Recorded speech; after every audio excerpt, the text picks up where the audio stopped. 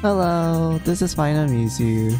For the last few days, I've just been preparing myself to tackle the post-game dungeon, so I did a lot of bloody evolution and just grinding levels and just praying that I get enough blood crystals for me to upgrade most of my equipment. And so far, I think I'm well prepared. I feel like I only have 2 characters left that I didn't fully level up, but I think it's enough for them to survive and not get, wiped out from the post-game dungeon encounters. So yeah, that's all I have to say. So I'm gonna go start the game and everything. So yeah, let me just switch the scenes and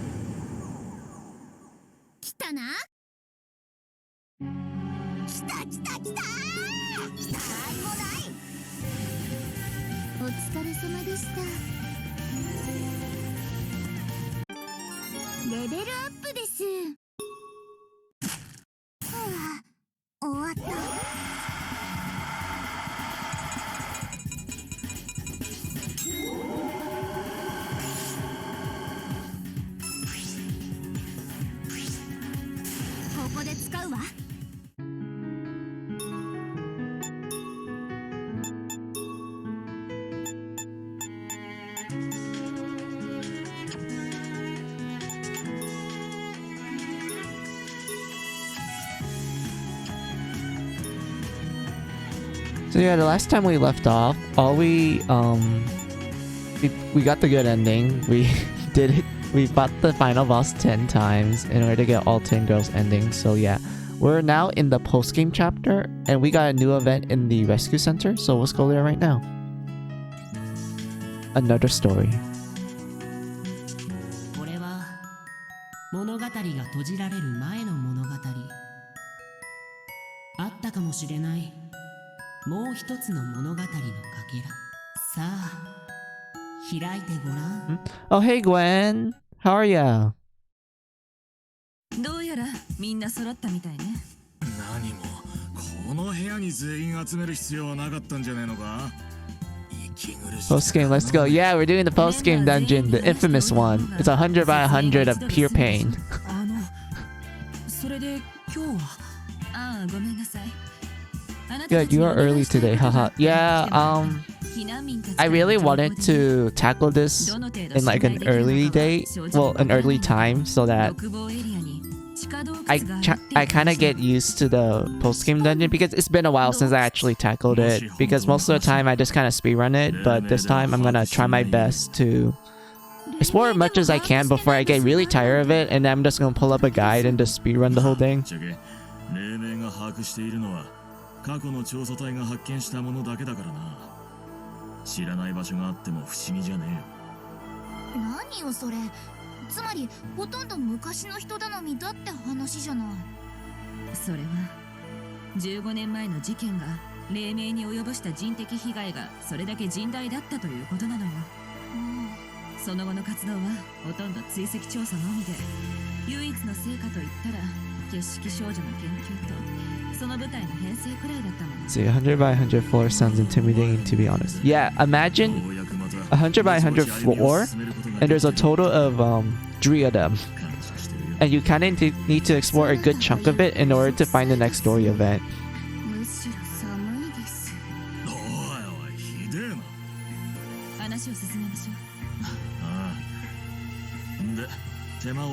悪いんだけどな。お前らに調査を頼みたいわけだ。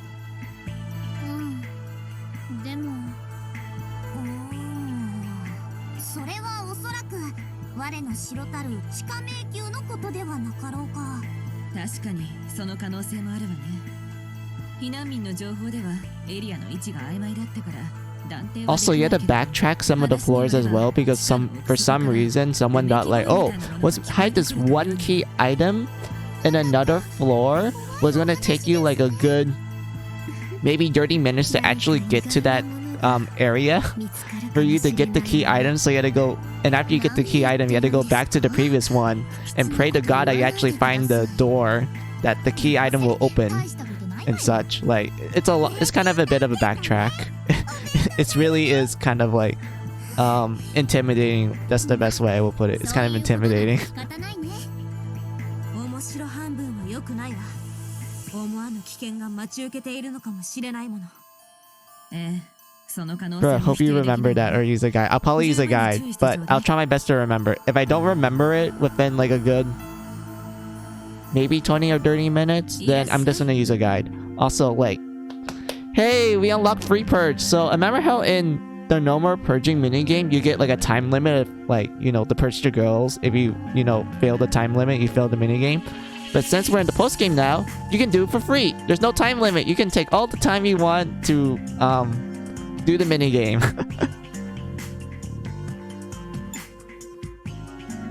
フリー浄化でいい？ And if you're wondering, yes, I will actually do all of the girls because I'm a completionist. I need to do it and such, but I'll probably save that for later. Or maybe I can just do it now. You know what? I'll just do it now to get it over with. So let's go with Alice.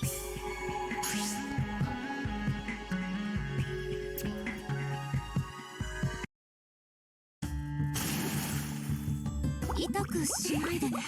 すごい。何？くすぐったい。くすぐったい。くすぐったい。くすぐったい。そこ。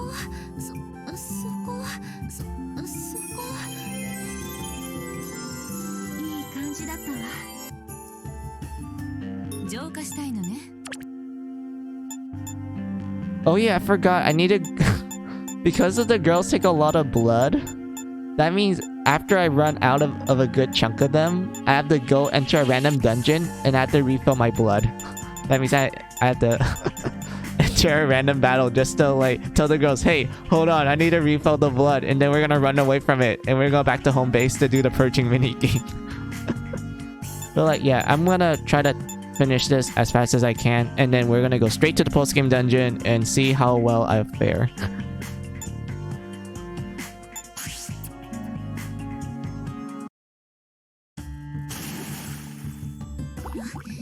優しくしなさいよ。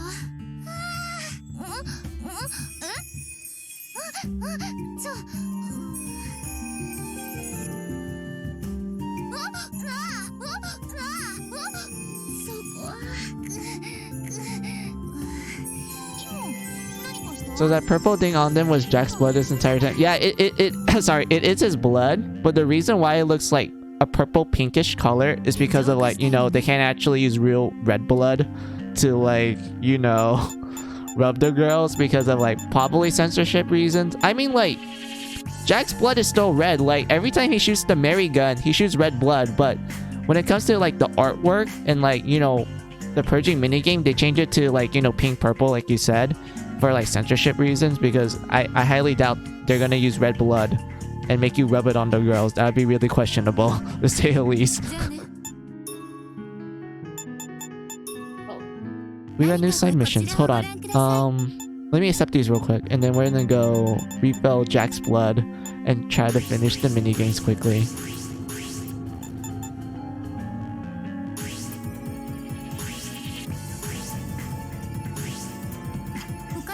来てくださいね。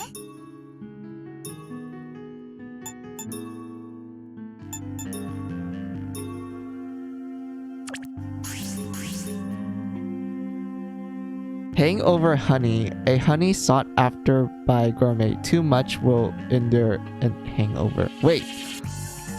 So you're telling me if we eat this honey a lot, we're essentially eating alcohol. Oh, that's interesting.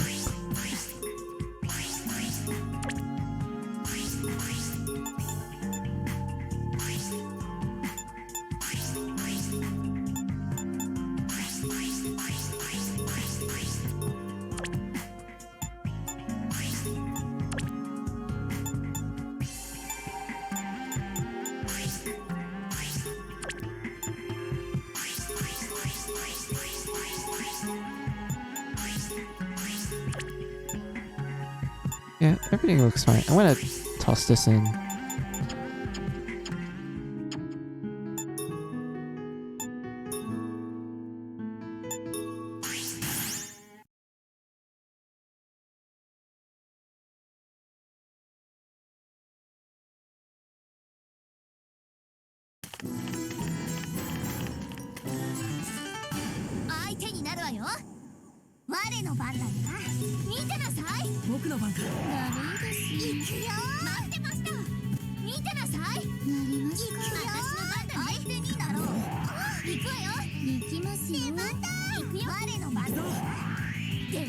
By the way, I bought a compile hard game recently, Death End Request. Is it good? Okay. It is good, but there are some problems with it. I do feel like if you're doing it for the story, it's an actually good mystery game. Like there's a lot of like detective work you have to do in Death End Request. And there's also a lot of like bad endings. Like there's a lot of dead ends. That's literally what they call the bad endings. They're called dead ends. And such. But it's actually fun to get the bad endings, and it's not that difficult too, because the game actually lets you save during cutscenes. So when a cutscene's playing, you can literally just pull up the save menu and just save immediately. And such. Combat wise, it's interesting to say the least. It's kind of like a Neptunia game in terms of combat, except you play pinball. Like there's literal pinball mechanics, and it's really fun to take advantage of, because the way how the pinball works is that you knock, like at the end of your turn, you will knock down an enemy, and essentially you just make that enemy fly across the stage. And if that enemy happens to hit another enemy, they just start pinballing across everything, like just hitting everything, getting damage from it. And if they happen to hit either you or your teammate, guess what? You just make them launch even further, and they just start pinballing everywhere. Like, it's fun, is what I'm trying to say. It is fun, but I feel like it kind of drags as you get to the second half. Like, the first half is pretty strong. Like, the first half is good. But the second half, it feels like it's kind of dragging across the mud, which is kind of something, to say the least. But overall, not a bad game. I would say it's like a good maybe 7 or 8 out of 10. Like it's around that range. I say it's a pretty good game. Let's see. What remaining? Yeah, we're full. So let's just run.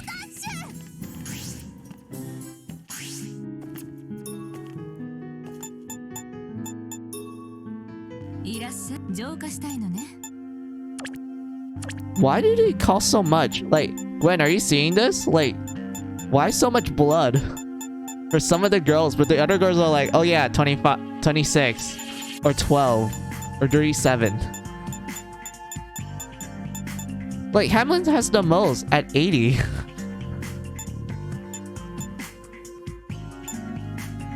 Like, look at the price. It's kind of weird. I'm like, huh? Why so much? Oh, cool. I'll probably start it after playing Resident Evil 4 Remake then. Yeah. Gwen, I do have to warn you, Death End Request is more of a horror game compared to Mary Sculptor. Like, I know a lot of people are like, oh, Mary Sculptor is like a horror game, right? I'm like, well, kind of, but it's really obvious that it's more of a aesthetic sort of thing. It's not like a pure horror game. But when it comes to Death End Request, it's more like an actual, like, visual novel horror game that you expect from Japan type of scenario. It does get really gruesome and get really scary easily.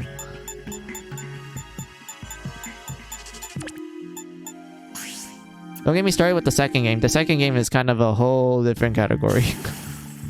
But I won't tell you anything about it.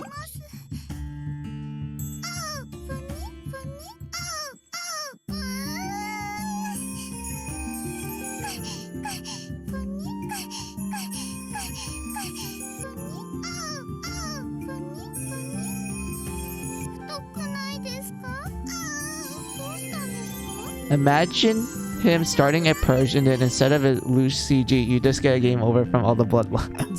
That would be a good idea. That would actually be fun to see. Let's see, how many did we did? We did them. So the next one is, oh my god. Look at these prices. It's too much. Come on.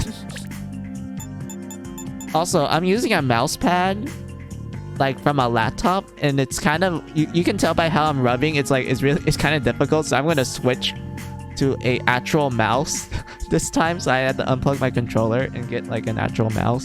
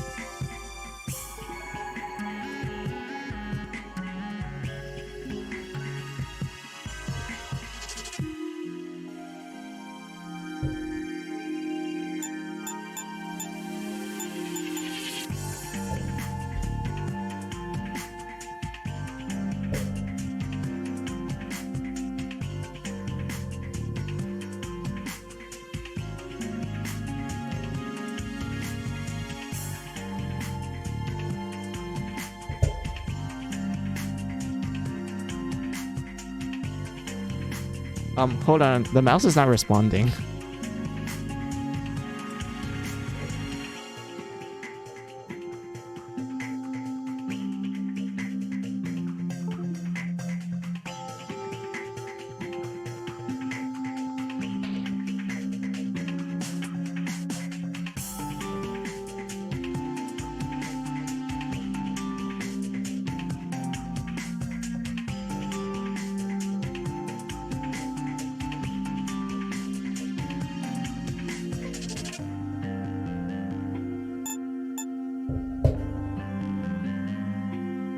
Okay, now it's responding. Oh my god.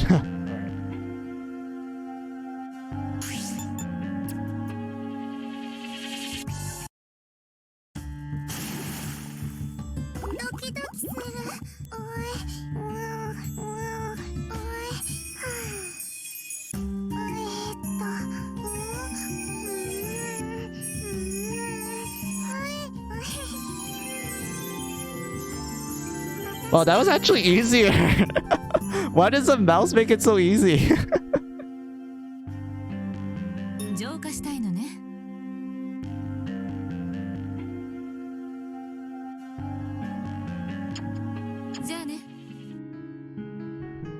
Okay, so right click is backwards for the mouse. Okay, I never played this with like a keyboard and mouse, mind you. I always play my games with a controller.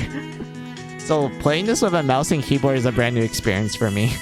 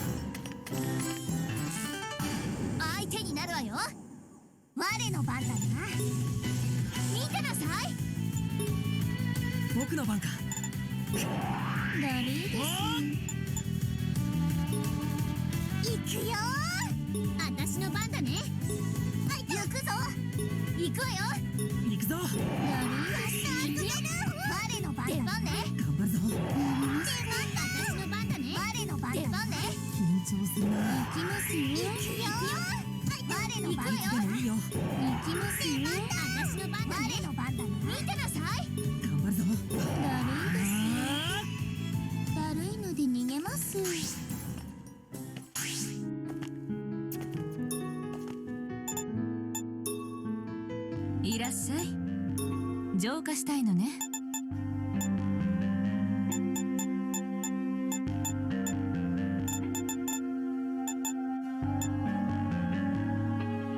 It's the opposite for me. I mostly play on PC with the exception of handheld consoles. Understandable. I've never been really a PC person. I've always been a console person. Like, the PC to me is only like for emulation and for like work in general and such. So like, yeah, I rarely use my PC for actual gaming, but I'm making an exception because it's Mary Skelter. Like, I don't mind. Oh yeah, Gwen, since we only have 3 girls left and they all cost like a lot of blood, out of the 3, which one do you want to do? I mean, you want me to do?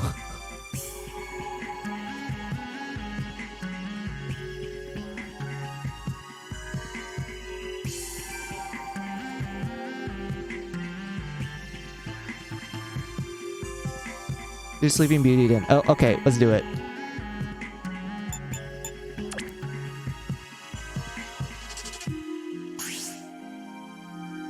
I don't remember how the rest look. I mean, I did a couple of them earlier. But alright, let's do Sleeping Beauty.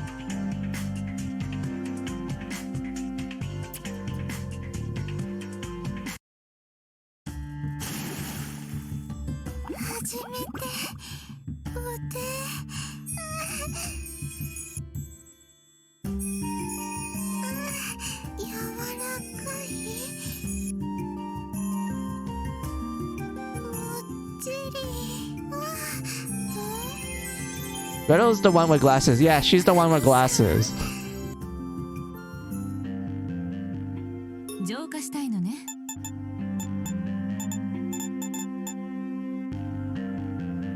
じゃあね。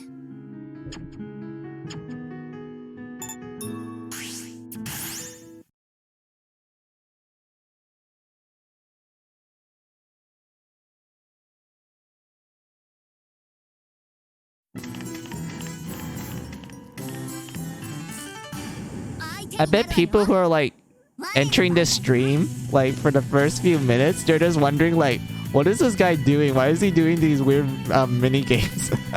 They're just kind of surprised, like, oh, I thought we were gonna do some dungeon crawling. Why are we doing some nice purging?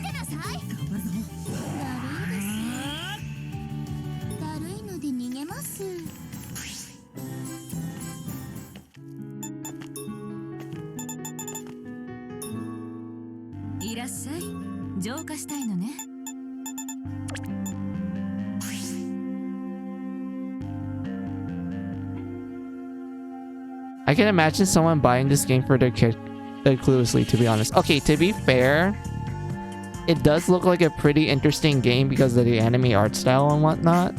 I'm pretty sure like they're probably gifted to like their teenager or maybe their middle schooler, because I feel like around that age group, that's when someone's like interested in anime. I know there are some exceptions where people got into anime when they're like, you know, in elementary school and whatnot, but I feel like nowadays there's a lot of people who got into it through middle school to high school. I feel like that's like the case for the most part. But like, yeah, I can totally see people buy this like out of a whim and they're like, oh, hey son, like, here you go, I hope you enjoy.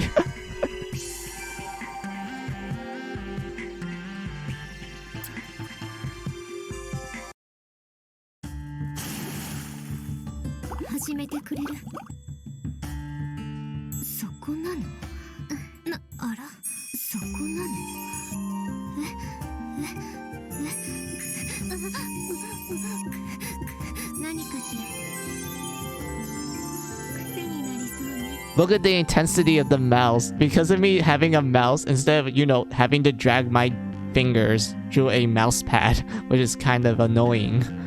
Just look at that. I was able to do it so quickly. 浄化したいのね。じゃあね。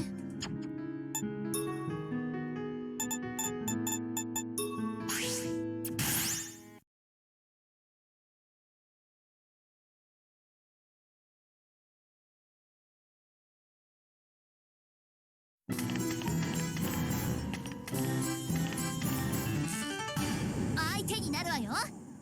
我の番だな。見てなさい。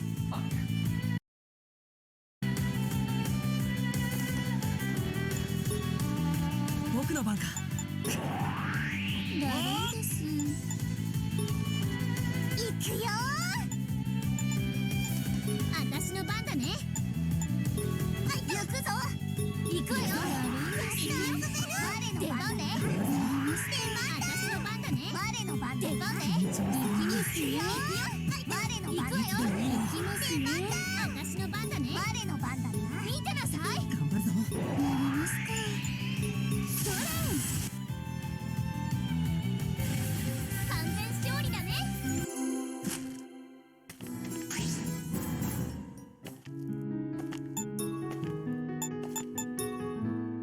いらっしゃい。浄化したいのね。 Okay, Gwen, this is the last purge. Hamlin at 80%. I bet after I do Hamlin, the game's probably gonna give me a achievement for doing all of the girls. I bet that's an actual thing. I highly doubt that's not a thing.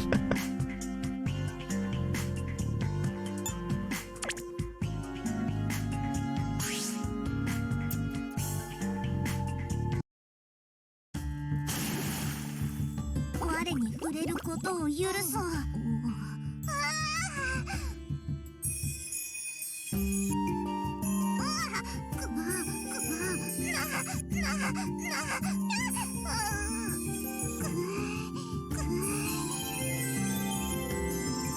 褒めてやろう。浄化したいのね。 Hey, nothing popped out, so that means there's no achievement for it. Oh well, we get the satisfaction of having a sticker that says clear for each girl. They're like, yeah, I'm gonna switch back to controller.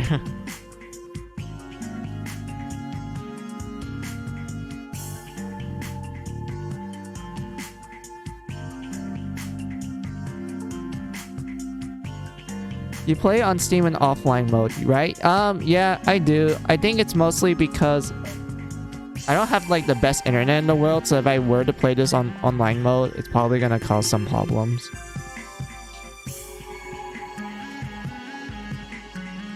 And I'm pretty sure, like, even if you're on offline mode, they do like give you achievements. It's just you have to go to online mode to actually like have it in your profile type of thing.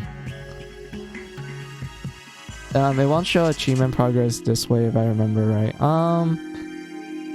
Technically they show you getting it, but they don't like show it in your profile if you're in offline mode. You have to be online in order to like, you know, for Steam to recognize that, oh okay, this guy did that, so we had to go like, you know, give him the sticker and whatnot.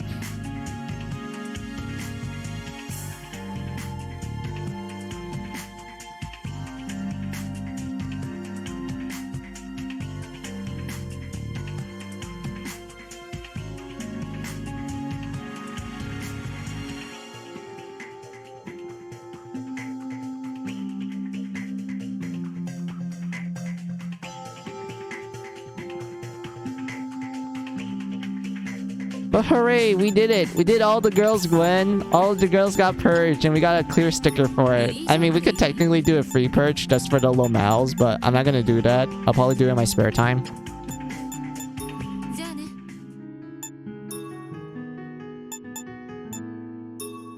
But yeah, let's save real quick.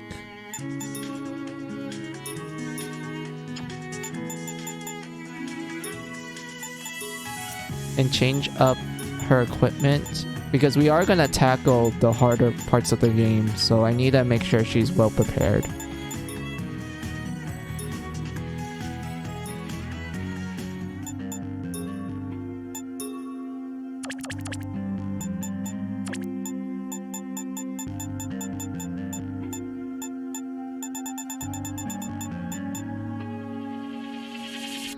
says Cinderella also got blood de-evolution. That means I resetted her level in exchange for more class points and higher starting stats and whatnot.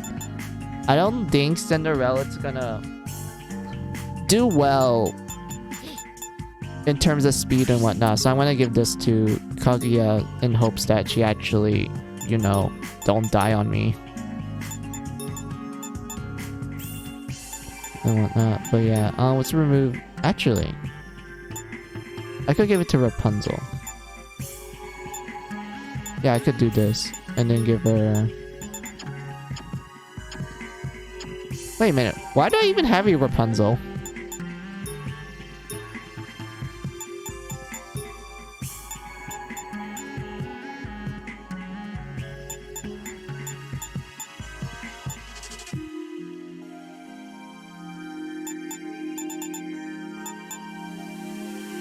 Wait, actually, yeah, I don't need you, Rapunzel, so we're gonna replace you with Snow White.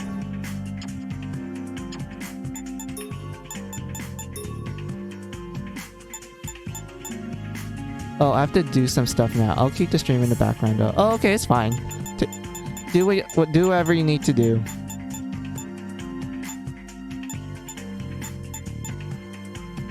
Let's see. I'm not gonna use her as a magic person, so I'm going to give her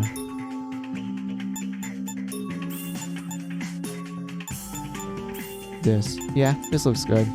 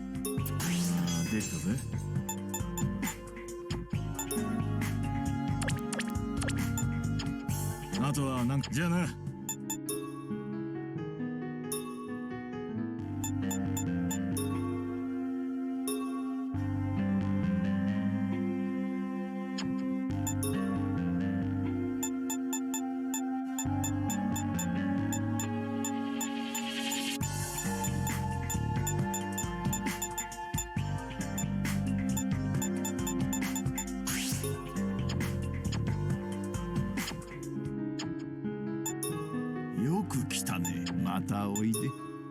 なんだ、これでいいのか。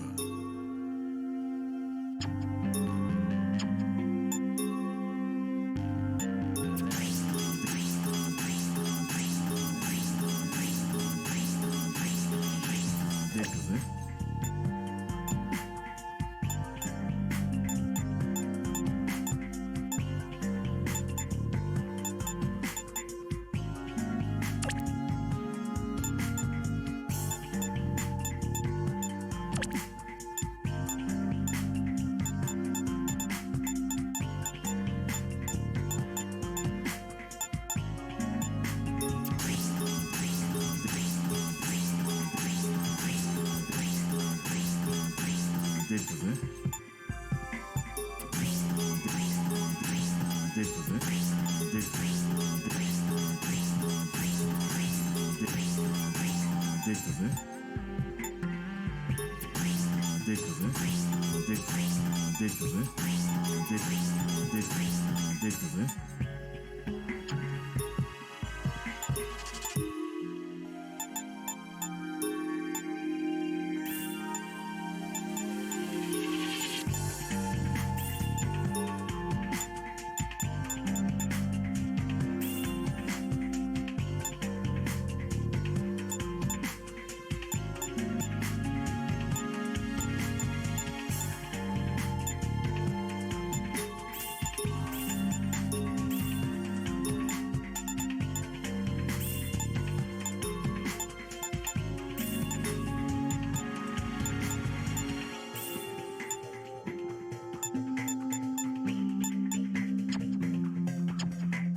あと、じゃあな。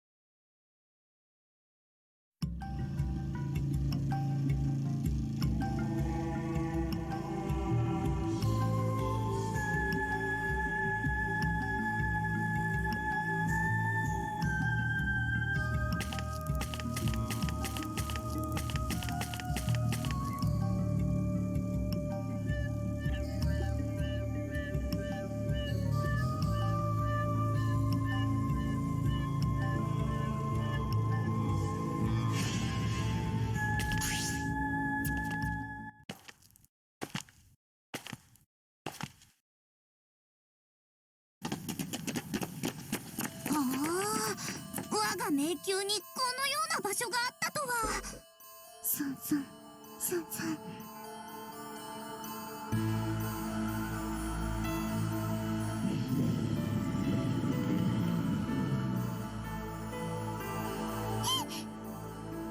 遠くからうめき声が。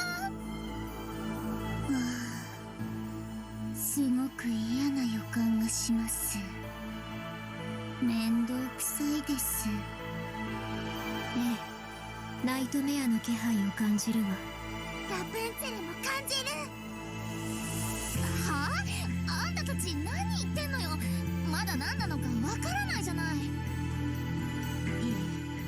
いるわ、ナイトメアが。私も感じるもの。我の許可なしに住み着くとは許せんな。でもナイトメアなら恐れることはないじゃありませんの。まあそうね。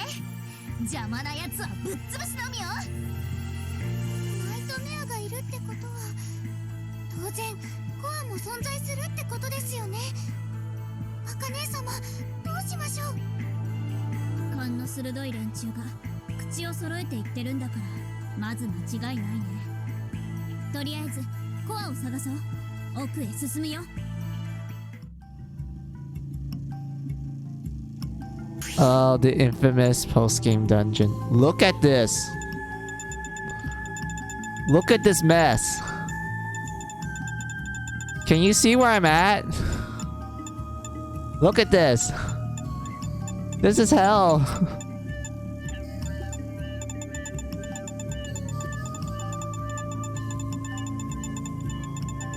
But yeah, Oh boy.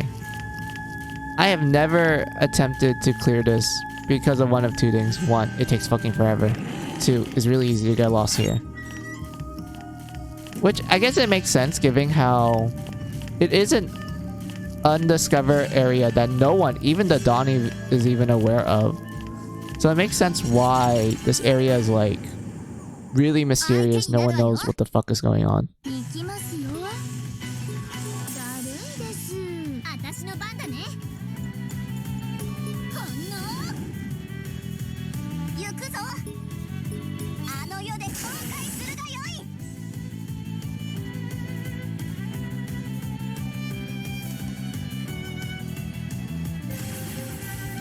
お疲れ様でした。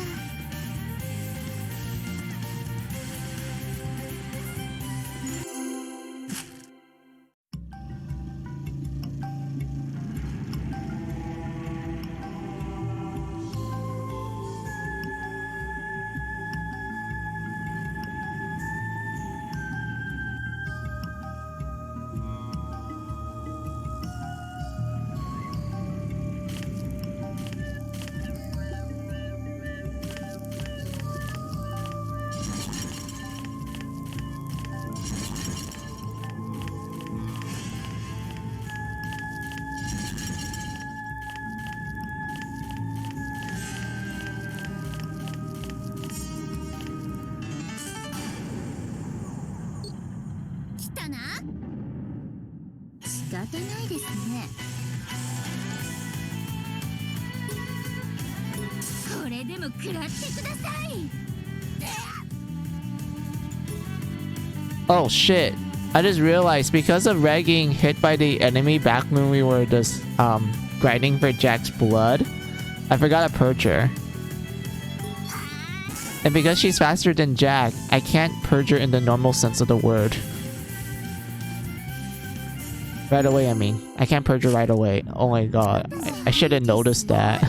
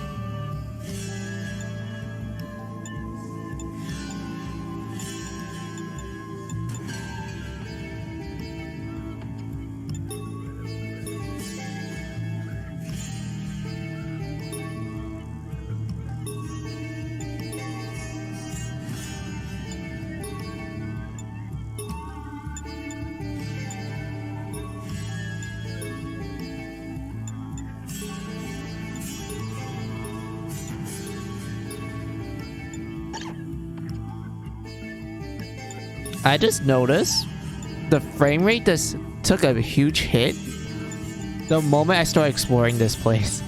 I'm not sure it's because it's poorly optimized. I hope it's not. But my god, I'm starting to notice it. And I don't really care about this type of stuff when I play games. Or am I just imagining things? I don't know. You're literally asking someone who doesn't know anything about like computer spec, well, not computer specs, but gaming specs, and I tend to play games in like the lowest frame rate, like how I enjoy how I play a lot of like games back in an era where there's only like where it only goes 1 frame per second.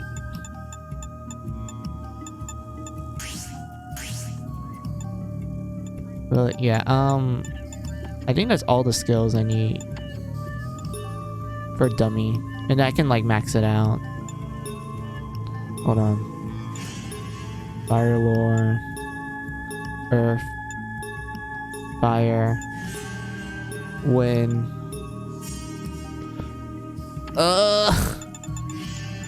It needs to be organized. Why? What? Counselor, why do you have the only Dunder spell? Single target Dunder spell? That makes no sense. Healing. Yeah, this is good. Oh, why am I noticing the slowdown? I don't care about these type of stuff, but I'm actually noticing it. It's kind of bothering me.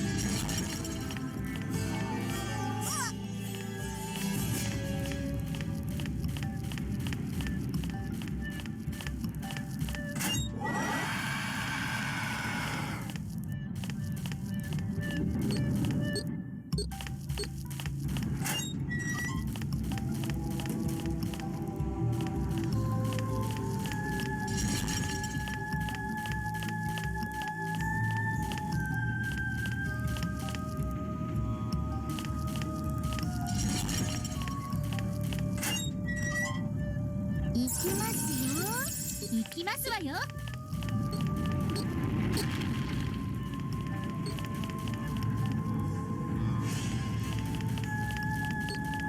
開通です。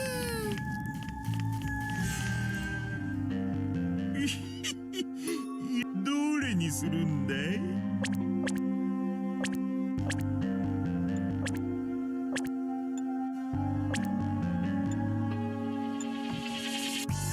他に何を売ってくれるのかい？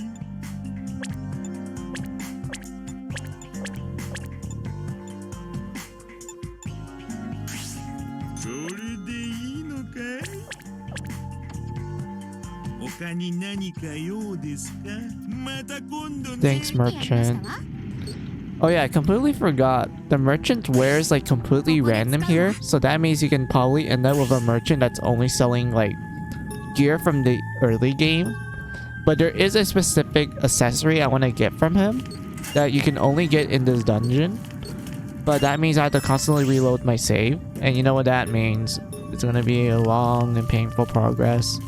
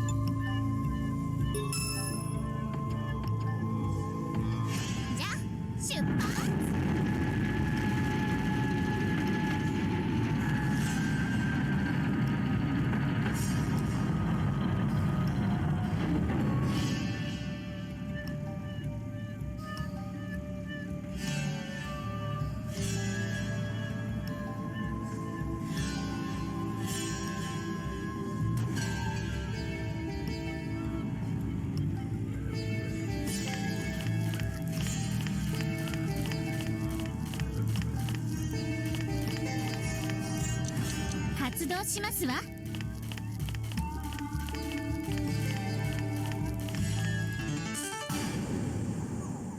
戦闘開始。倒してきます。これでも食らってください。行くよ。これで終わりに。待ちきれない。地獄で後悔するがよい。当然の結果です。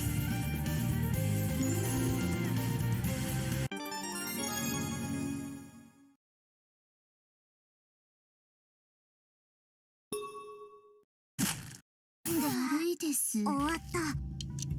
発動しますわ。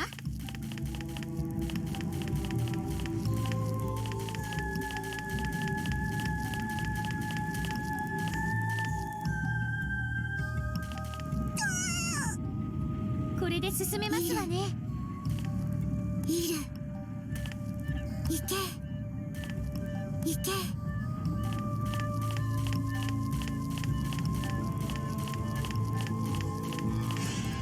いる。行け。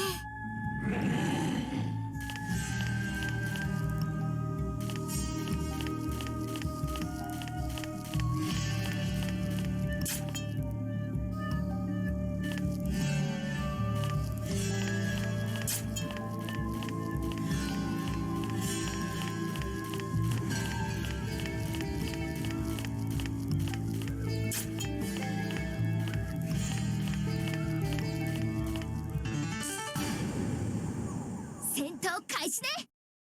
やりますか。もう帰りたいです。できない。いけー。我の番だな。あの世で後悔するがよい。皆さんのおかげです。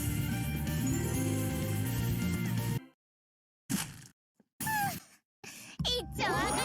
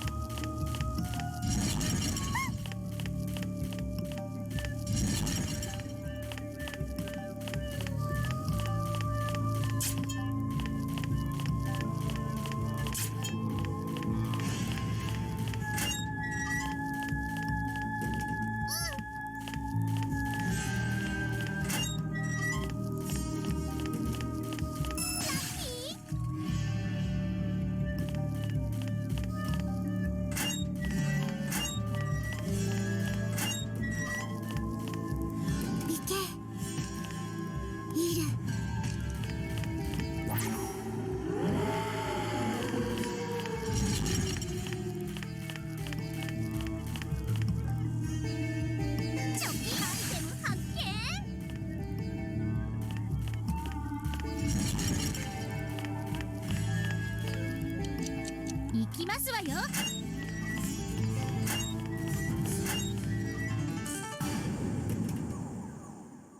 来ました。この感じ。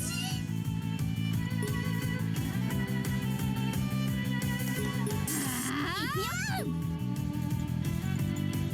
ほんのよーし、かかってこい。これで終わりだ。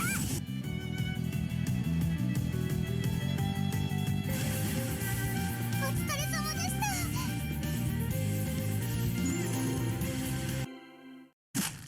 だるいです。終わった。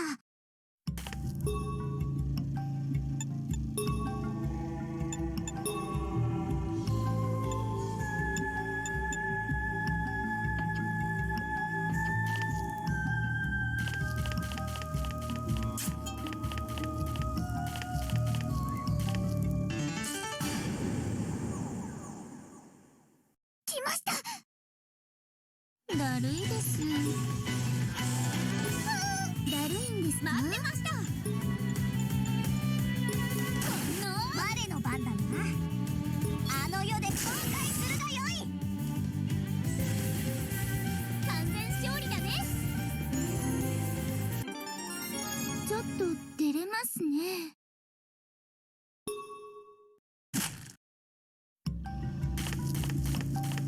ち抜いてやりましたわ。行きますわよ。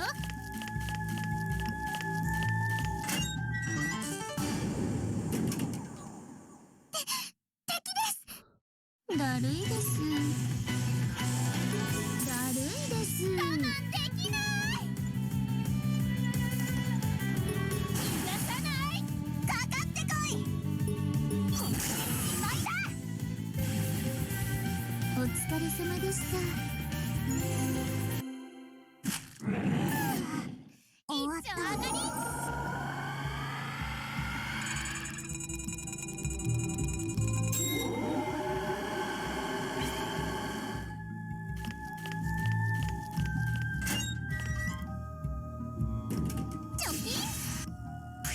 ここで使うわ。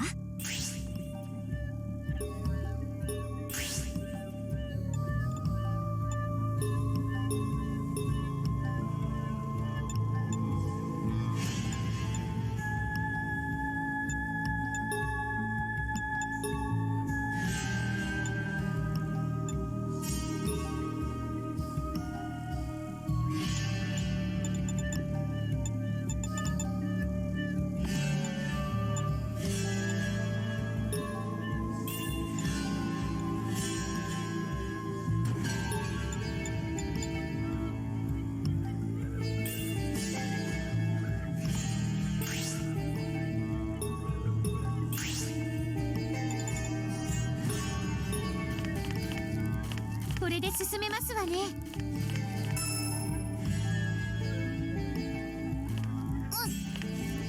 How far did I went? Oh my goodness. Look at this.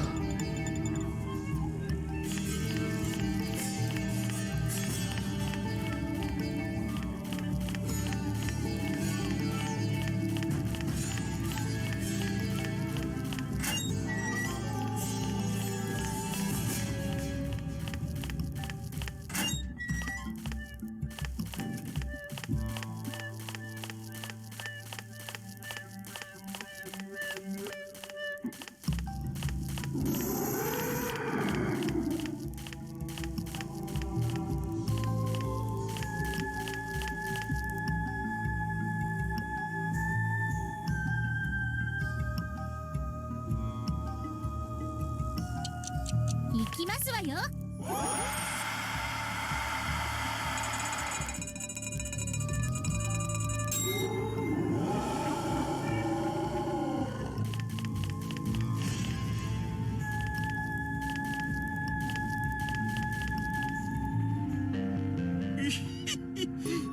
どれにするんだい？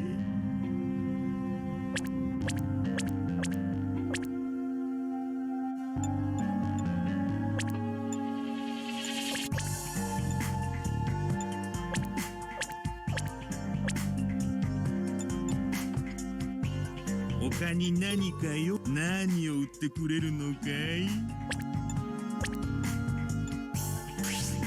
それでいいのかい？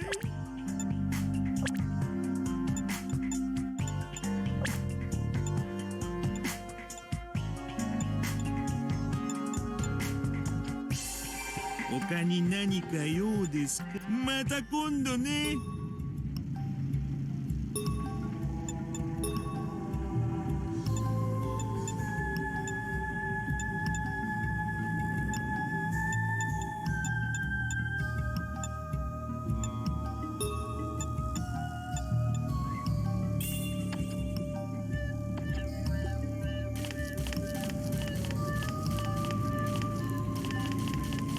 ぶち抜いてやりましたわ。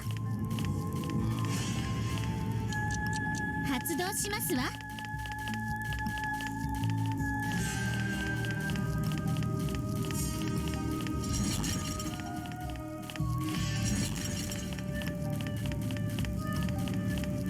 これで進めますわね。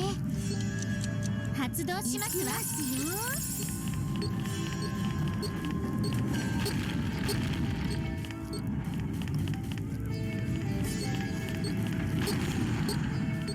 開通です。行きますよ。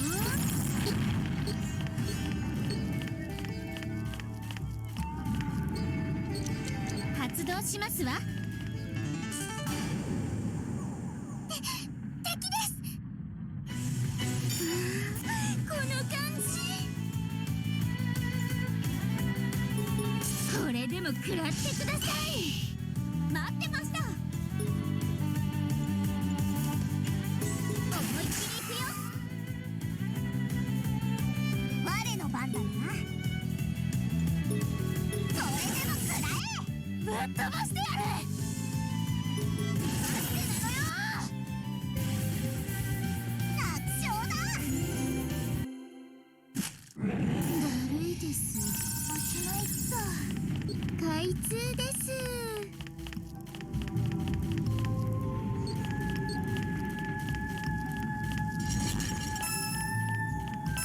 これで進めますわね。行きますわよ。戦闘開始。だるいです。早く終わらせてください。思いっきり行くよ。行くぞ。あの世で後悔するがよい。見てなさい。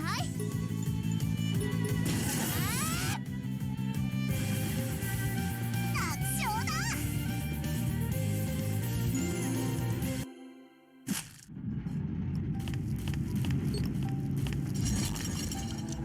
発動しますわ。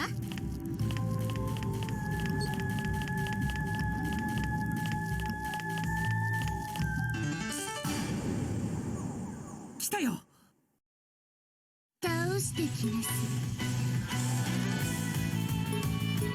これでも食らってください。行くよ。いっけー。かかってこい。地獄で後悔するがよい。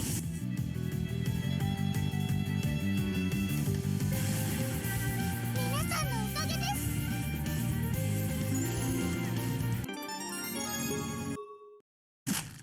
だるいです。終わった。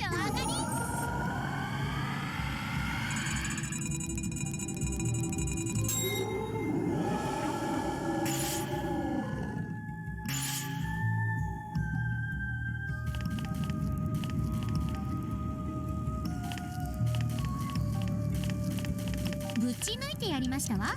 発動しますわ。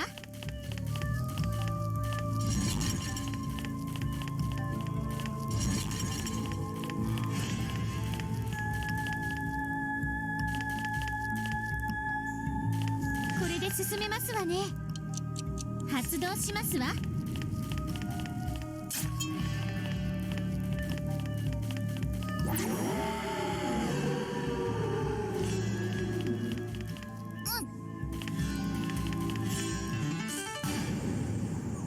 戦闘開始です。行きますよ。だるいです。私の番だね。思いっきり行くよ。相手になろう。これでも食らえ。みんな手がなかった？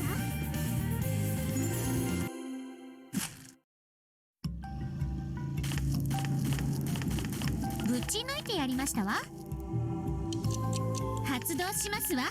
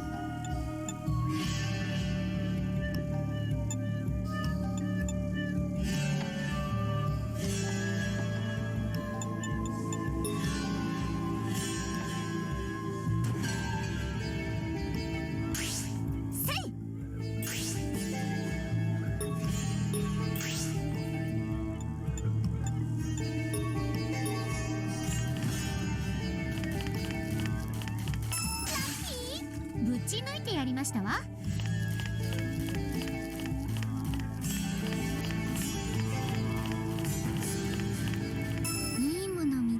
した。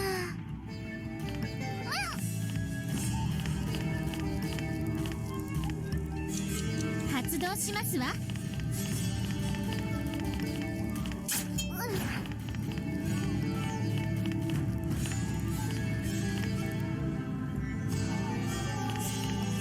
それぶち抜いてやりましたわ。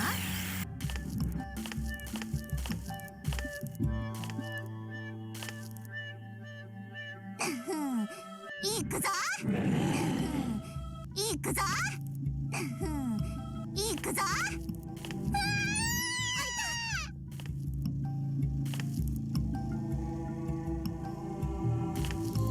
ここだ。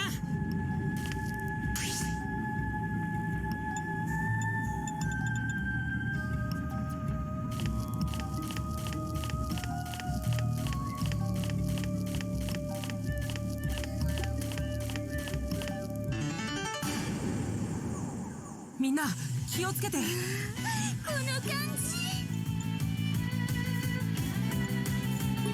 これでも食らってください。いっけー、かかってこい。地獄で後悔するがよい。 Wait, what the heck's happening to my game? Why is it not loading everything? Excuse me?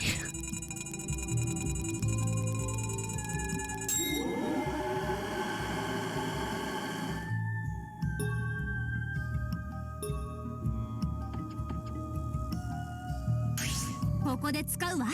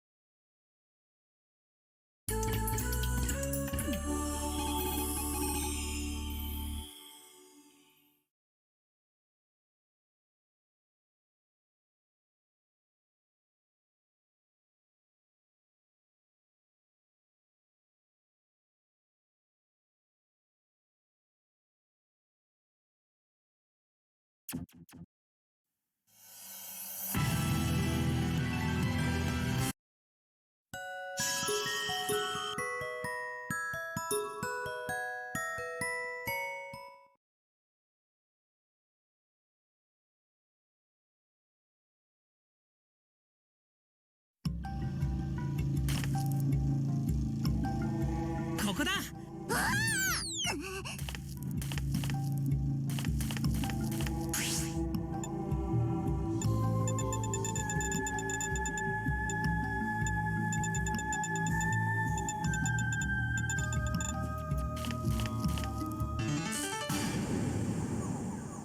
戦闘開始ね。やりますか。だるいです。待ってました。行くぞ。これでも食らえ。お疲れ様でした。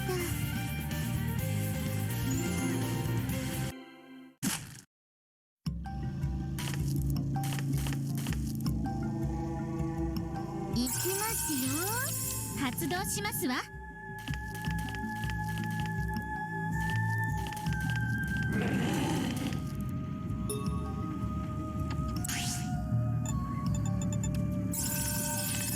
出発進行。軽いです。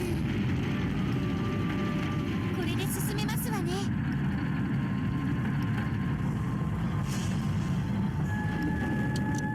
発動しますわ。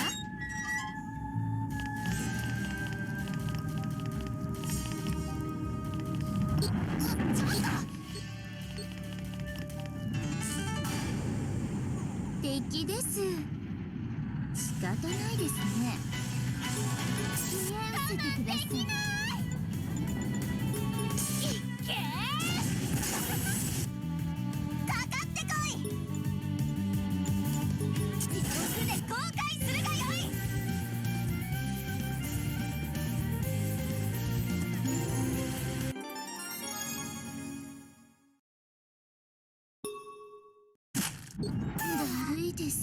上がり。これで進めますわね。行きますわよ。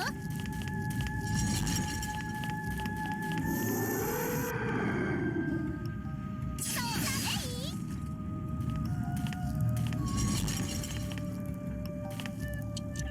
ね。発動しますわ。来ました。だるいです。早く終わらせてください。思いっきりいくよ。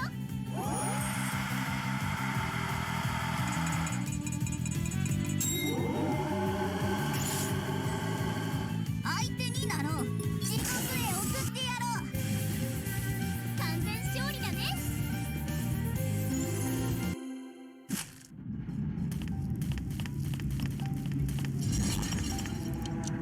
発動しますわ。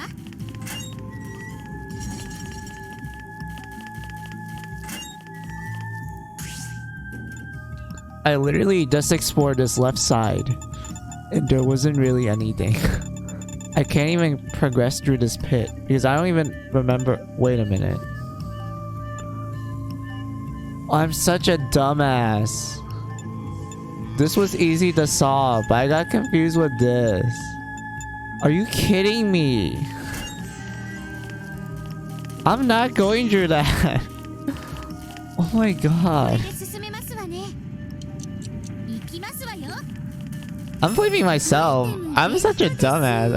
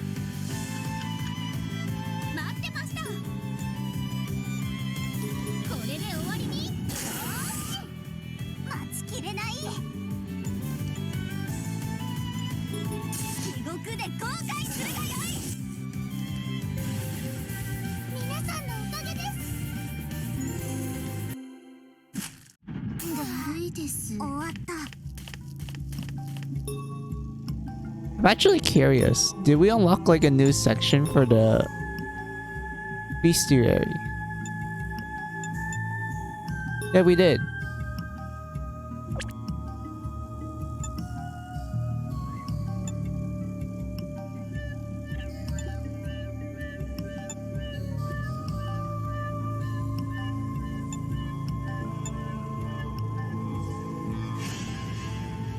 Ooh, the shield gun and the Armageddon whip looks like good weapons I wish the enemy would drop.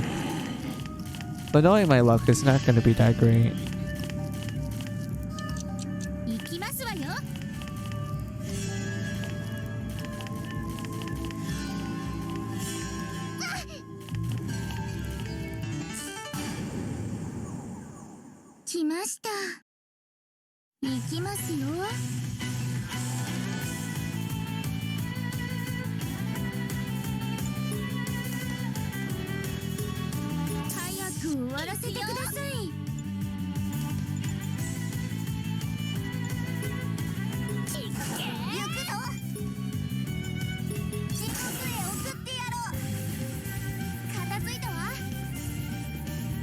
Oh, I got lucky. I got the shield gun immediately.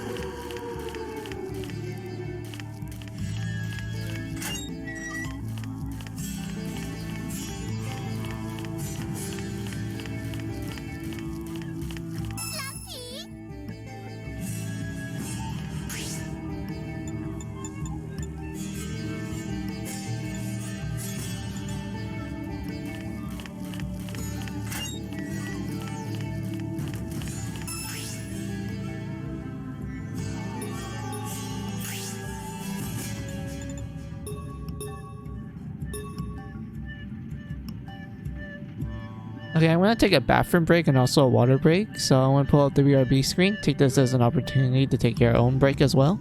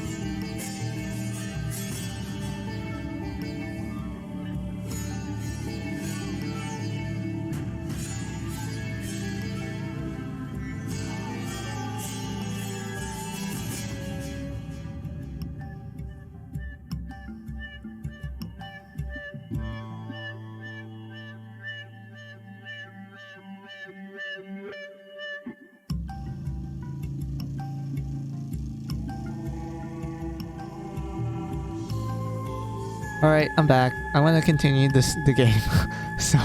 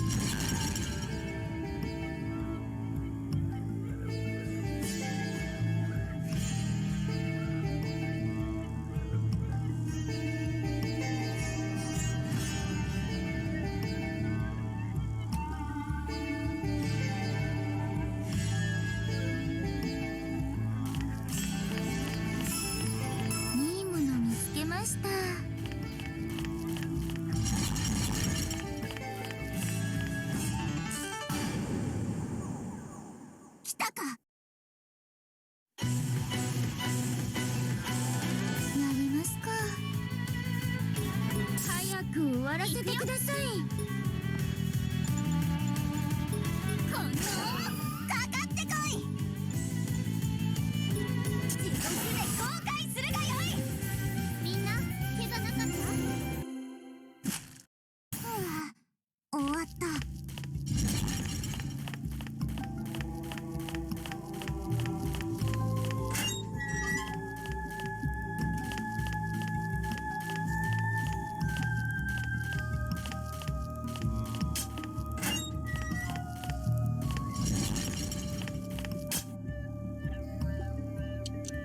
発動しますわ。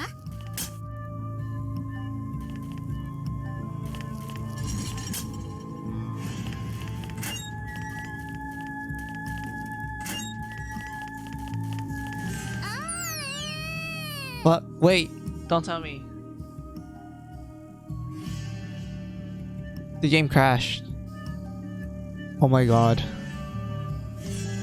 Don't tell me it's because this is the final dungeon. I mean the post-game dungeon. I heard reports that it's not like the most well-made area when it came to the PC port. Like it has a lot of problems in it, so that means I can't really explore the whole thing if I'm gonna get crashed like this. That means I have to use a guide.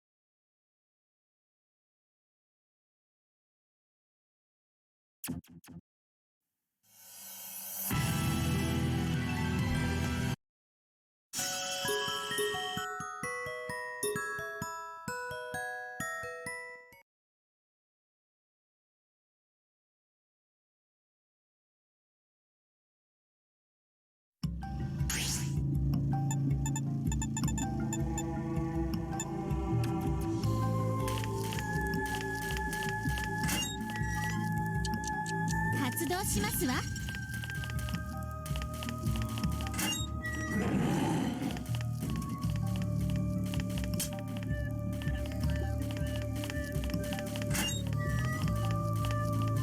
これで進めますわね。いるいるいる。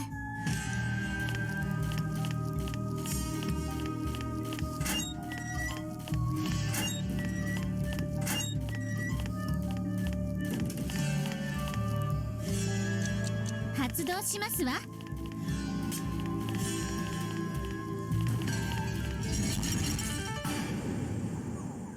メルゲンだ。行きますよ。だるいです。これで終わりにしきれない。皆さんのおかげです。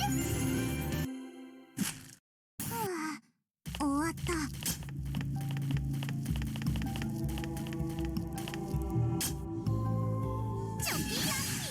これで進めますわね。行きますわよ。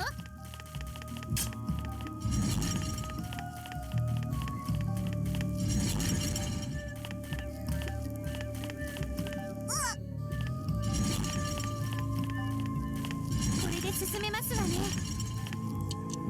発動しますわ。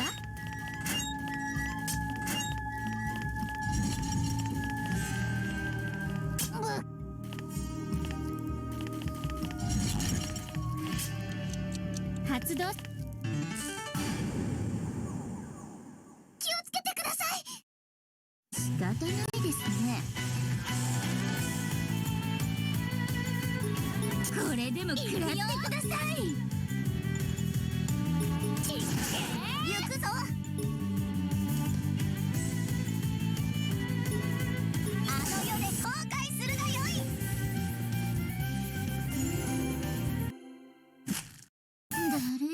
一丁上がり。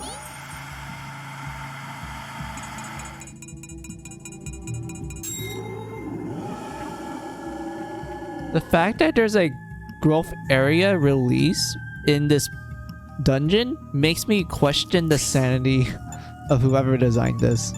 It's 100 by 100. The fact that he made this dungeon area have growth area release, that means all the other floors have it as well. And that's the dot that scares me the most, to be honest.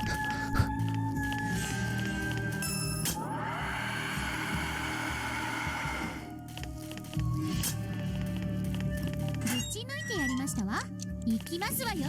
ひどいです。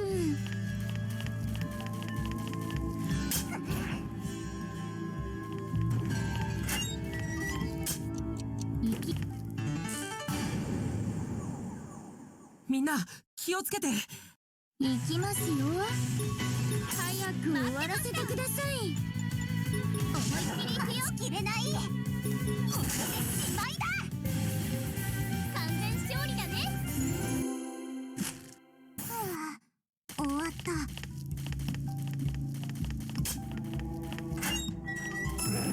アイテム発見。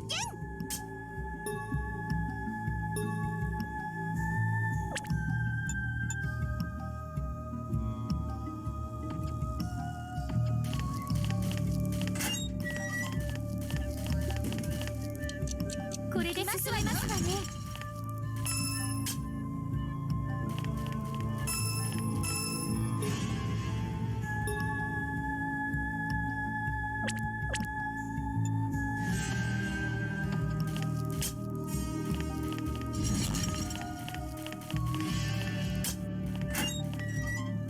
ぶち抜いてやりましたわ。行きますわよ。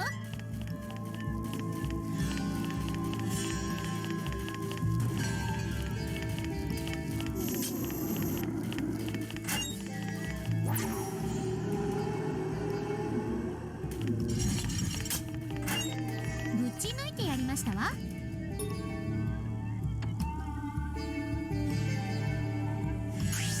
せい。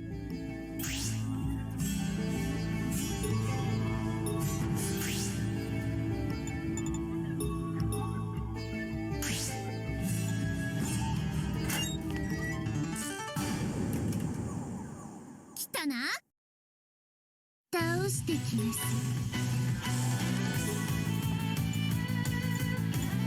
これでも食らってください。相手になろう。あんたなんか。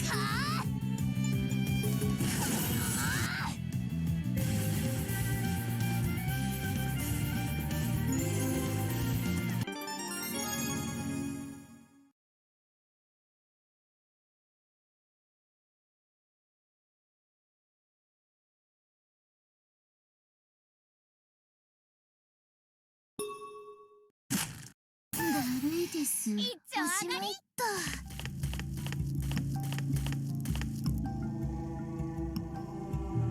いっけーいっけー。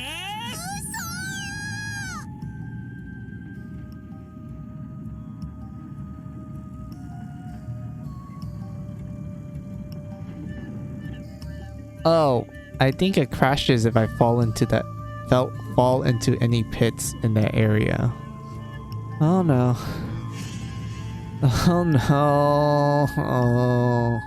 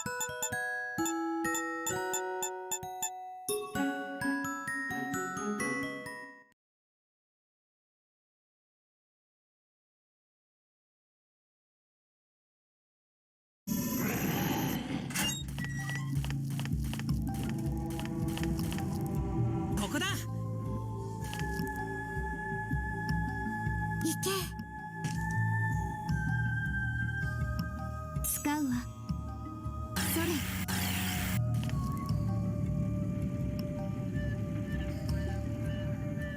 いるいるいけいけいけいる行くがよい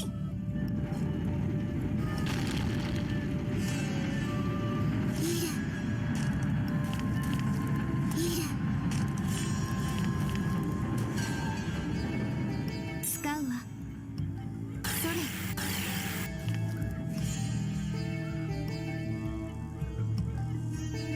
いけいる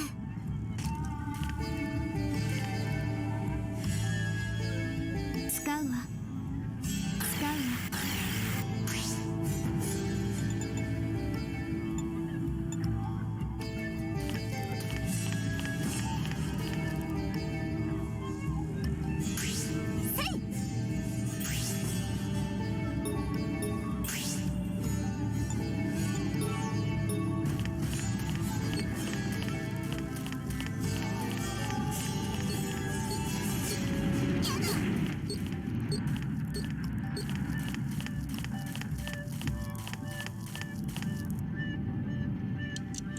発動しますわみんな気をつけて。この感じ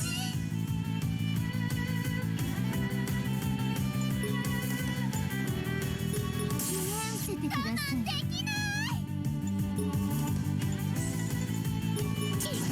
行くぞ地獄へ送ってやろう片付いたわ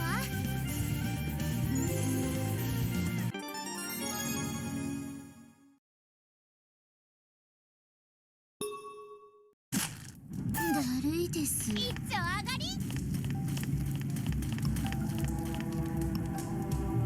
届け。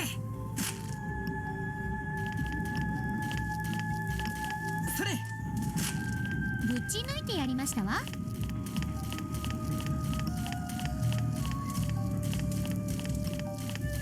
届け。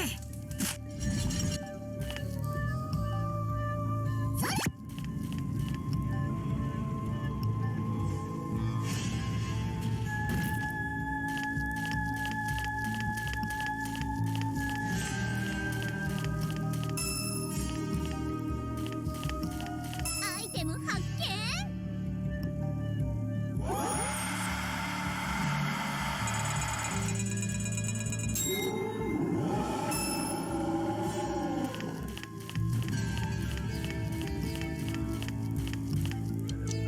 行きますわよ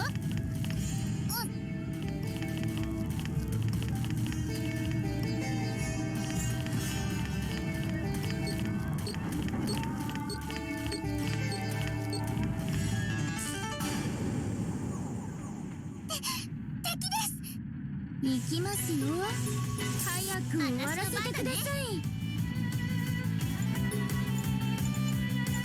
思いっきり行くよ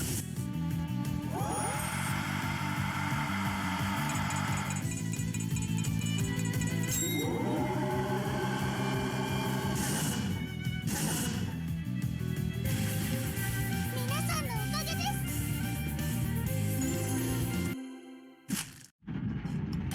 すぶち抜いてやりましたわ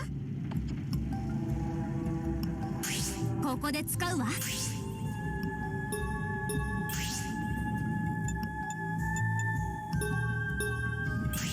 よしいけるわ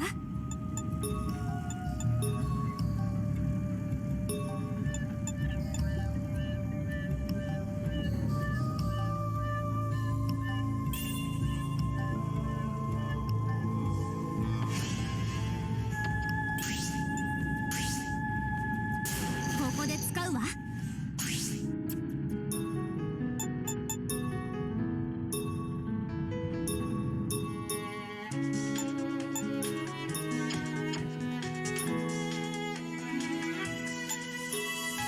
く来たね。またおいで。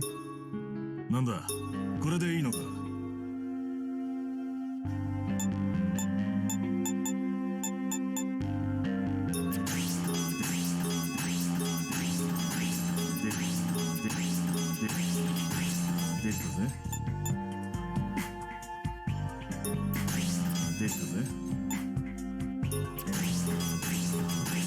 こ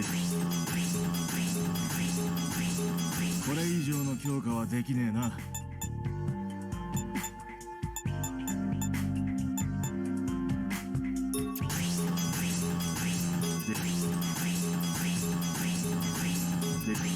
できたぜ。あとはじゃあな。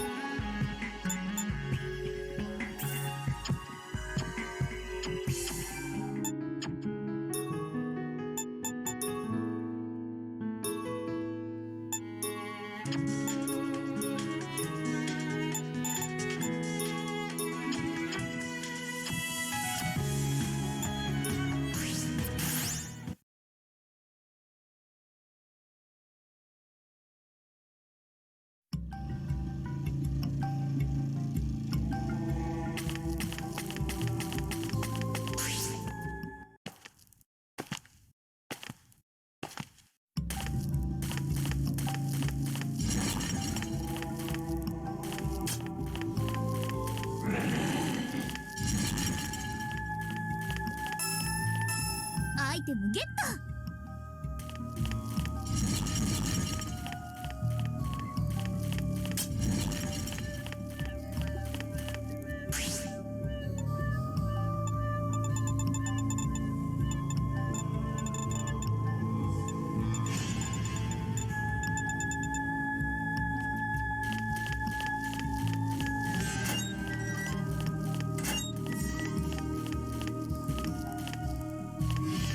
これでどうだ。使うわ。それ。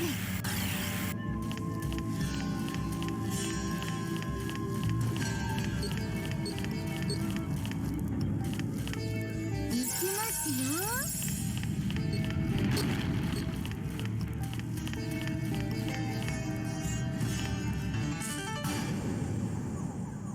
戦闘開始。やりますか。もう帰りたいです。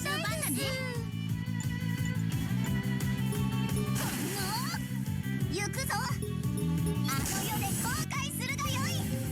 完全勝利だね。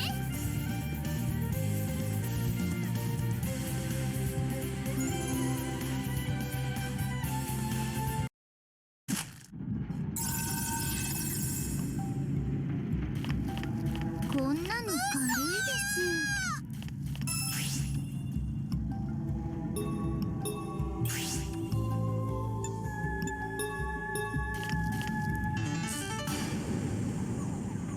敵だ。わらわ、もう倒してきます。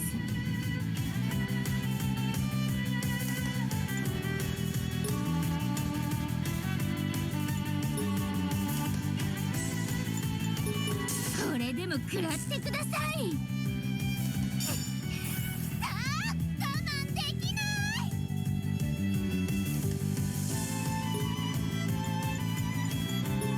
いっけー。次。抑えが効かない。あー。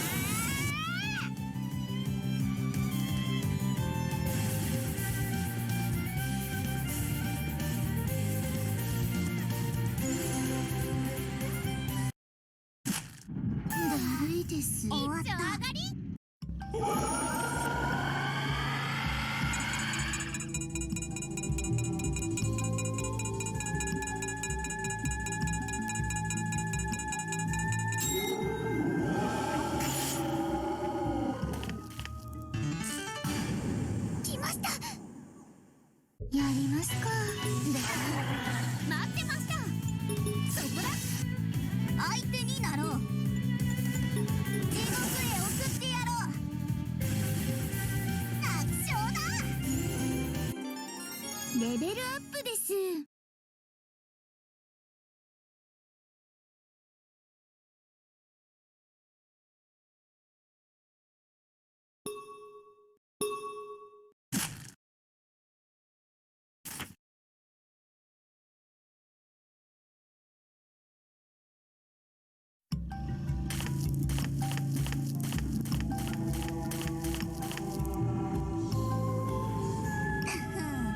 行くぞ。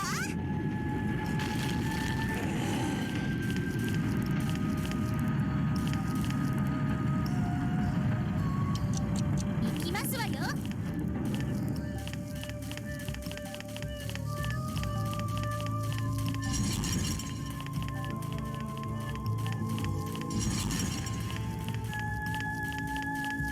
ぶち抜いてやりましたわ。は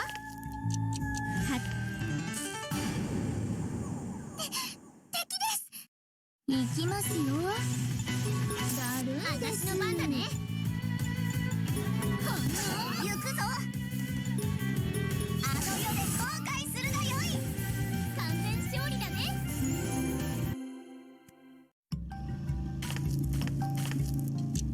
行きますわよ。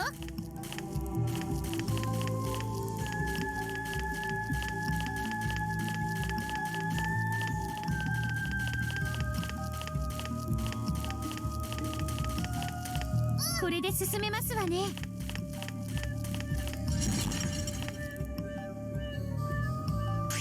ここで使うわ。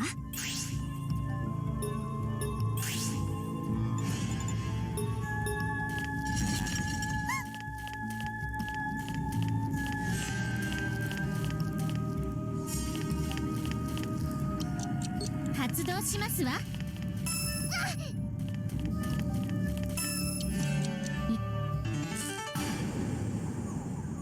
来たよ。この感じ。これでも食らってください。待ちきれない。これでしまいだ。お疲れ様でした。だるいです。終わった。上がり。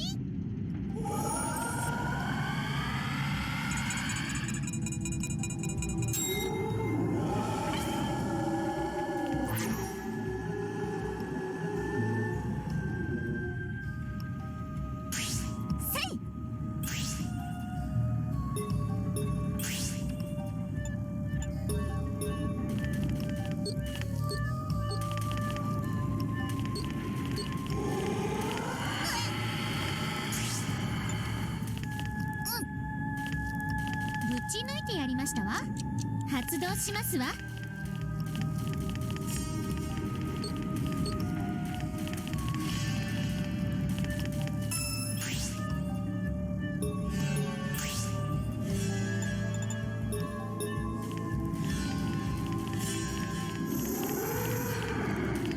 これで進めますわね。発動しますわ。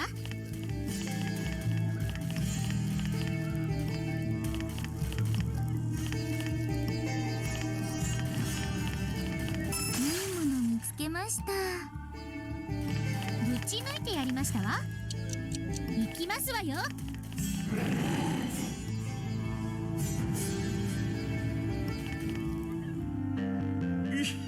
Hey, merchant. Oh, you're not selling anything that I want.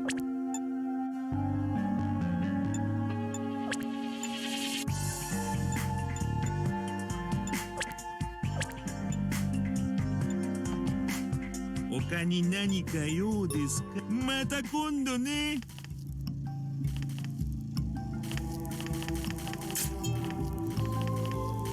これで進めますわね。発動しますわ。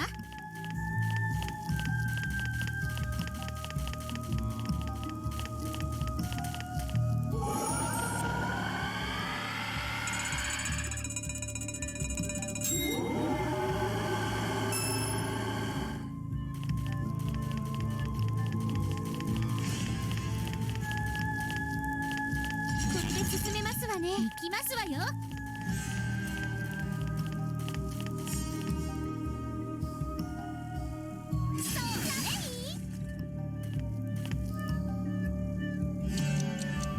動しますわ。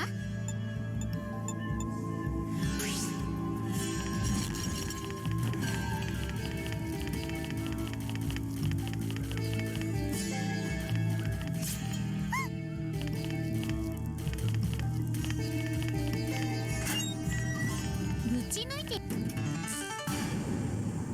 みんな気をつけて。だるいです。早く終わらせてください。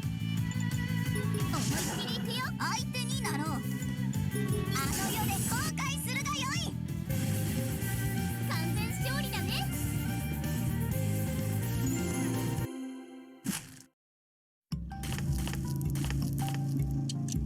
発動しますわ。いいもの見つけました。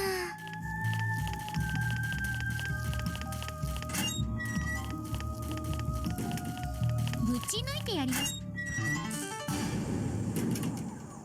敵です。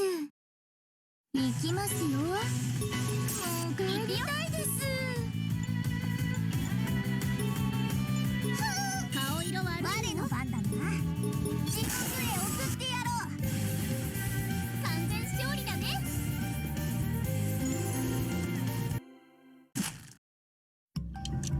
行きますわよ。ラッキー。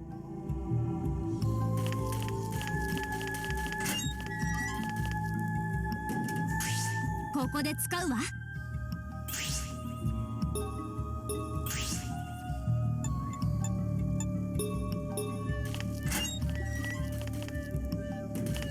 これで進めますわね。行きますわよ。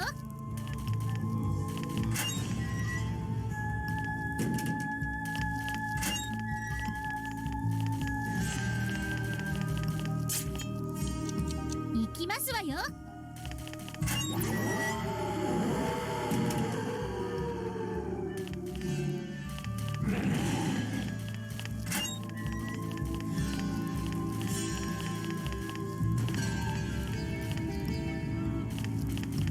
ぶち抜いてやりましたわ。行きますわよ。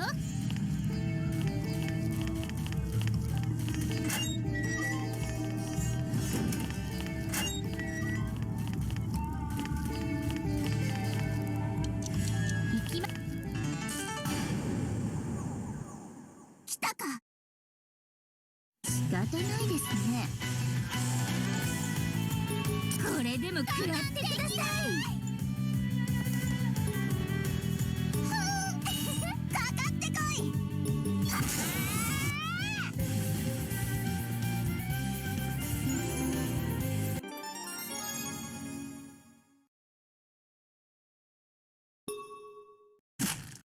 だるいです。終わった。アイ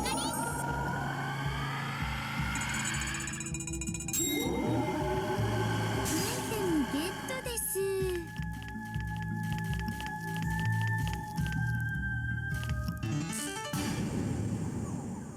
みんな気をつけて。だるいです。早く終わらせてください。これで終わりに行くぞ。これでも食らえ。お疲れ様でした。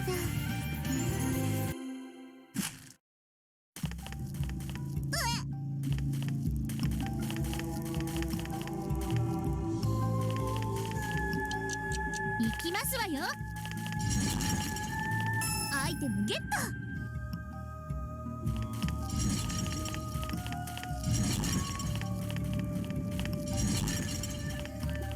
いたった。ぶち抜いてやりましたわ。発動しますわ。発進です。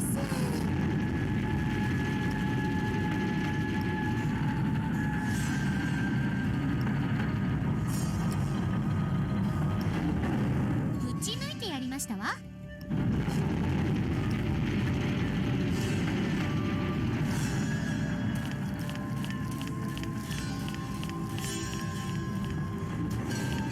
Oh my god. We found a shortcut. Oh my lord. Where am I? I'm curious. Where the fuck? Where am I? Oh my lord. And I just remembered there was like another minecart like down here.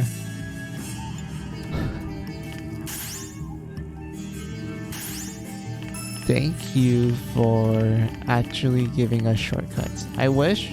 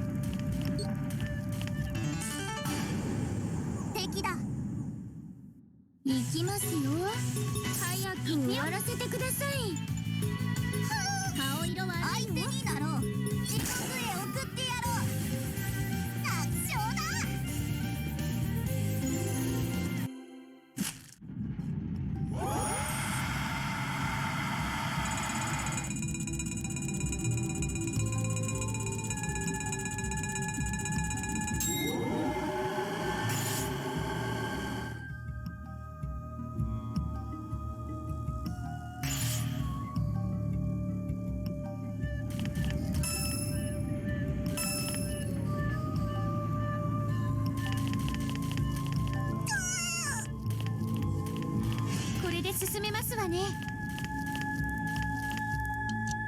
発動しますわ。アイテムです。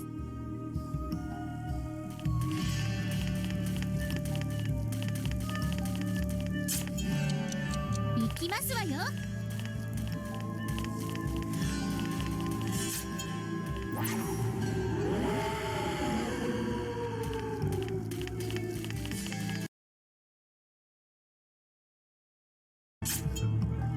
Oh my god. And that for a second it turned こ off れで進めますわね。 or crashed. I was gonna have a heart attack. I was like, no, don't do this to me, game. ここで使うわ。 Oh my god. This post game dungeon is quite something. 来ました。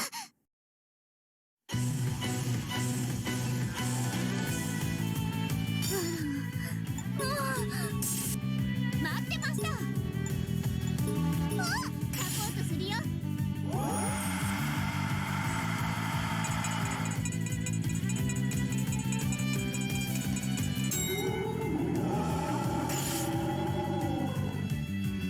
待ちきれない。これでしまいだ。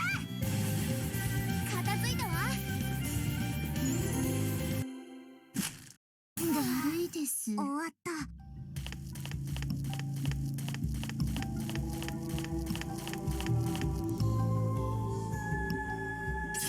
イテム発見。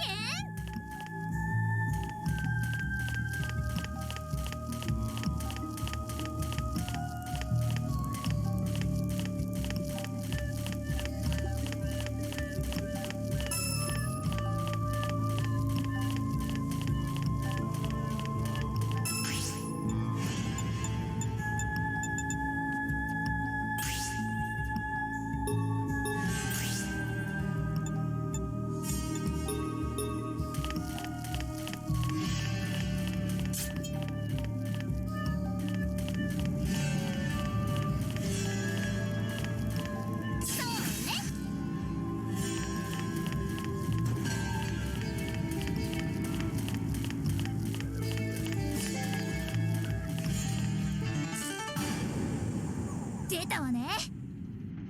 やりますか。早く終わらせてください。我の番だな。地獄へ送ってやろう。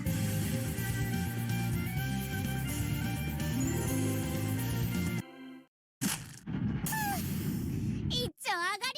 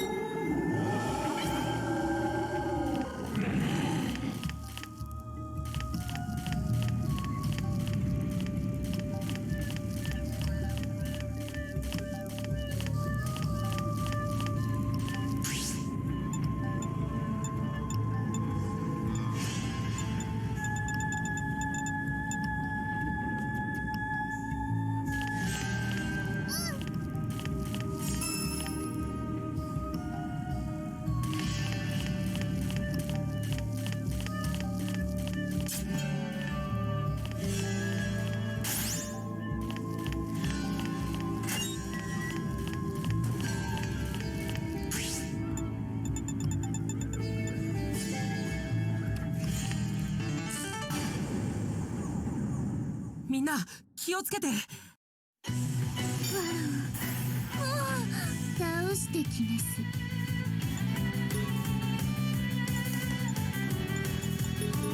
これでも食らってください。行くよ。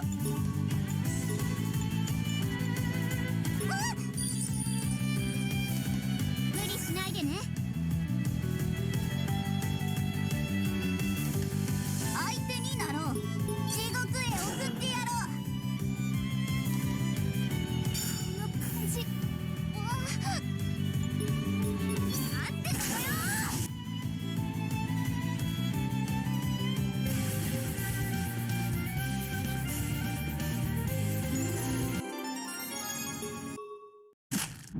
だるいです。おしまいっと。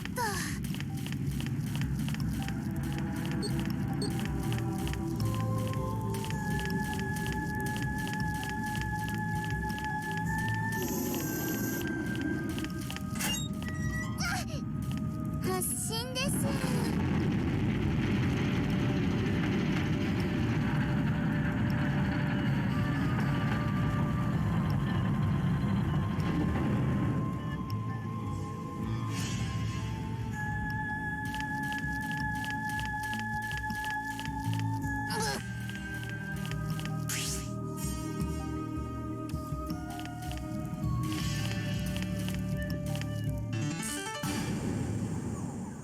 来たよ。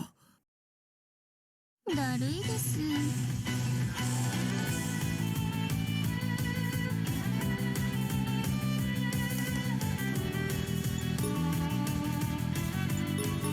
う帰りたいです。かかってこい。これで失敗だ。完全勝利だね。はあ、終わった。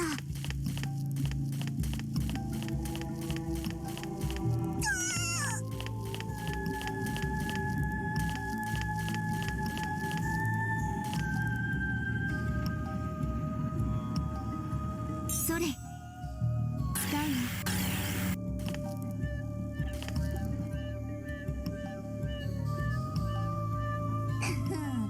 行くぞ。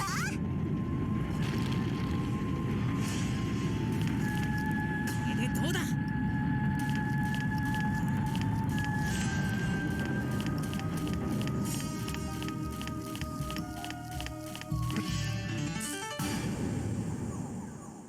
敵です。仕方ないですね。記念席ください。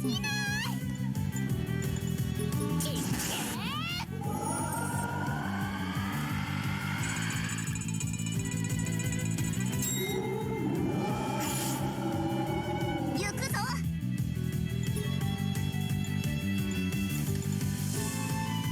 あの世で後悔するがよい。飛ばしてやる。なんでなのよ。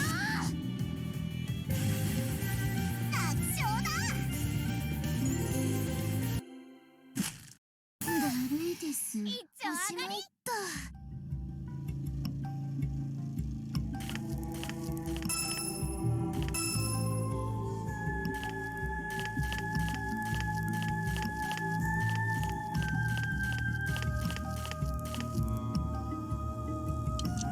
行きますわよ。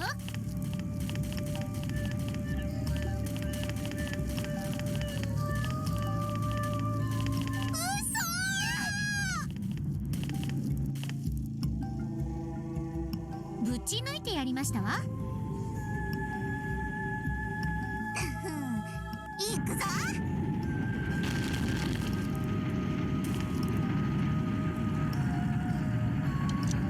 発動しますわ。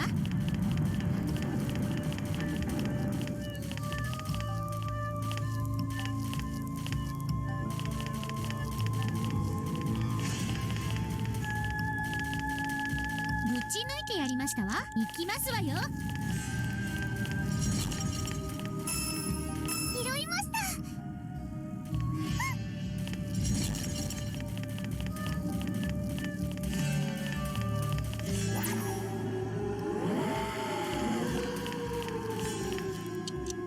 発動しますわ。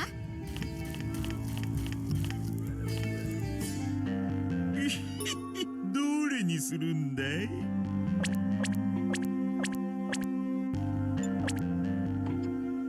他に何か用です。また今度ね。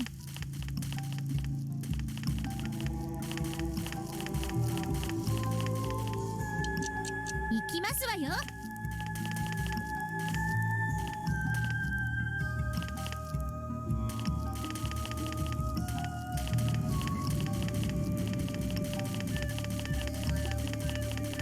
これで進めますわね。行きますわよ。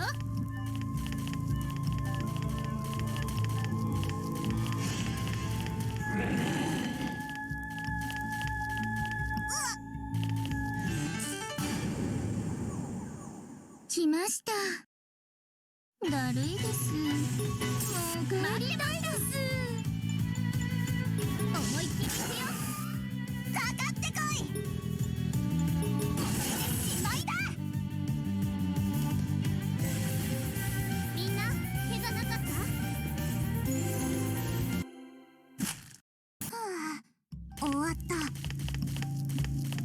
れで進めますわね。行きますわよ。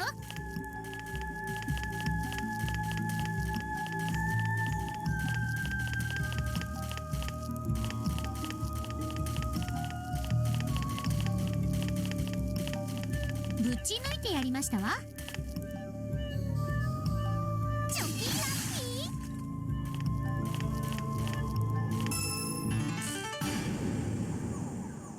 来ました。やりますか。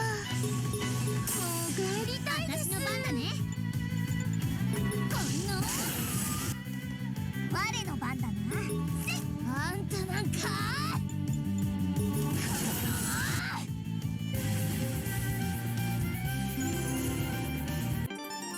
レベルアップです。おしまいっと。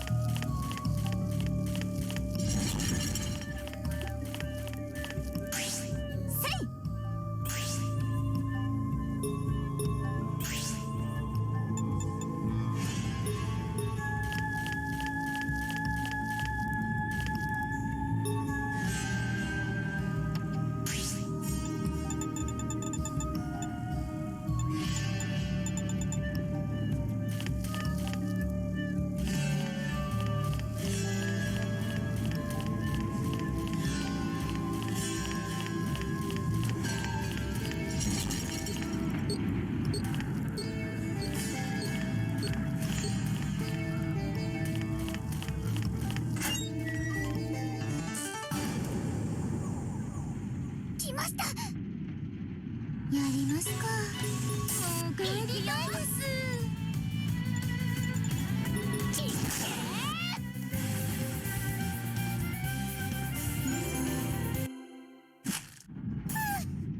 一丁上がり。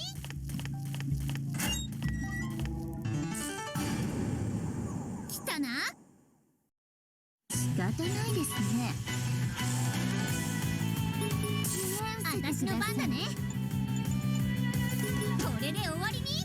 待ちきれない。これでしまいだ。だるいです。終わった。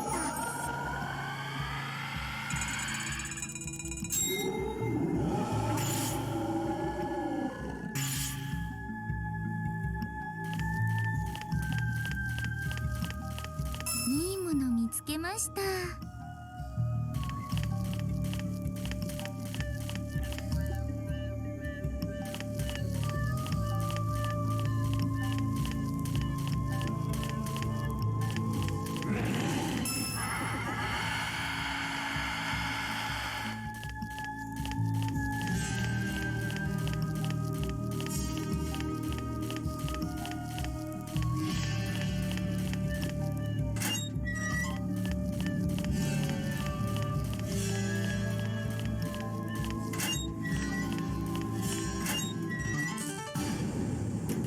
敵です。だるいです。潜りたいです。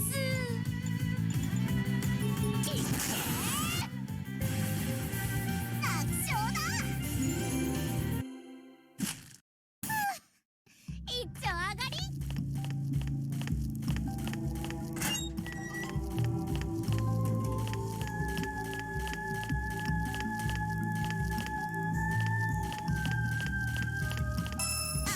発見。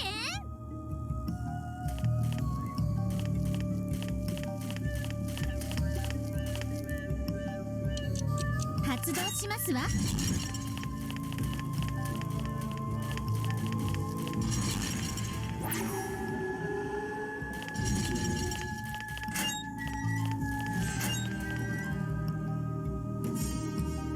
これで進めますわね。発動しますわ。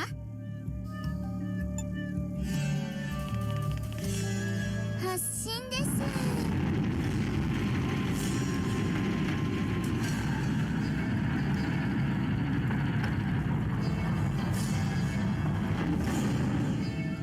進めますわね。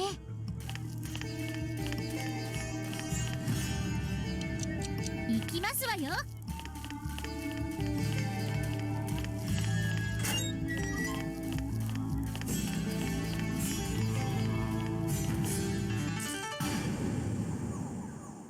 負けないよ。だるいです。だるいです。我の番だな。これでもくら Oh, welcome back, Glenn. 完全勝利だね。 If I sound tired right now, I kind of am because I'm feeling kind of drained from this dungeon. Look at this. Look how much ground I covered the last time you checked on me. And I have not found the next floor yet. I have not found it yet. And how to make things even more interesting is that this area, you can actually get the growth area release. So that means someone, when they were making this map, thought, oh, let's lock away like a good chunk of the map, and the player has to, like, you know, do the roulette thing to get the growth area release just to get the rest of this 100 by 100 map. How many floors are there? There's only 4. And you wanna know what the funny thing about it? The first floor is this small. Look how small this is. This is the first floor. And then the moment you enter the second floor, boom, 100 by 100. And then floor 3 is gonna be 100 by 100, and then floor 4 is 100 by 100.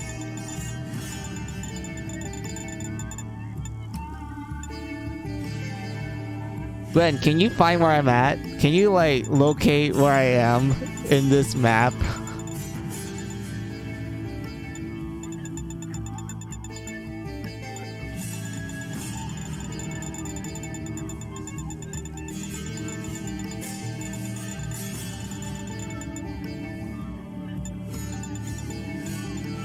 I'm right here. You see how small I am? Look how small I am in this map. Like, look at this.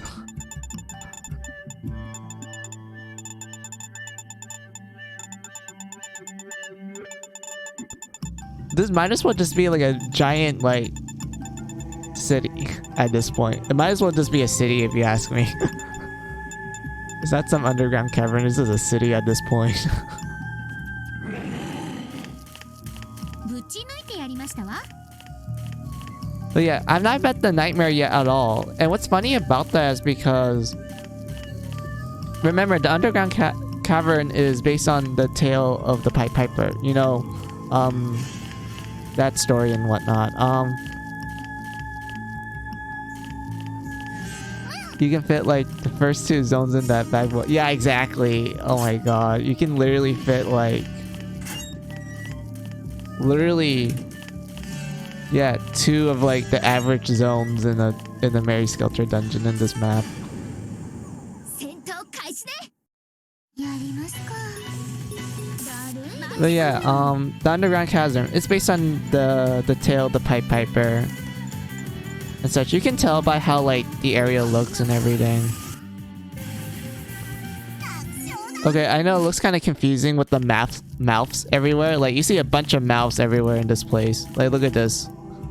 This giant mouth and whatnot. But the reason why there's like a bunch of mouths and also like weird scary eyes, as well as that, if you remember in the story of the Pied Piper, the city of Hamlin, which is an actual city in real life, it was, at the time, there was a rat problem. Like, there were so many rats that the people just don't know what to do. They try their best to, like, you know, take away all the rats, but they end up failing. So they're like, well, might as well just give up then. And then one day, a Pied Piper just came to town. He's like, hey, I can get rid of the rats for you. You just have to pay me a lot of money.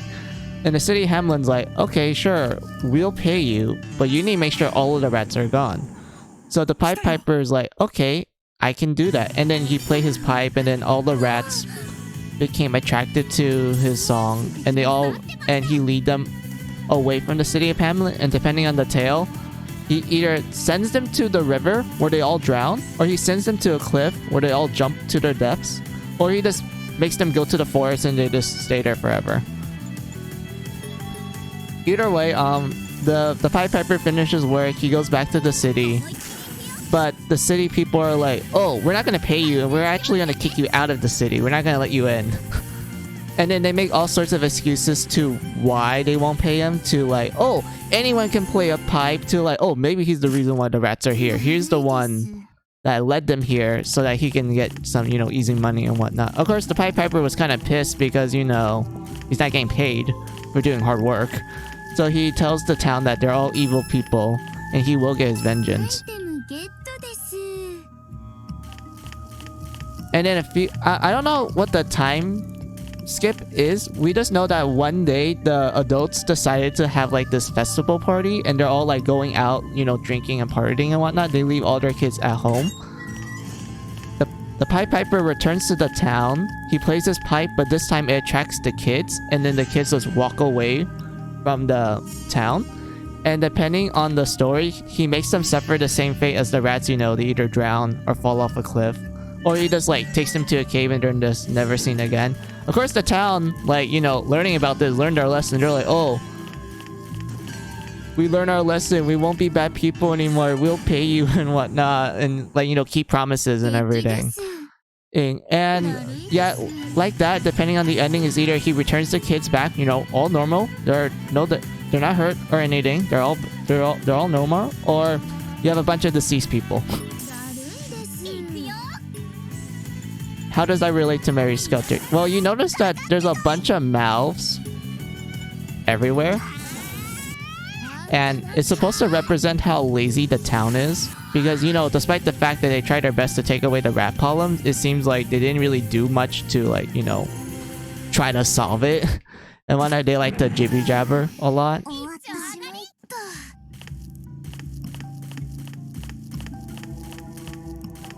And everything. And the nightmare actually reflects this too. Like, we have not seen the nightmare at all. Like, we're told that there is a nightmare here, but we just never see it. And we always hear it all the time. It's almost as if it's trying to either avoid us or it's being lazy and is not trying to look for us. It's just like, "Oh, I'm just gonna relax here and just do nothing." And such. While we're exploring this hell. This absolute hell. 100 by 100 hell. Oh my god, I'm actually losing my sanity every time I'm looking at this map. But, oh well. 拾いました。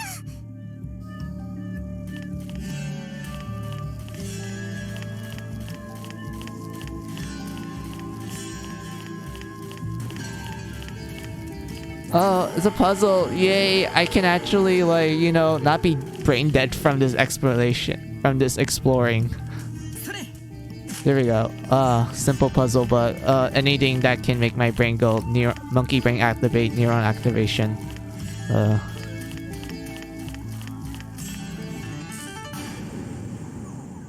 相手になるわよ。行きますよ。もう帰りたいです。これで終わりに行くぞ。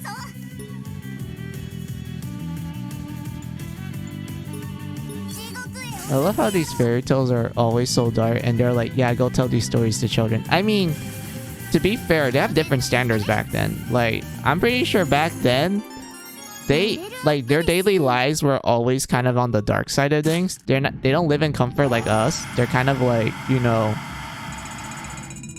not in the best condition in the world. And a good chunk of these fairy tales, they're meant to have like morals and lessons to like teach, you know, kids that, hey, don't do this and that. If you do, you're probably gonna die. それ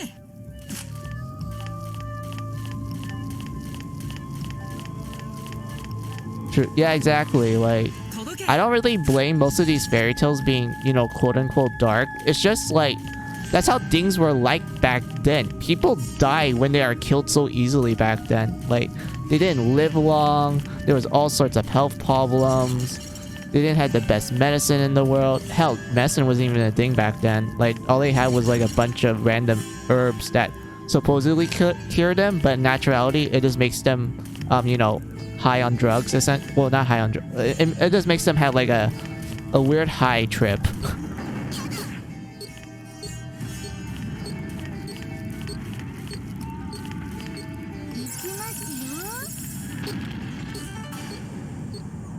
たよ。やりますか。早く終わらせてください。 Also, like, this game for some reason, like, randomly crashed on me, Gwen. Like, I don't know why, but there are occasions where this game just decided to crash on me if I fall in a pit. So because of that, I've been actually playing really carefully and, like, saving a little often than usual.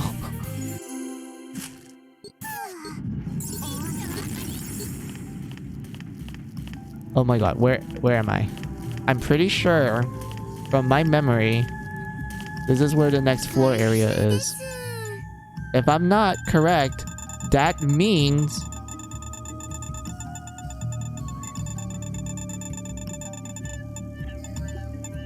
it's actually... I'm supposed to take the minecart here and explore this giant chunk of the world. Oh my god. The more and more I look at it, the more and more I'm tempted to use a guide. But I don't want to use it yet, because I do feel like there's a chance that I might be correct. But if I'm not correct, then you better bet your sweet... my sweet ass that I'm going to use a guide right now. 相手になるわよ。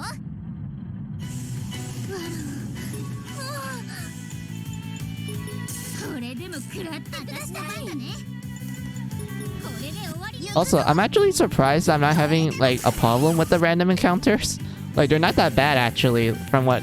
I remember, like, dreading them back when I played this for the first time, but I just realized I think I'm strong enough and also smart enough to actually beat these encounters easily that I don't really have much of a problem with it. So that's a good job. Of course there isn't. Of course... sorry. Of course there wasn't. I think I blew off all the candles, right?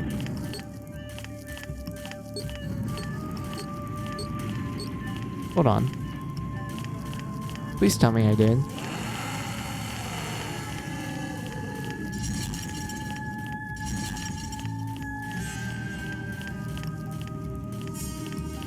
Yeah, I took away that candle. Took away that candle. Took away that one. So that means there's another one. Okay, probably there's not another one. There's actually a different path.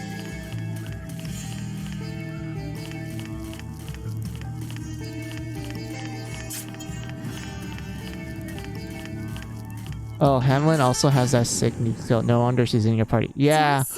Hamlin is in the same, like, class line as Dumbledore, so they both have access to the nuke spell. And I'm thankful for that. She's not the only one that has it. Snow White and Gretel also has it as well, but it's a slightly weaker version of it. I can show you. Hold on.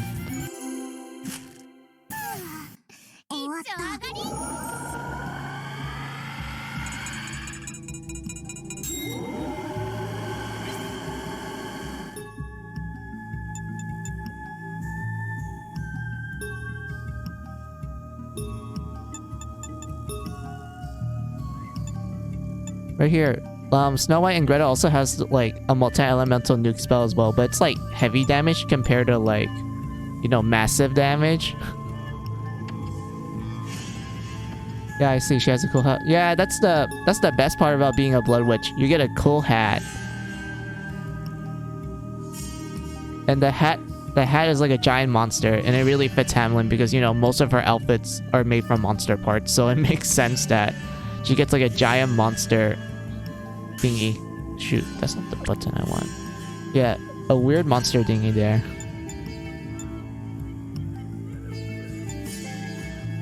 I just realized something. I haven't been using the character's, like, passive abilities that much. Because, like, when you look at this, you're like, oh, this is good and whatnot. But I rarely have my characters have less than, like, you know, 75 HP. Well, percent. And such, they're always 100%. So, like, I rarely, like, see this activated. And everything. I mean, this one's easy to pull off. Like, you just have to make sure that the last two digits are, like, the same number. That's really easy to pull off if you, like, kind of calculate it correctly. It's the statue puzzle. No, why?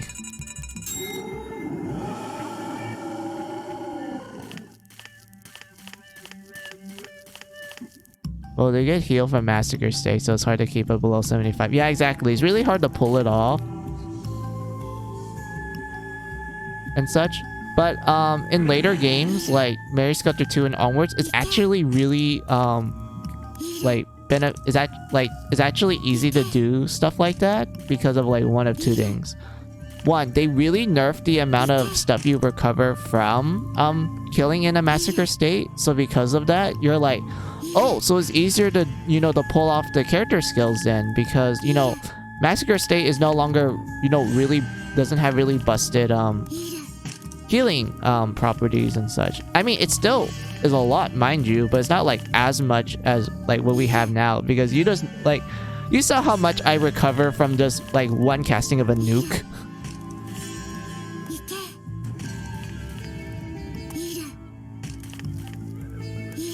And such. But let's see. Alright, I think I know how to solve this. I just had to be really quick with it.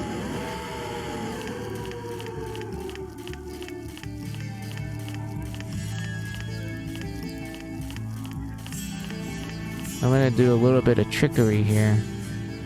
I'm gonna place it right here, and then I'm gonna take advantage of it. 発動しますわ。こうですか？行くよ。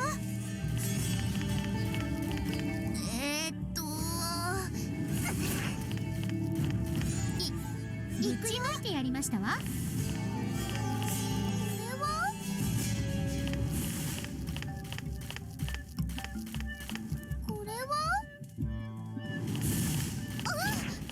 Did it activate? No, it didn't, because I was too slow. God damn it. This is hard to time. I feel like I have to be really quick on it.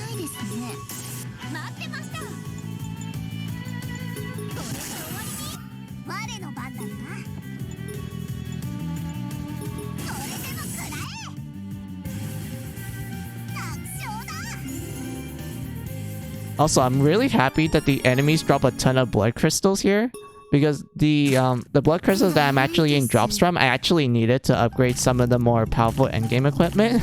So I'm glad that they actually, like, you know, made the encounters drop a ton of blood crystals because of that. Like, look at this.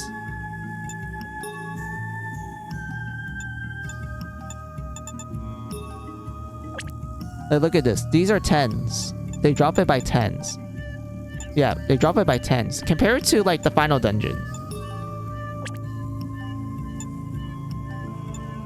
They drop by, like, 4, 5s, or 7s. Like, they don't drop a lot on average.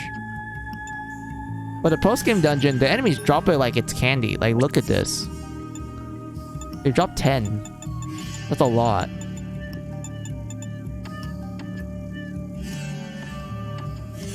And such, but yeah, I need to solve this puzzle real fast. Let's see. Hold on. Let me time this right. Okay, do that one, and then that one. And then that one. And then one back there, and one over there. Okay. I think I can do this.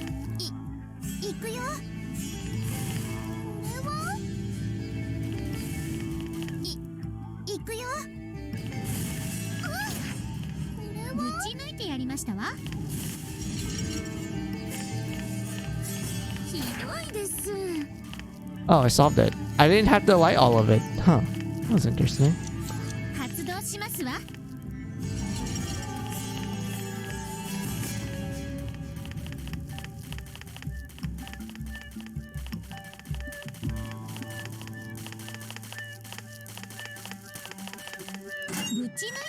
Oh my god.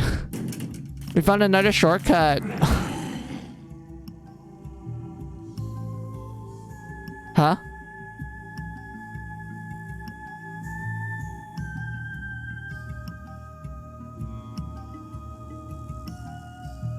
The game froze.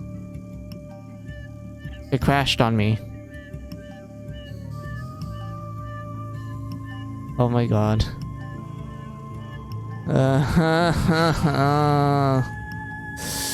Mm.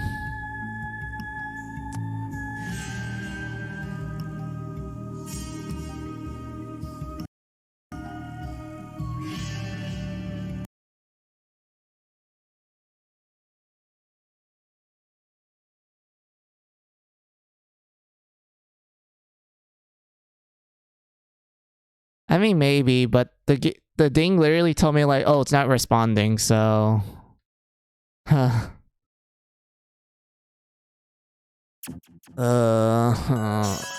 far did I save? I need to know. How far did I save? If it was like a while ago, then I'm gonna be using a guide then.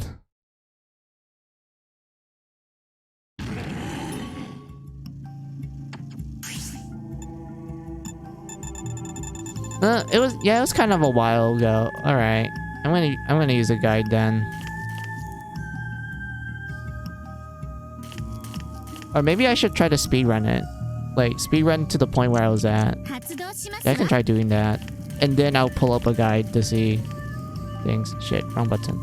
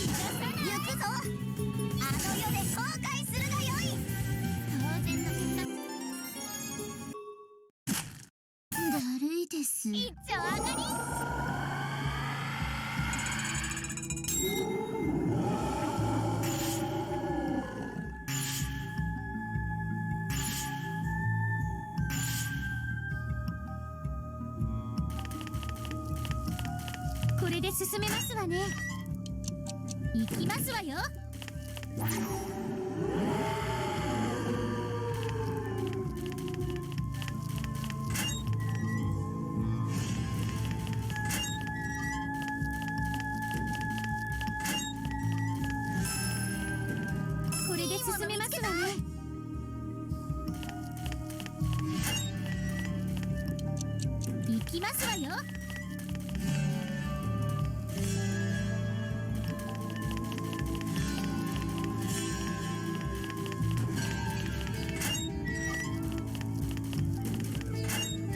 ぶち抜いてやりましたわ。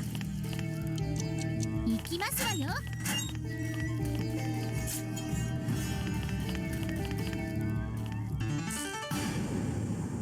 敵です。行きますよ。待ってました。これで終わりに。ご苦労だったな。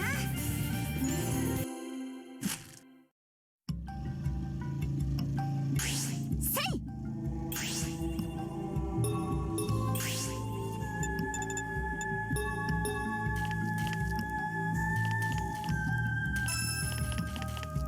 ぶち抜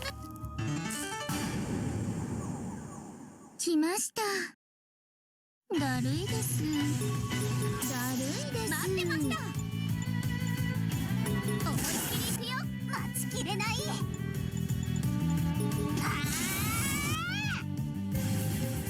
完全勝利だね。はあ、終わった。行きますわよ。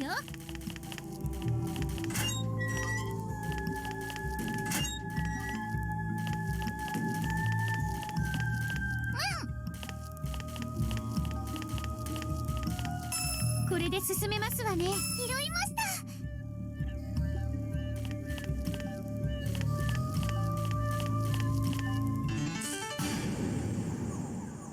来ました。仕方ないですね。記念せてください。行くよ。我の番だな。あんたなんか。お疲れ様でした。だるいです。一丁上がり。発動しますわ。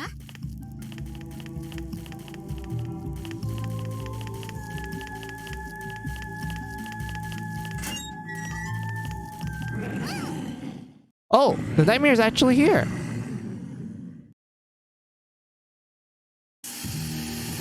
Not being lazy, eh? Where are ya? Oh, you're behind me. だるいです。早く終わらせてください。私の番だね。これで終わりに。行くぞ。地獄へ送ってやろう。出番ね。これでも食らいなさい。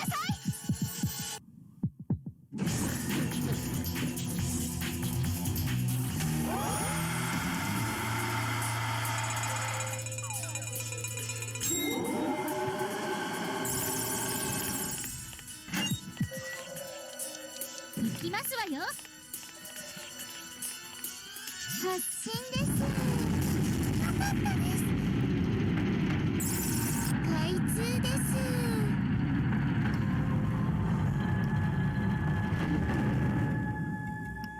ぶち抜いてやりましたわ。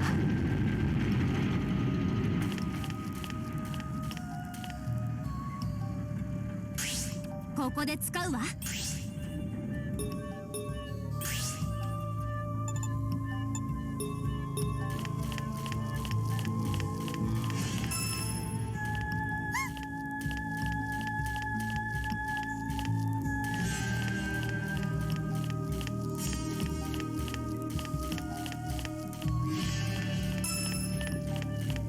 発進です。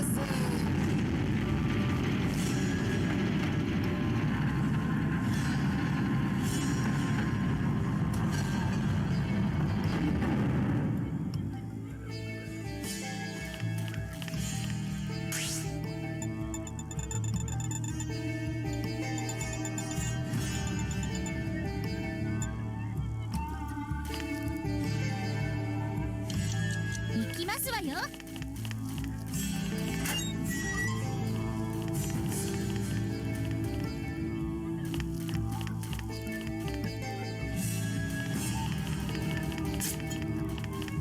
これで進めますわね。発動しますわ。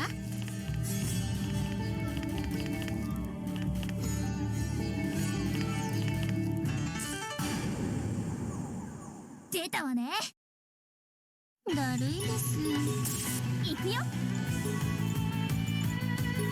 れで終わりに来た来た来たかかってこいこれでしまいだ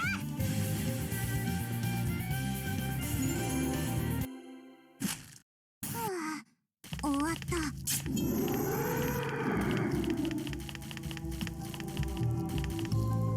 ぶち抜いてやりましたわ発動しますわ届け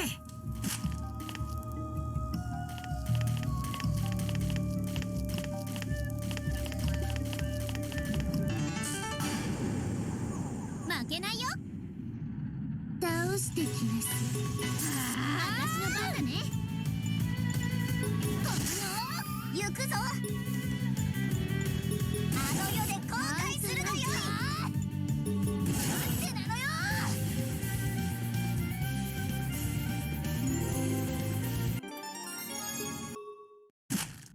だるいですおしまいかぶち抜いてやりましたわ届け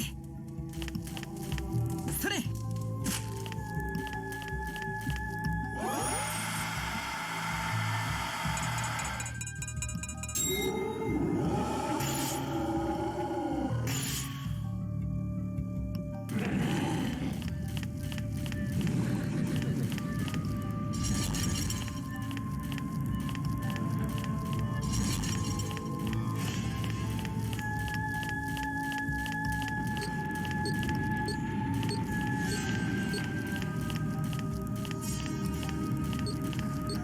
アイテムゲットです Ooh, not bad item. Hold on.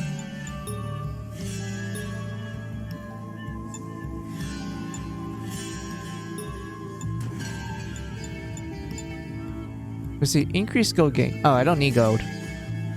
I already hit the cap. I don't need any more money.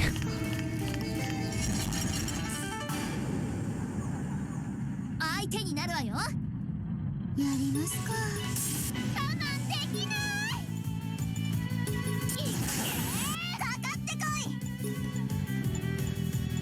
これでしまいだ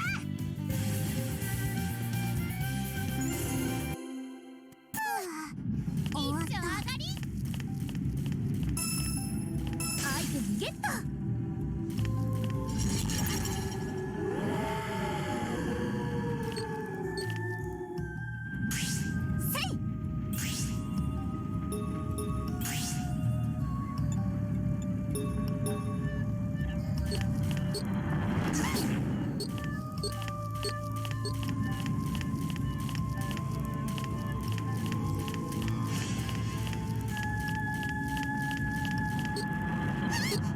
ちょっとひどいです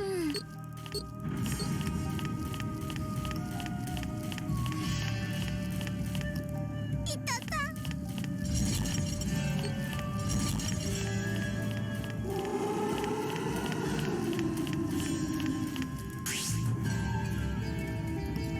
それ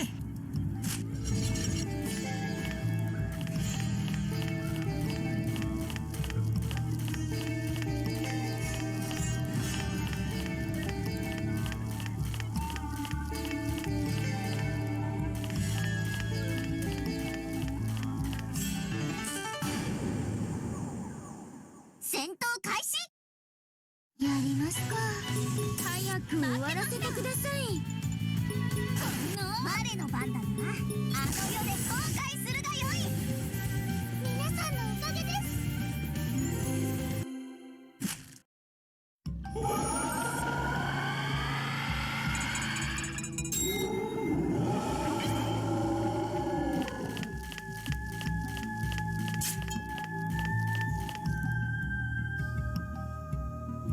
いけいけいるいるいるいるいるいけいるいる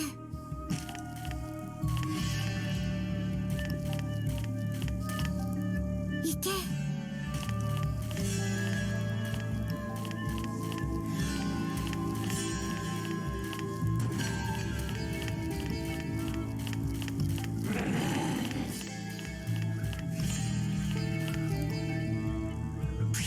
ここで使うわ。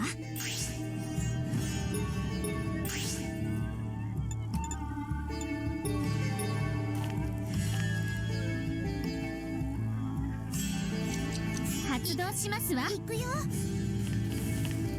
れはこうですか？あ、こうか？ぶち抜いてやりましたわ。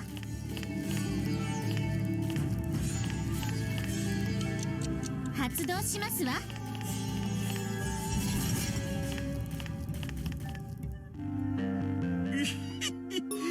どれにするんだい？ Oh wow. Let's see. I don't need to buy any of these.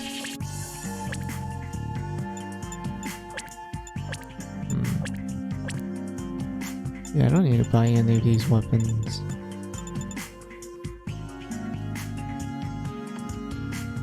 他に何か用ですか？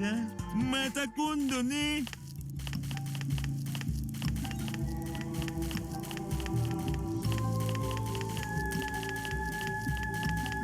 ぶち抜いてやりましたわ。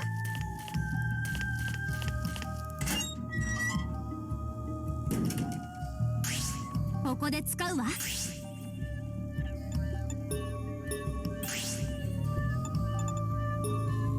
Okay, we made it back. Oh my god.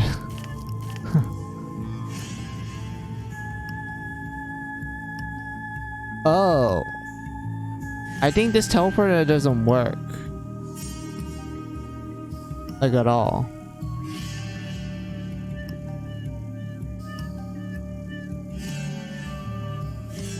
Because the game's not responding anymore.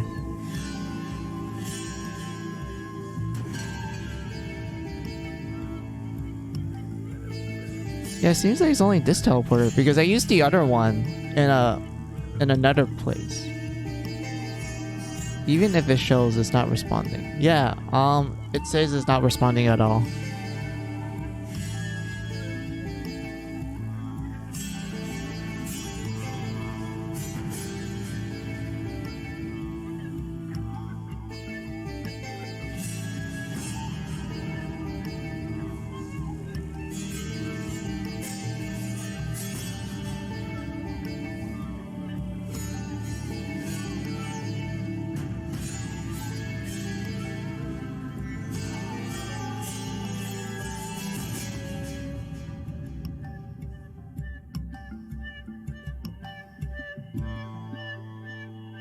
I'll give it a minute or so. Okay, we can like...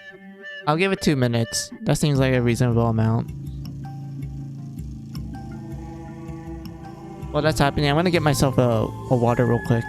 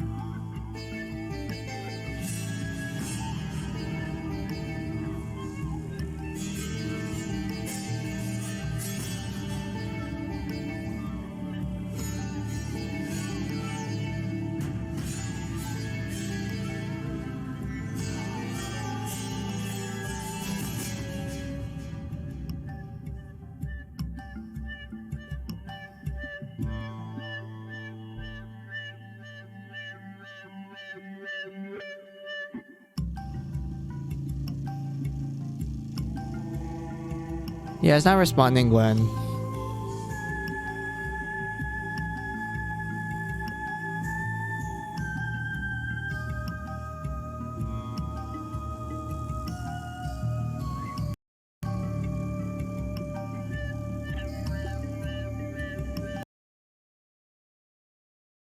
Yeah, that is a shame because shortcuts are actually good for this dungeon, and the fact that one of these shortcuts causes the game to, you know, not respond is kind of not that great. I kind of wish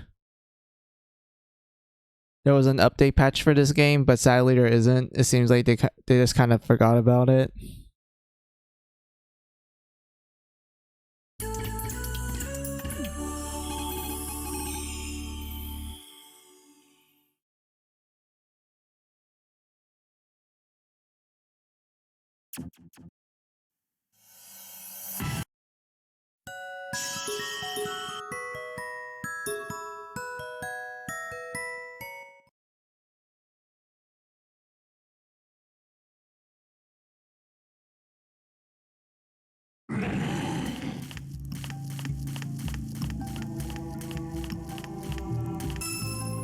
Okay, at this point I'm gonna use a guide, so I'm gonna pull up my phone and like look it up, and we're gonna start following the guide at this point because I don't want to spend any more of my sanity here.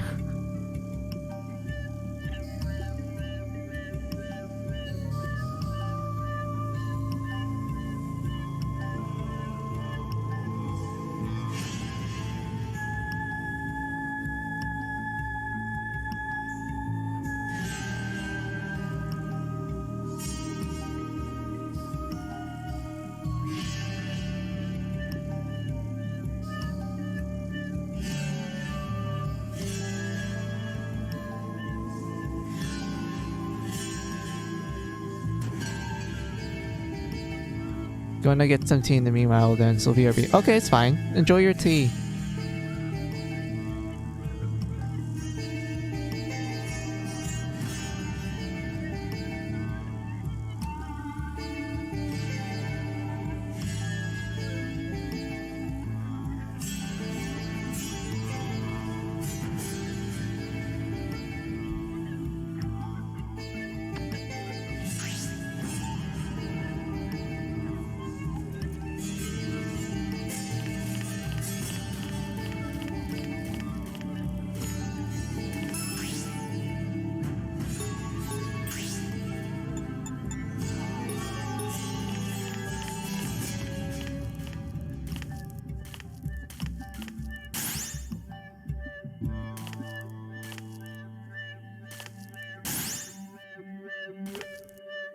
Never mind. It actually works. That's weird. It works now, but it didn't work earlier. ここで使うわ。 That's so weird. What the hell?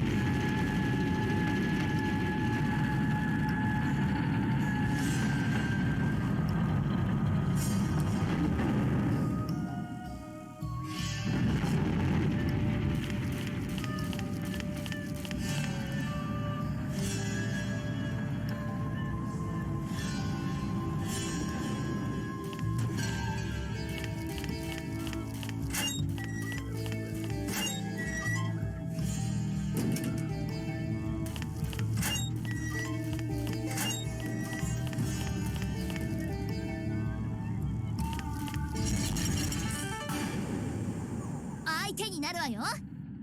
行きますよ。早く終わらせてください。ほんの待ちきれない。これでしまいだ。片付いたわ。はあ、終わった。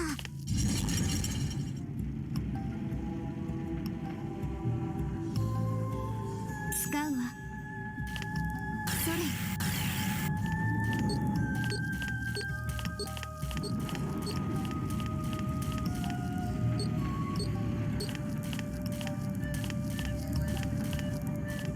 使うわ。使うわ。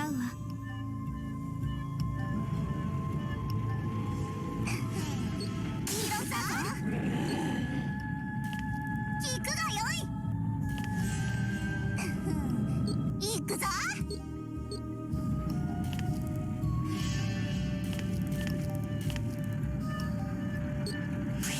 ここで使うわ。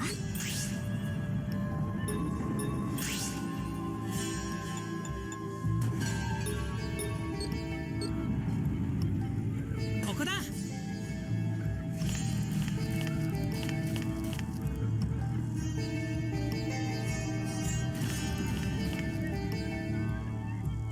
行け。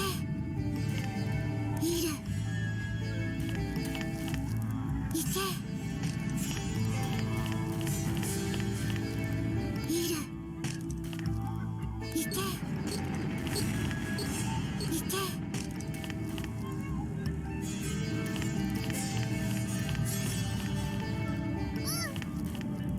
行け。いる。行け。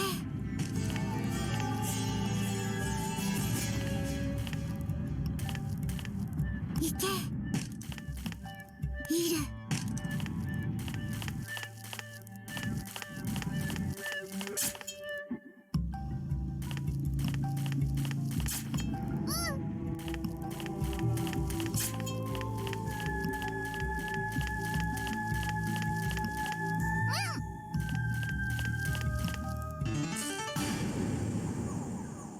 来たな。この感じ。これでも食らってください。いっけー。ご苦労だったな。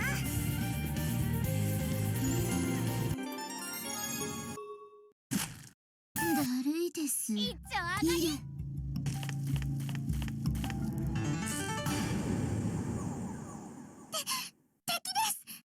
やりますか。早く終わらせてください。思いっきり我の番だな。やったぞ。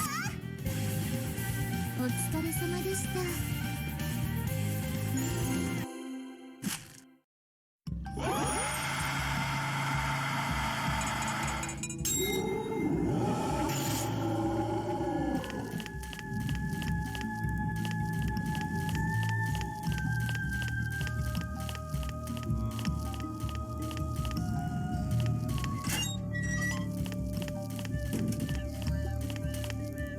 起きますよ。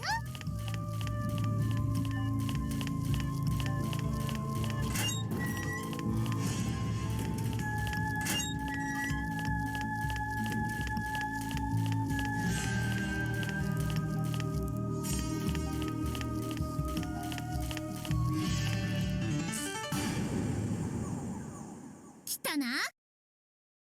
やりますか。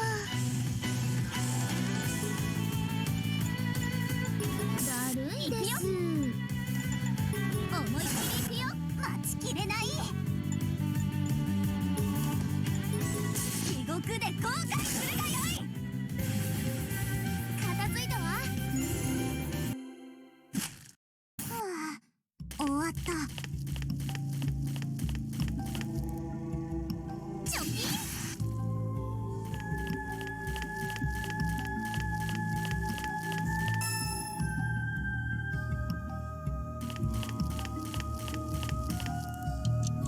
発動しますわ。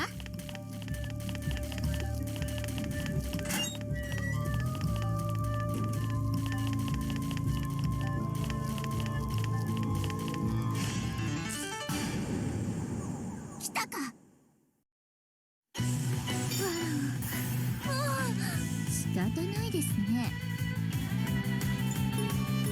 付き合わせてください。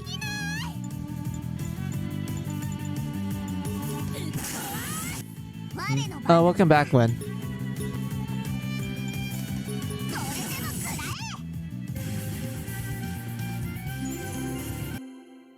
悪いです。 Yeah, Gwen, it turns out that the teleporter, the one that we entered and crashed, it actually worked because I decided to experiment with it again. And it actually, like, you know, worked because it took me back to here and such. But yeah, it turns out from the guide that I went the wrong way. It was not the left side, it was actually the right side is where the next floor is.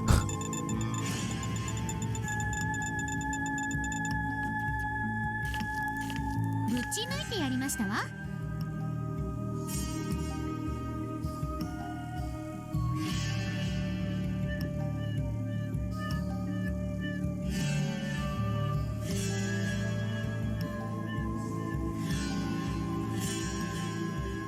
Unlucky, haha. I mean, we did a lot of explore.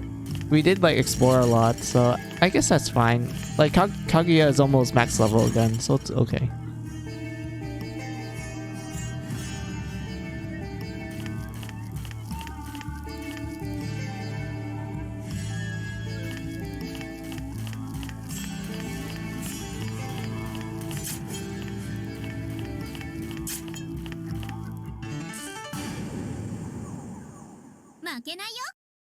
Are you planning on clearing the whole map? No, I am not. I am not going through this 100 by 100 hell to touch every single square. I might as well just touch grass at this point.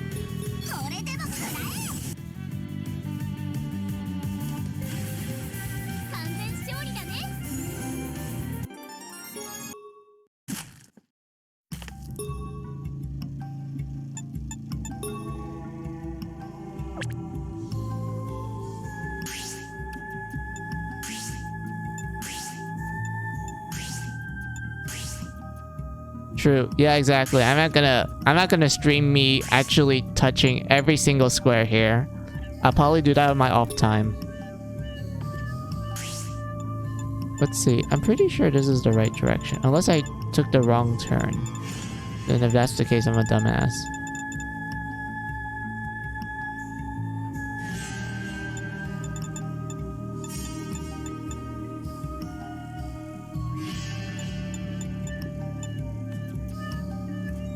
Wait, I am in the right direction. Okay, it's right here.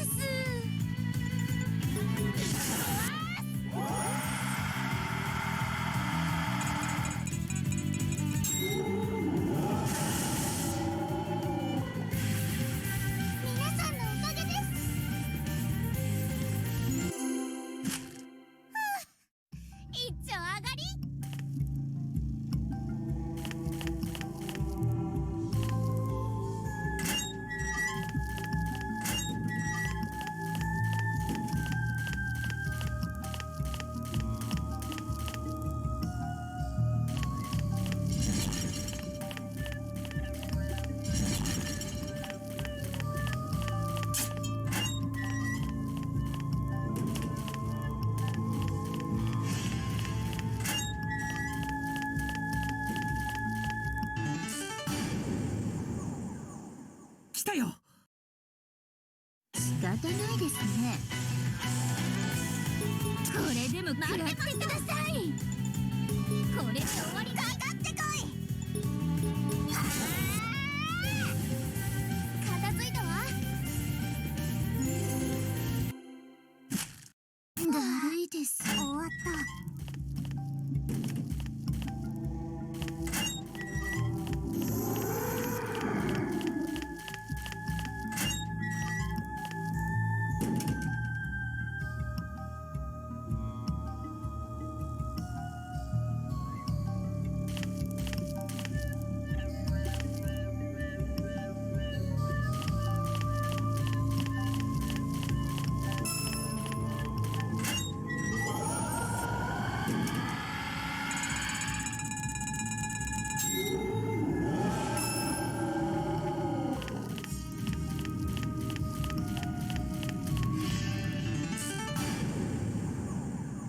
戦闘開始。だるいです。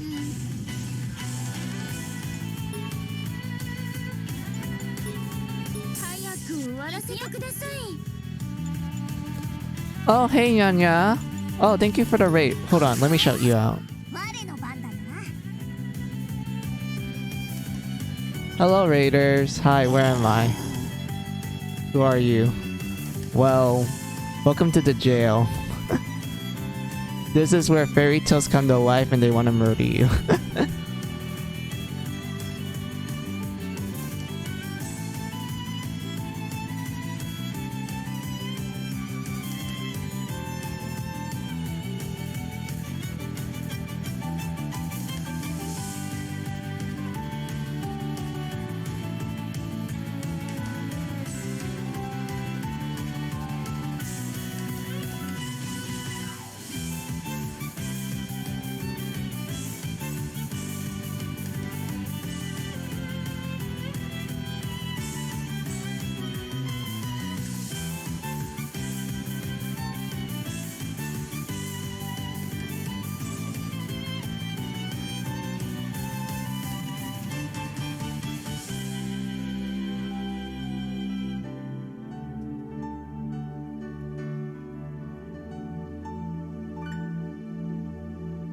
Hey, Yan, just hold on. I'm trying to shout you out through mobile.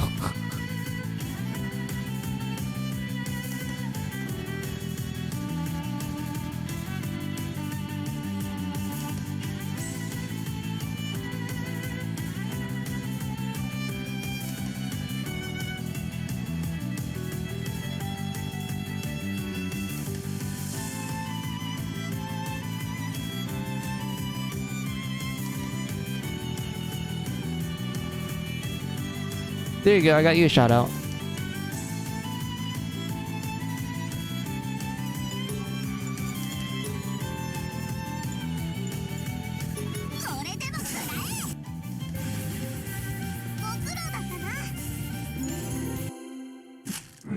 But like I said, welcome raiders.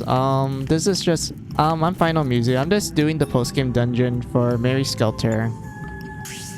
I kind of spend like a good 3 hours of the stream just trying to explore as much as I can in this 100 by 100 hell, only to find out that I went the wrong way, and now I'm just trying to speedrun this with a guide.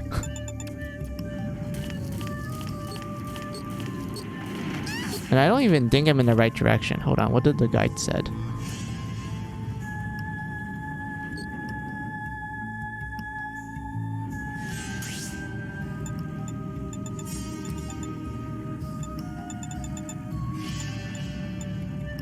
No, I think I'm in the... Yeah, I think I'm in the right direction.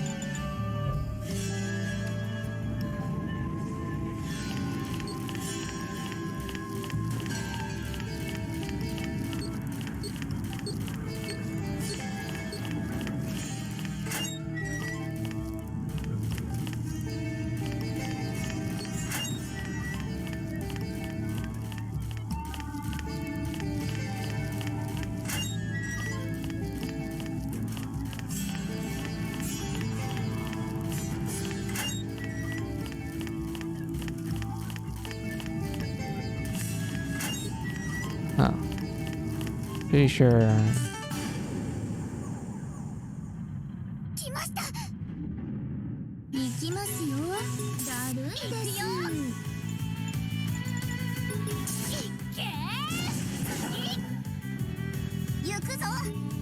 あの世で後悔するがよい。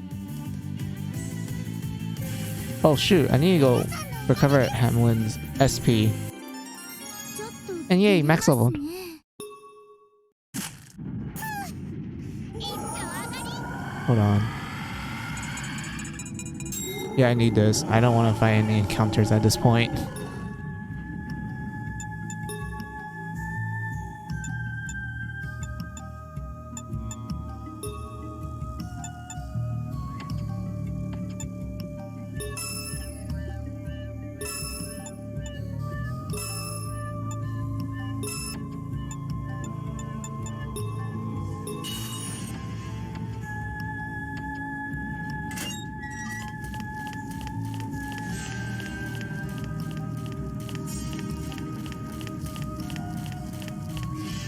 Wait, am I in the right direction? No, that's the trolley. I think this is the right direction. I'm not 100% sure.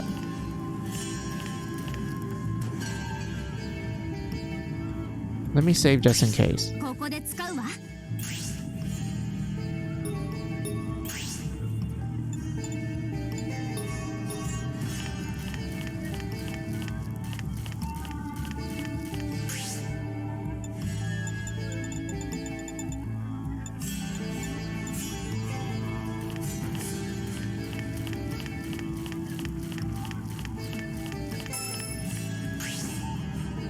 出発進行。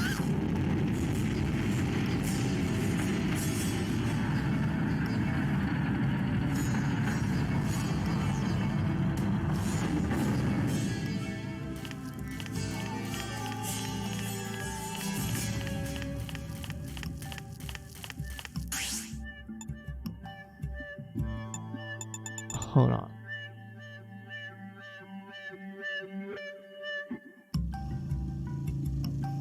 I think I went the wrong way. Hold on a minute.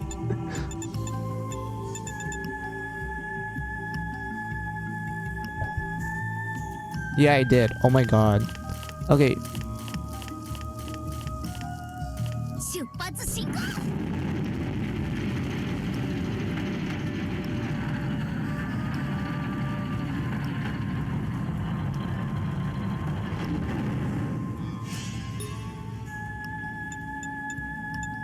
I'm gonna change the party format.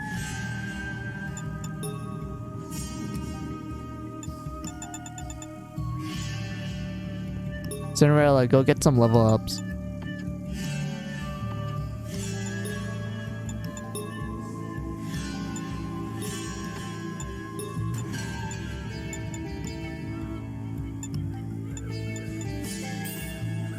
Your team under level? Oh, no. Not really. Everyone's max level except for Cinderella. It's because I resetted everyone's level. Like, I did a bit of grinding before I actually did the stream and whatnot. It's just that Kaguya and Cinderella were like the last two to get their levels resetted.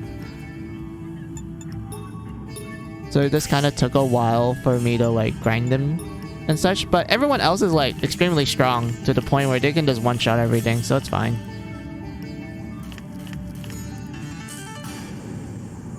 来ました。私の番だね。これで終わりにしきれない。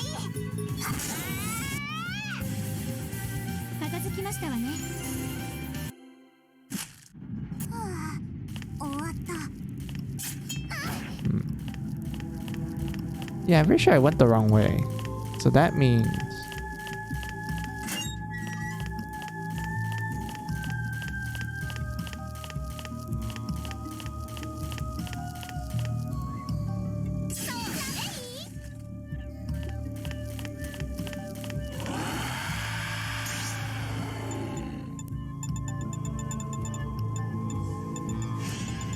Yeah, I remembered.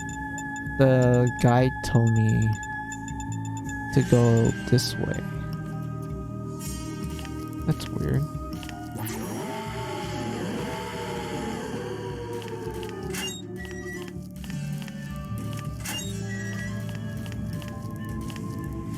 That was a full circle.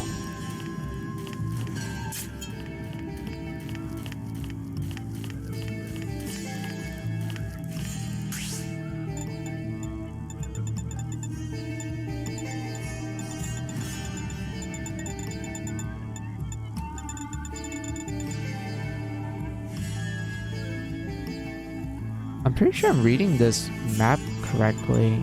Hold on.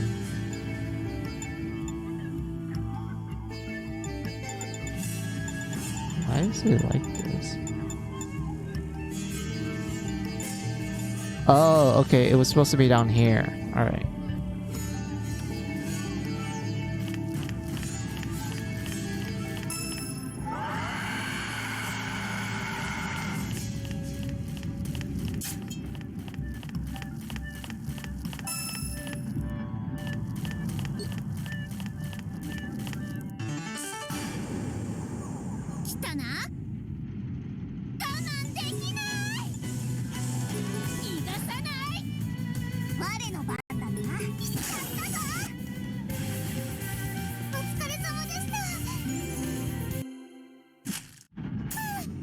Let's see. Yeah.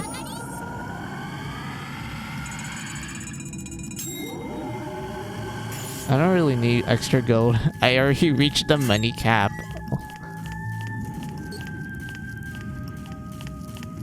But yeah. So I pretty much took a wrong turn according to the guide.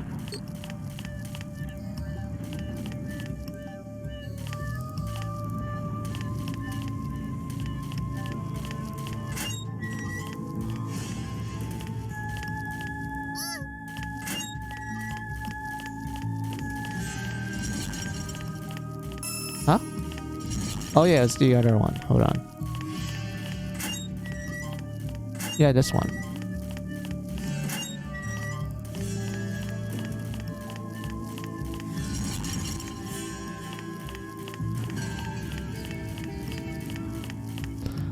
Oh my god. We found it. We found the next floor. God Lord. Oh my god. I don't wanna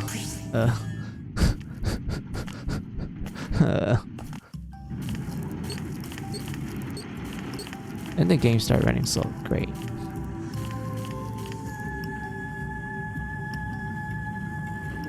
Can't use because of event. Can't use. Wait, what do you mean? There's no event here.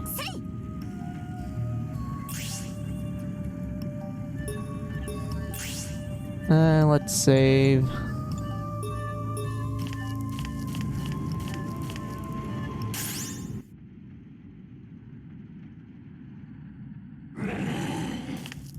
Alright, this is where it took me. That's good.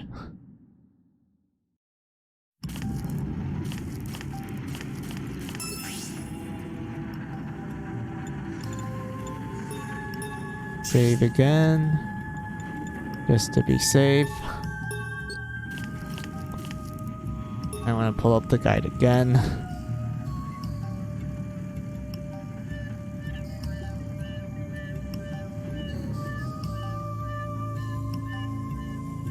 Alright. Alright. I see where to go. Alright.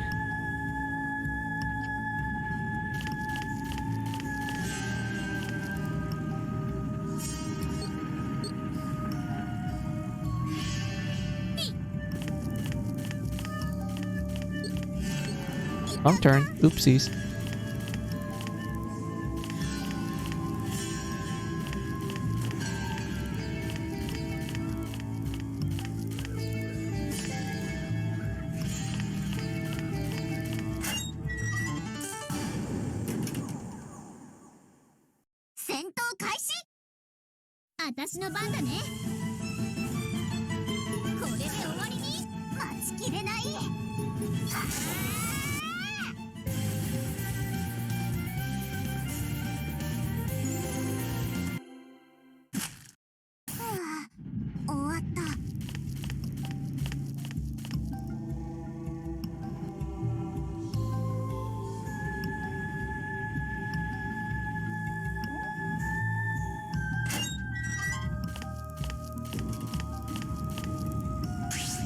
Hold on, I noticed the game is slowing down, so I'm gonna save.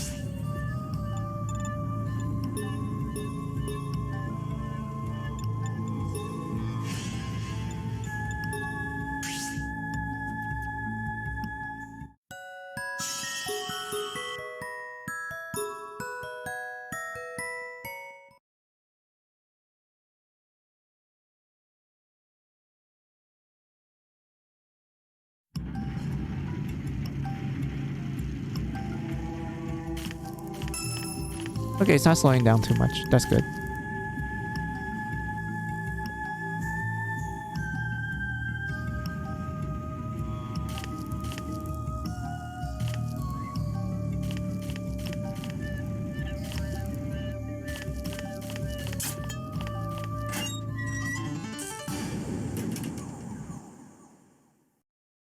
行きますわよ。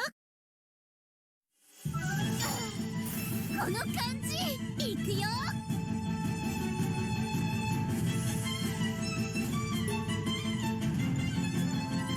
行かさない。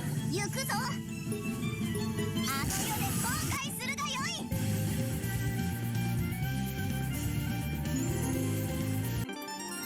前より強くなりましたよ。一丁上がり。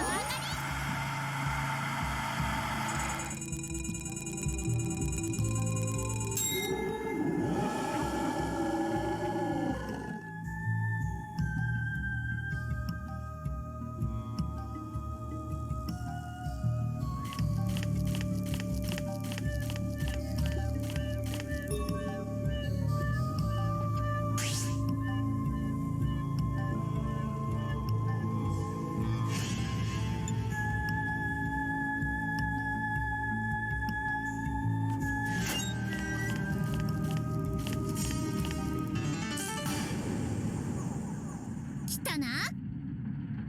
行くよ。これで終わりにかかってこい。地獄で後悔するがよい。皆さんのおかげです。はあ、終わった。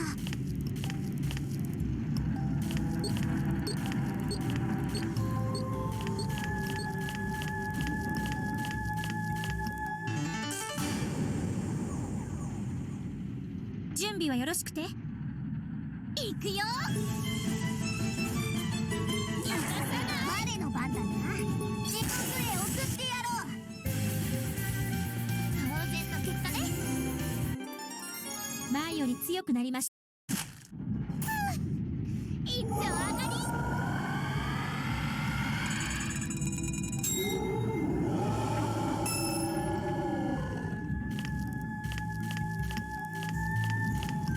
出発進行。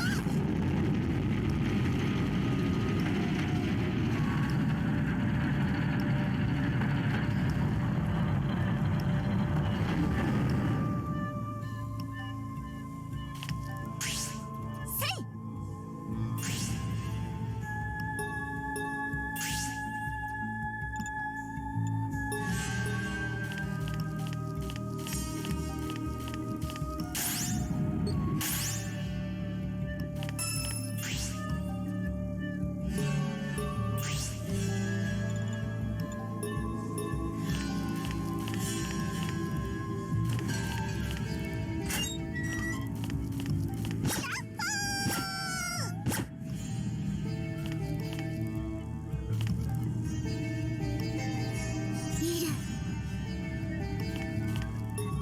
I just realized I don't really use Dumbelina right now because she's kind of the slowest in the party right now. So let's replace you with Sleepy.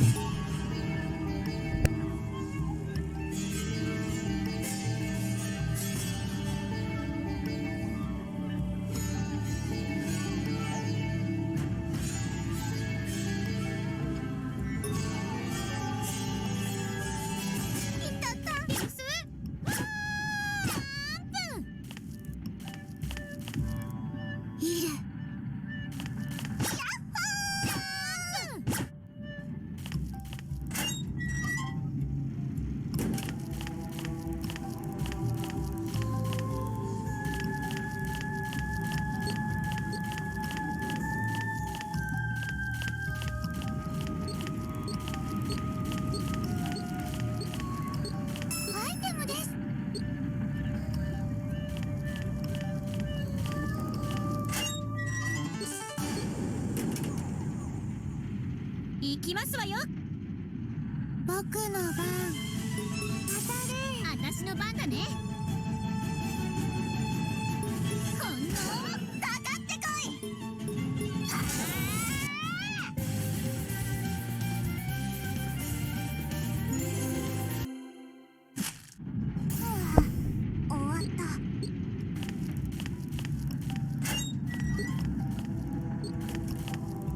The next floor.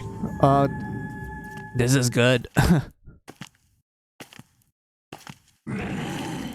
hear the nightmare.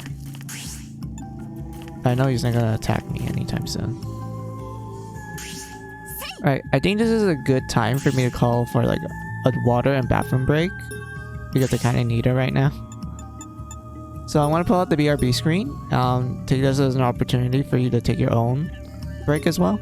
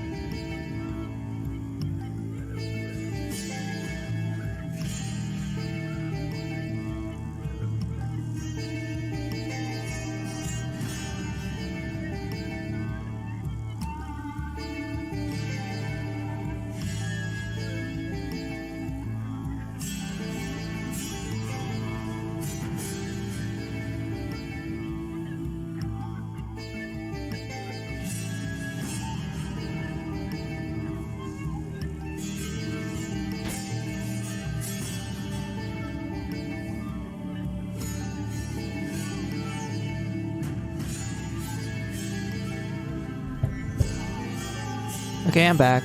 I got myself a small snack. Strawberry Pocky.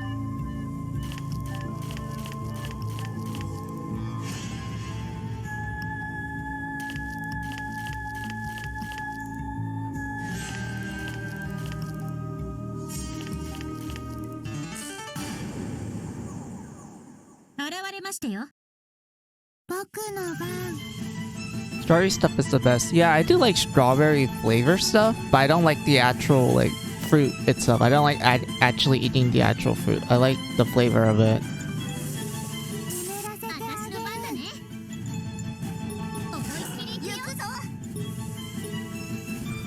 Look how tiny that enemy is. Look at that.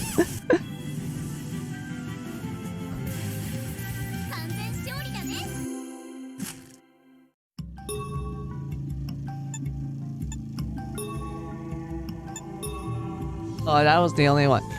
No, you're not the only one, because when I saw that enemy, I was like, wait a minute, it looks like this, which, remember, it was pretty big. But the one here, like, look at this. This model makes it look like it's big, but when you actually see it, it's like, you know, small.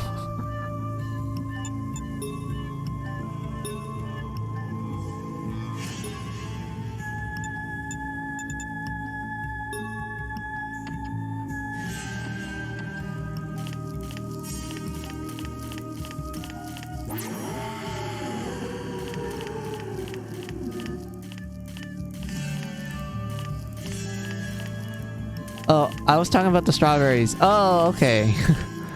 I thought you were talking about the enemy. I was like, oh, yeah. I noticed that as well.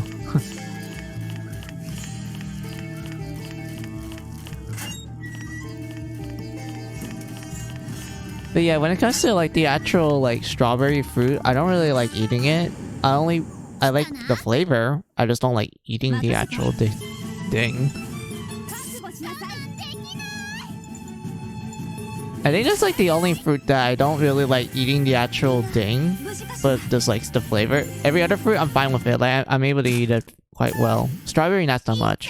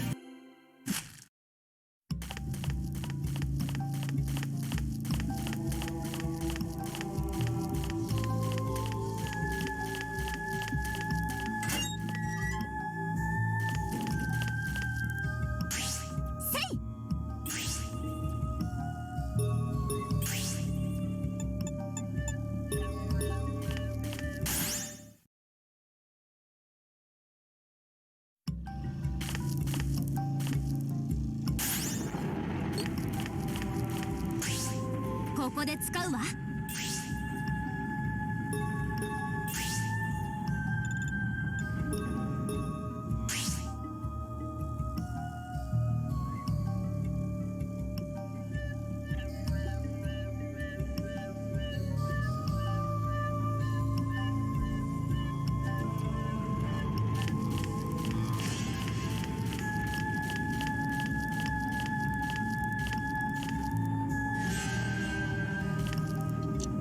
発動しますわ。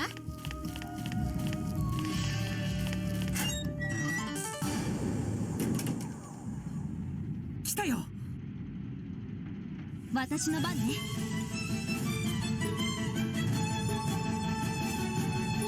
当たって。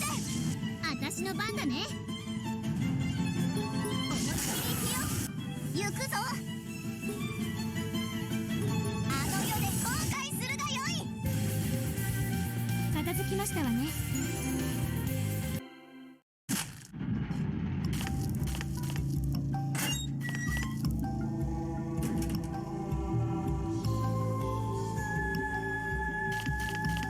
ぶち抜いてやりましたわ。は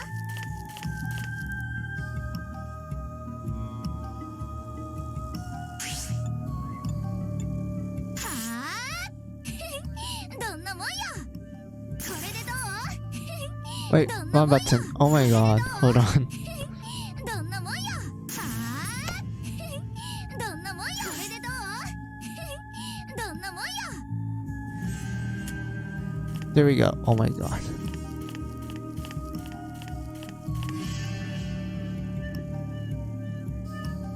いけ。いる。それ。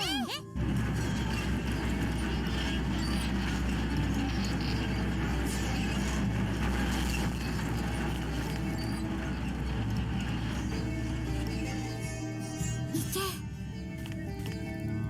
いけ。いる。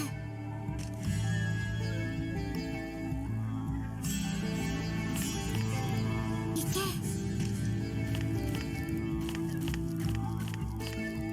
いる。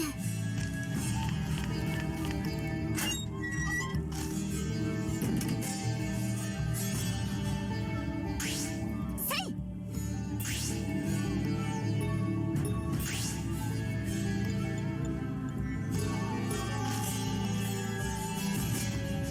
いけ。いけ。いけ。 Finally, a story event. After all this after exploring this absolute hell of a dungeon, finally story event.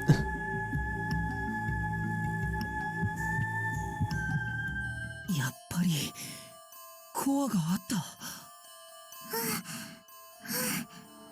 他のエリアとはどこか雰囲気が違うと思ってましたけど、やっぱりコアはあるんですのね。このようなものが我が迷宮にも存在していたとは。見つけてしまったものは仕方ないです。面倒くさいです。どこにあろうと関係ないじゃない。コアは見つけ次第破壊、それだけよ。万人来たよ。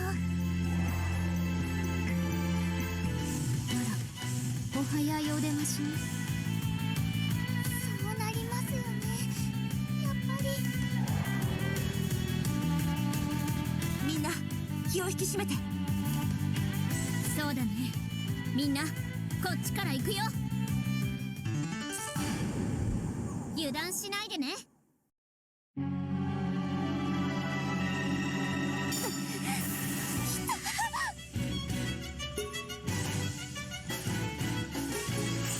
しなさい。この感じ我慢できない。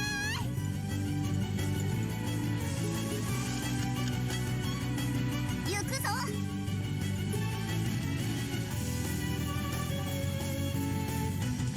地獄へ送ってやろう。よし。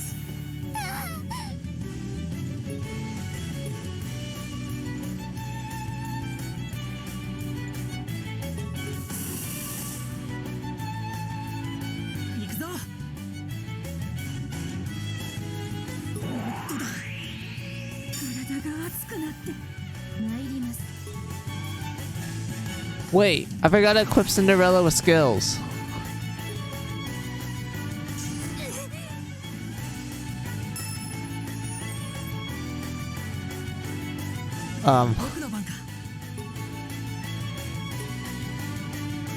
This is not good. 頑張りやすい。 やっちゃいますよ。お助けします。一丁あ Classic move, huh? Yeah. Classic indeed. 無理しないでね。相手に Okay, as long as Alice can survive this, all is fine in the world, I guess. Okay, she avoided. That's good. Alright, that's fine. Alice, please smack it. 血のメス。どうかしら。どうかしら。どうかしら。くれ。僕の番か。ど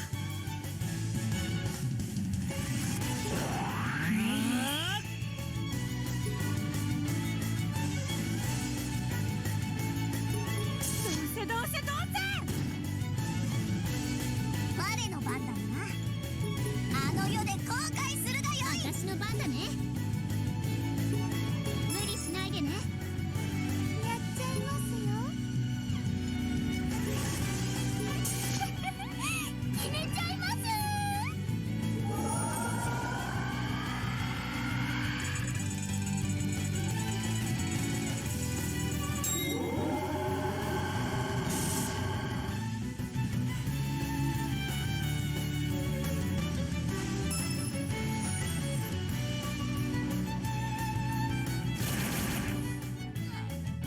Oh my god. 緊張するな。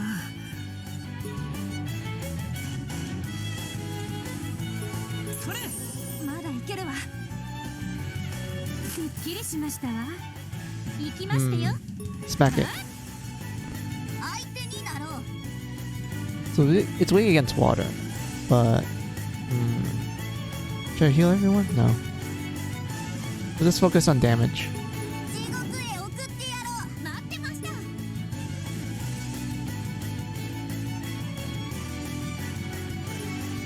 ら、しっかり。疲れました。頑張るぞ。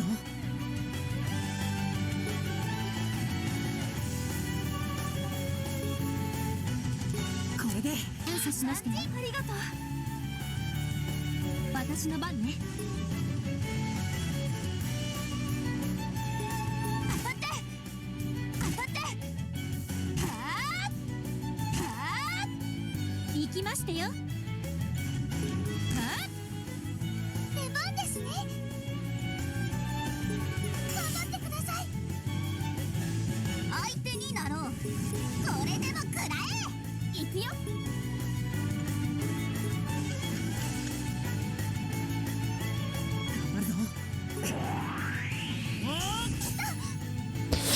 Oh my god. Oh my god. Ugh. お相手しますわ。はっ。行くよ。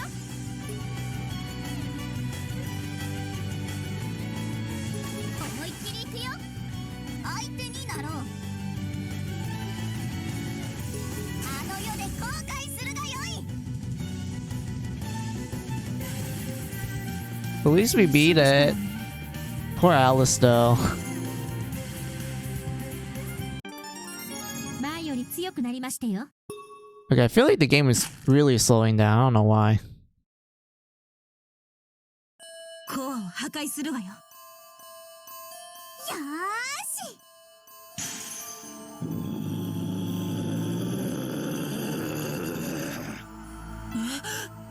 し。今のはシェイルの鳴き声。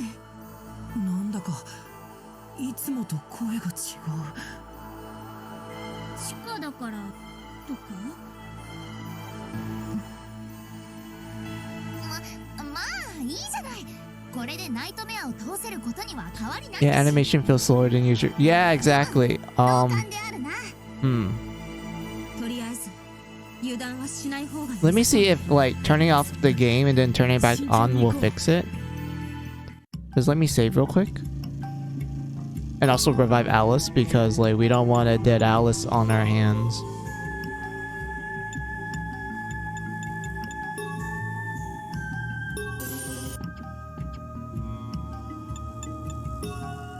Also, let's set up Cinderella's moves because I completely forgot about that.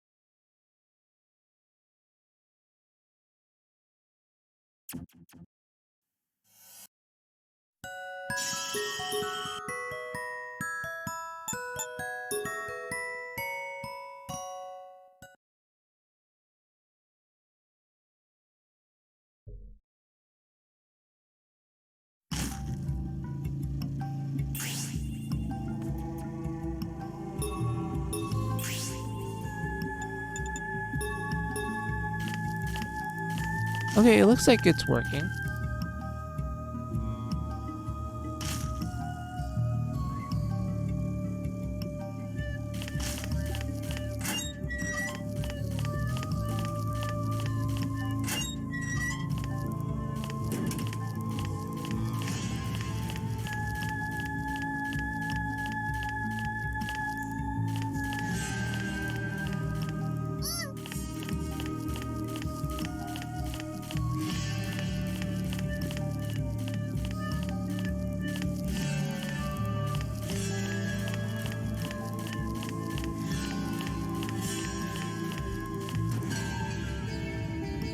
Oh, hey, Stella. Okay, technically you didn't really miss much. All you missed was me complaining about the post-game dungeon. Look at this.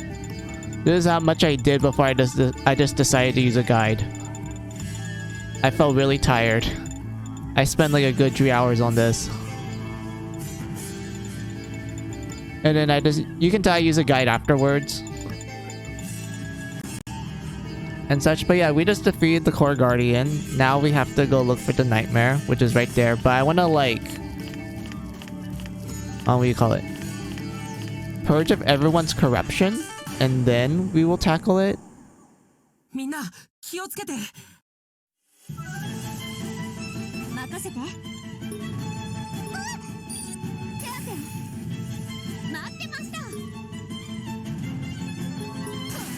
行くぞ。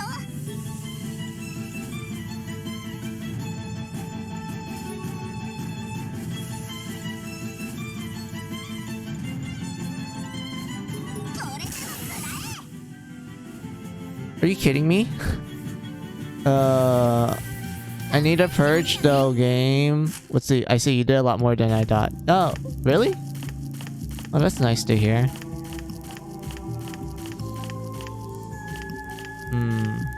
I feel kind of tempted just to leave the dungeon and go to the first dungeon just for me to do the purging and like restocking on blood. Because I don't want Blood Skelter to completely screw me over, even though I did save earlier.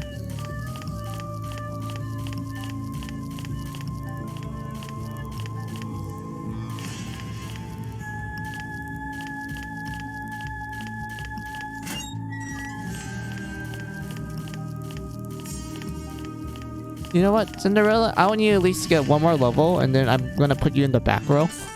So you just tank it. 気をつけてください。任せて。頑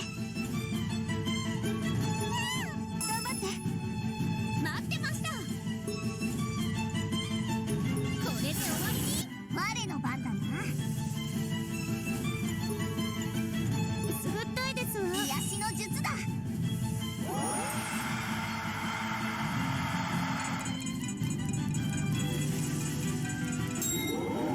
Oh yeah, for me, I did this whole place. I never left a single spot left unturned in any game. That's good to hear. I can't really do it because I got really annoyed with it. I mean, I could do it on the PS Vita, mind you, but on PC, it seems like there's a bit of a performance issue. Like, it started to slow down all of a sudden, and then there was some crashes every now and then. So because of that, I don't want to bother to do the whole thing if that's gonna happen.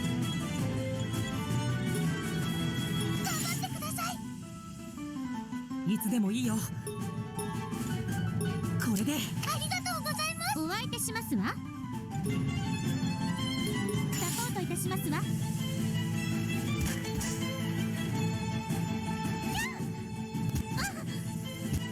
頑張るぞ。任せて。こっちだ。覚悟なさいませ。お助けしますわ。いや。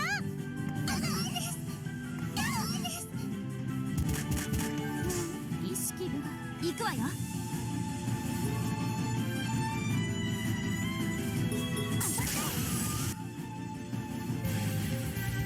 私もまだまだだな。 You know, we're gonna go back to the first area so I can just purge everyone. Let's do that. I feel like that's a much better choice.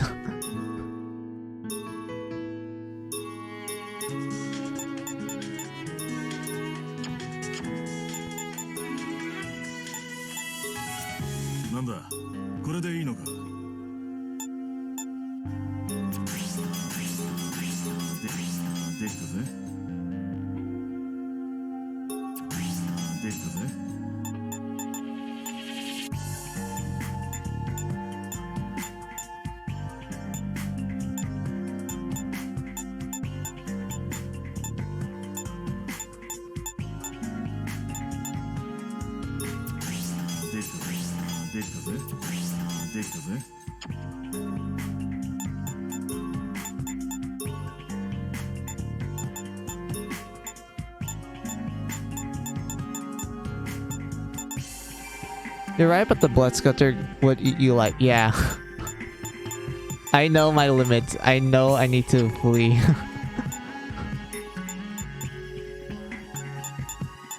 This is a good idea because I'm not gonna use Snow White as the magic. I mean the damage dealer. She's mostly gonna be a, what do you call it? Buffer and debuffer.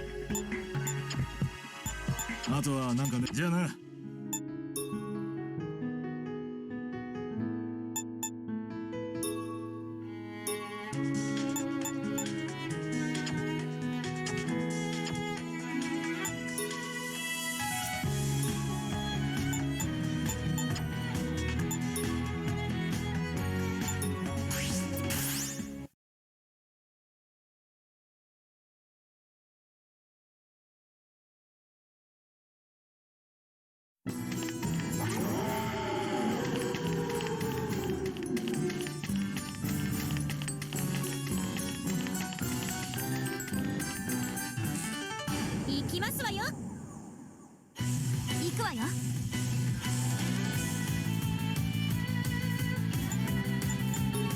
頑張ります。行くよ。相手になろう。僕の番か。行きましてよ。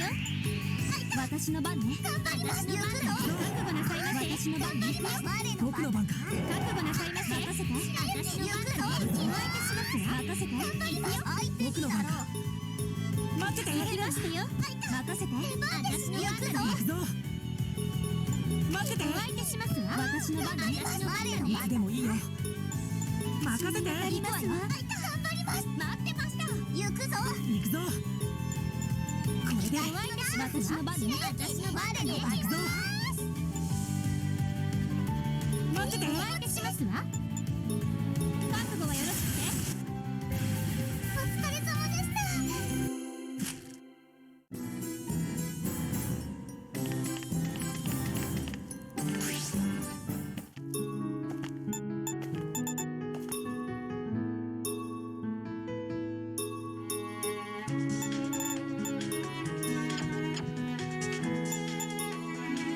何かこちらをご覧ください。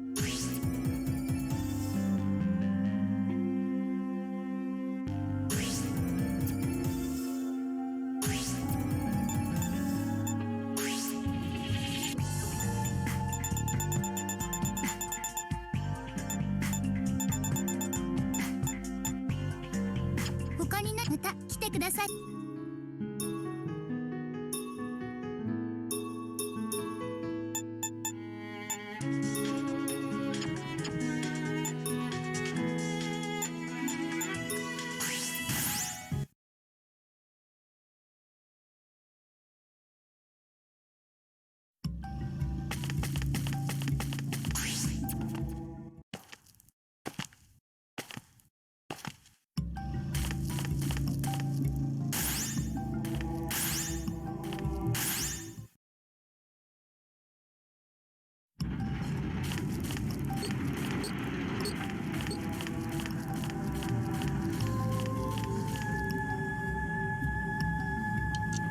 行きますわよ。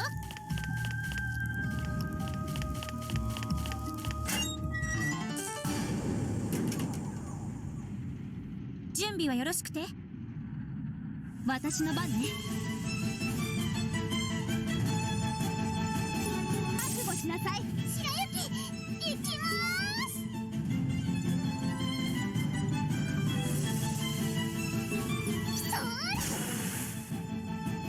行くよ。思いっきり行くよ。よーし。片付きましたわね。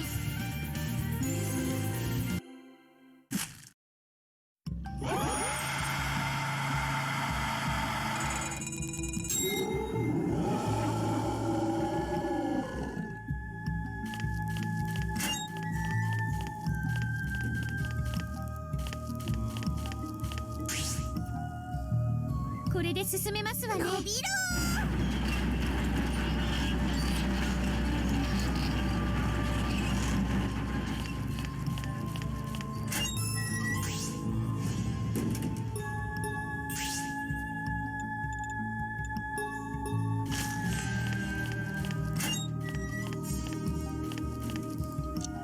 発動しますわ。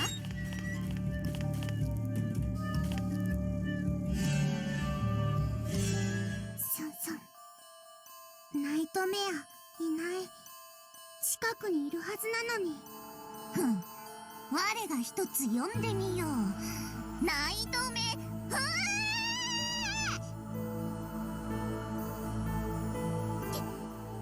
急に暗く。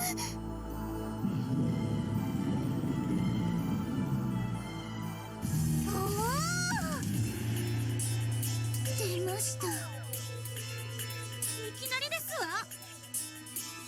やられた。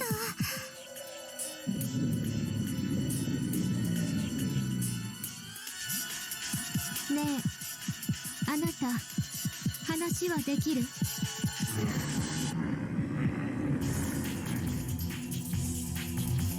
どうやらダメみたいね。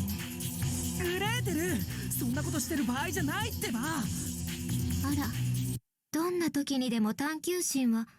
親指ナイトメアを抑えて。アリス、グレーテル、両翼から攻撃。ジャックは前衛3人のフォローを。上等だわ、やってやろうじゃない。ハーメルンは無茶しない範囲内で好きにしてよし。よい、行くよ。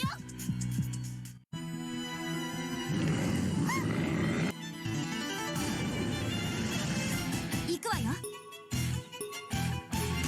あ、当たって当たって当たって。白雪行きまーす。私の番だね。これで終わりに。我の番だな。地獄へ送ってやろう。緊張するな。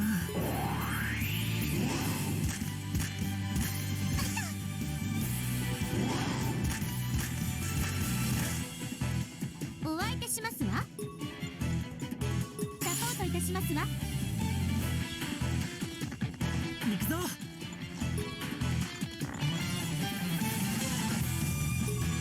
聞いてくれ。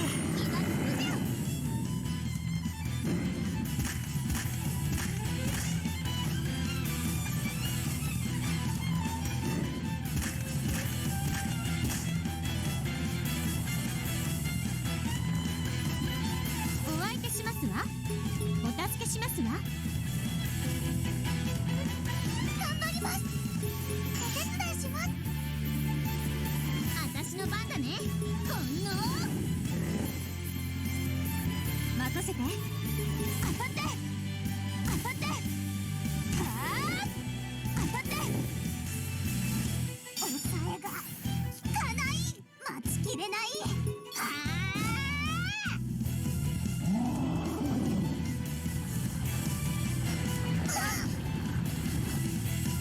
いつでもいいよ。それ。あ、やった。覚悟なさいませ。頑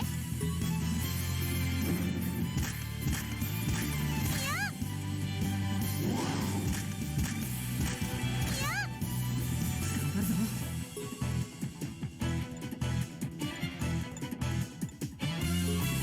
それ。助かりましたよ。覚悟なさいませ。白雪行きま行くよ。思いっきり行くよ。私の番ね。当たって。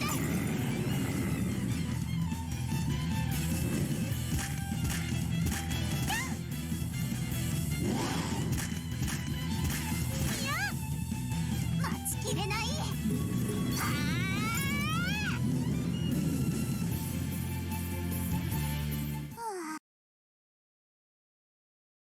よし、相手は弱ってきたよ。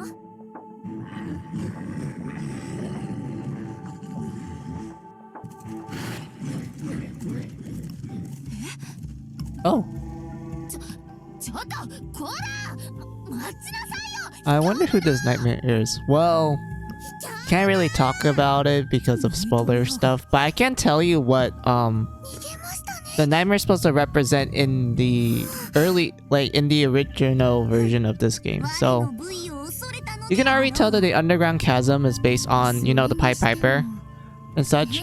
More specifically, you notice how there's like mouths everywhere, and how some of these mouths have like a bunch of rat eyes in it. That's like that's a huge reference to like the whole overall setting of the Pied Piper, and also the mouths are supposed to represent the townspeople of Hamlet, where the best way you can describe the townspeople is that they like to talk a lot and they don't like work. Well, I mean they do work, but they don't like try hard. Like, I know the whole point of the fairy tale was like they have a rat problem, they try solve, and they're trying to like, you know, solve it and whatnot, but unfortunately they were not able to, and they got lazy from that. It only took the Pied Piper to like, you know, solve their problems, is where, you know, they decided, hey, let's just don't pay this guy even though he solved our problems and everything. The nightmare itself, you can tell by like us destroying the armor, and then you see these like figures that has like this pipe on them. You can tell that's you know, that's the Piper himself. And everything. And also the fact that the dungeon is like 100 by 100 and you rarely see the nightmare and whatnot is supposed to represent the laziness of the city of Hamlin. How everyone in that city is just, you know, they don't really try hard. They don't want to try to, like, you know, find us and whatnot. So you can say that in this nightmare is just like, I don't want to be here. I want to be left by myself. But you guys just decided to come to my place and just explore it and whatnot. I just wanted to avoid you all.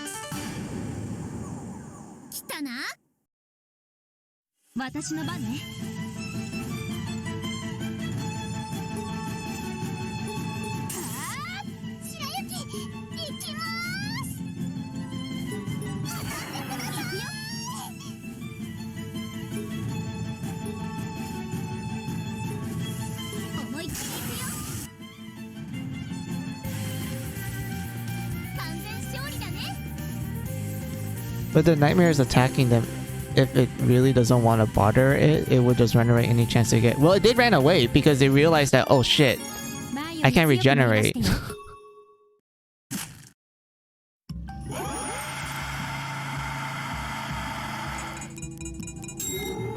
I'm just assuming, like, because of Hamlin essentially calling out to the nightmare is like, okay, fine, I'll entertain you. And then, you know, realize that, oh shit, I can't regenerate. I need to run away. And that's why the girls were surprised. They're like, wait, this nightmare is running away. It's not trying to, like, you know, fight us.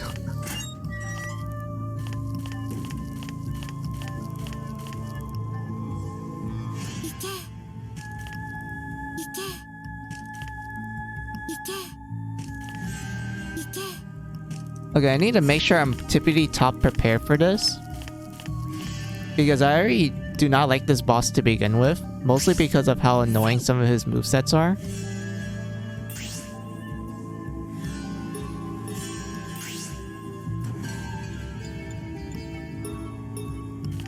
Alright. I feel like the game is slowing down hard, so... Let me do something real quick.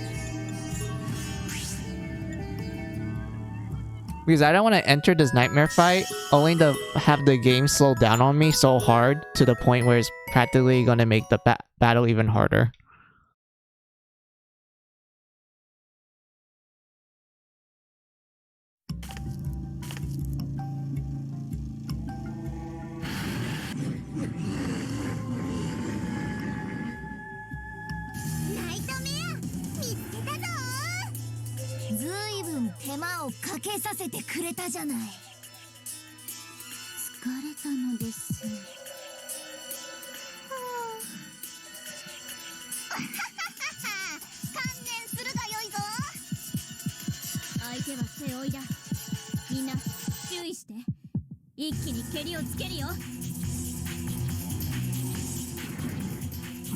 True, this nightmare better be good or else I ask the baddest Dumbledore to bitch slap it. Exactly. I've been letting Hamlin do all the work because it is her dungeon. But if she's not able to, Dumbledore is gonna take it up a notch.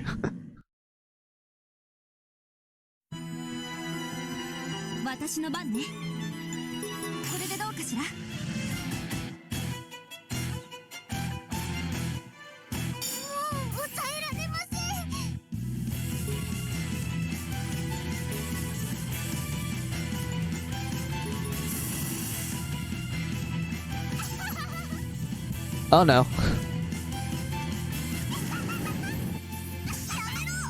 Oh no.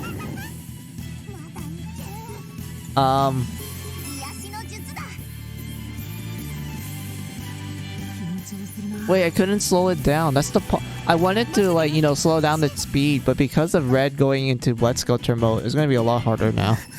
And Jack is stunned. Really, my man?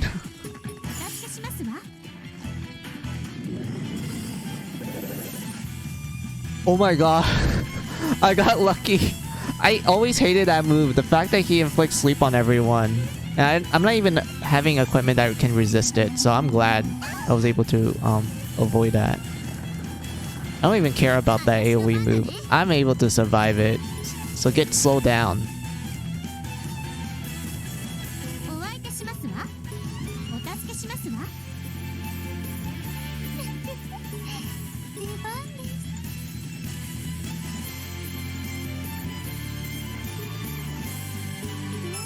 助かりましたよ。相手になろう。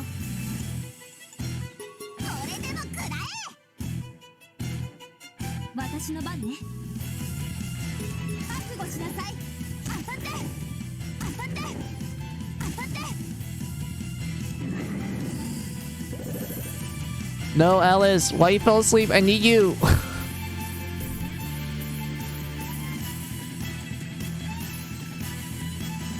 He's gonna trimmer? Oh no, he's just gonna make everyone fall asleep. Okay, it's not that bad. I thought he was gonna do something along the lines of bullshit, but no, he didn't. That's good.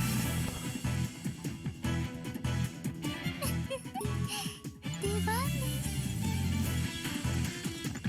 お助けします。行きましたよ。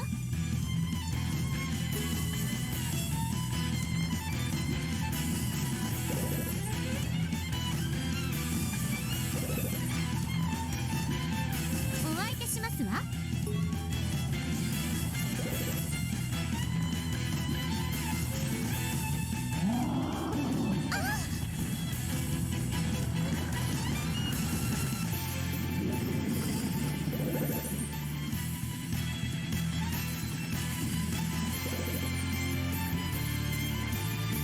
任せて。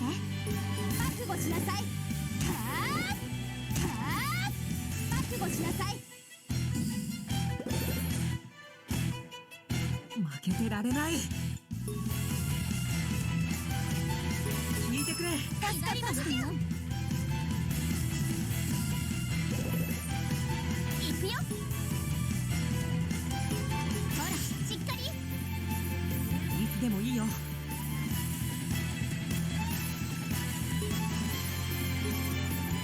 待ってて。よい子こっちだ。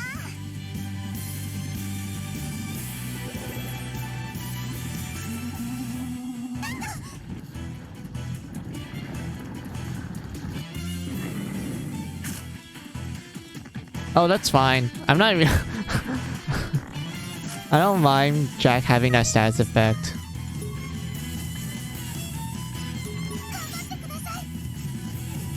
行くぞ。これでも食らえ。任せて。はあ当たって。覚悟しなさい。はあ私の番だね。青色悪いよ。頑張るぞ。行きましたよ。来た来た来た。かかってこい。これでしまいだ。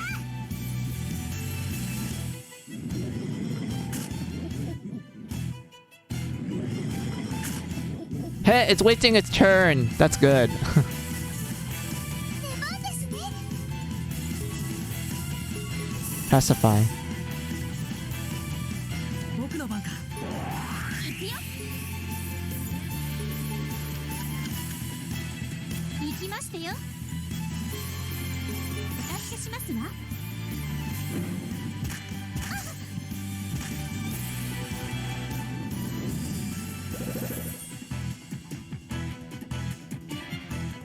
行くわよ。覚悟しなさい。はあはあ覚悟しなさい。頑張ります。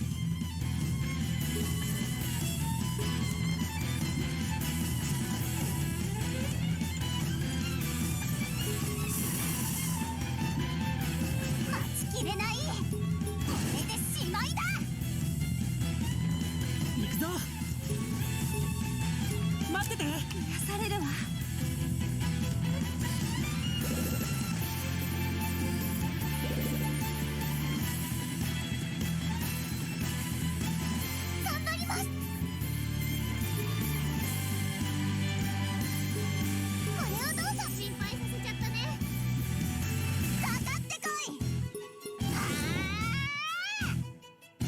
行くぞ。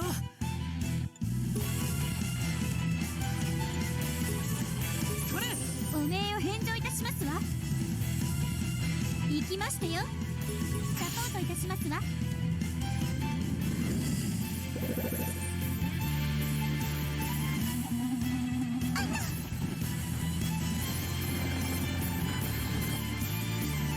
私の番だね。サポートするよ。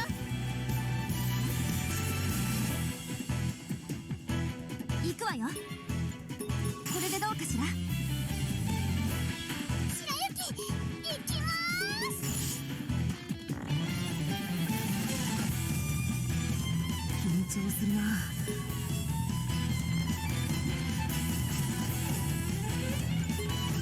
聞いてくれ。舞い戻ってきたぞ。行きましたよ。サポートいたしますわ。は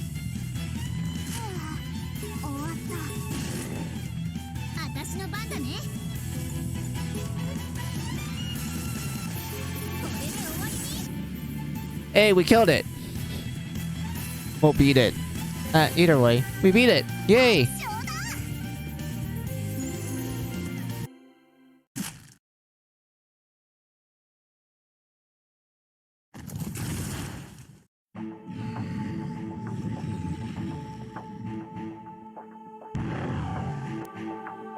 やったわ。おっしゃー。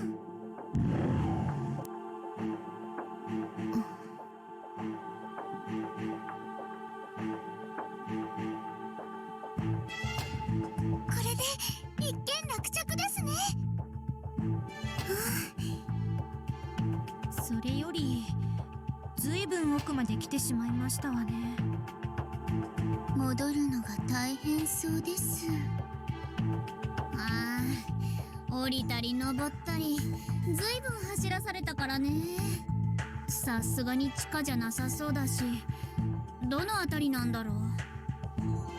その辺りをぶち抜いたらどこかのエリアに出られるのかしら。そういうことなら我が。ちょっと待ってよ。そんなことしたらあちこち崩れたりするかもしれないし。うん、それもそうか。グレーテル、どうしたの？このエリアには他と違う点がいくつかあったわね。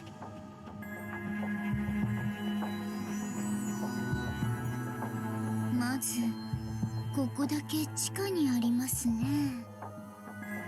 それにコアを壊した時のジェイルの鳴き声がいつもと違いましたわ。ナイトメアは戦ってる途中に逃げ出したしね。あれは窓？本当だ。そうね、確かに窓だわ。瓦礫で埋まってますけど、ここって建物の中だったんですね。そうするとますますどの辺りなんだろう。この鉄の板を溶かせばこっちから外が見えるかも。よいしょっと。手伝うわ。うん、みんなでどかそう。眩しい。なんなのこの光。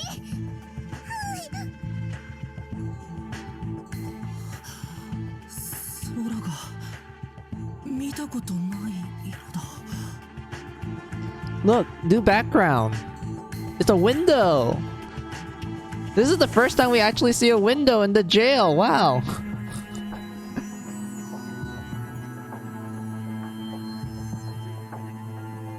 Oh yeah, let's continue on.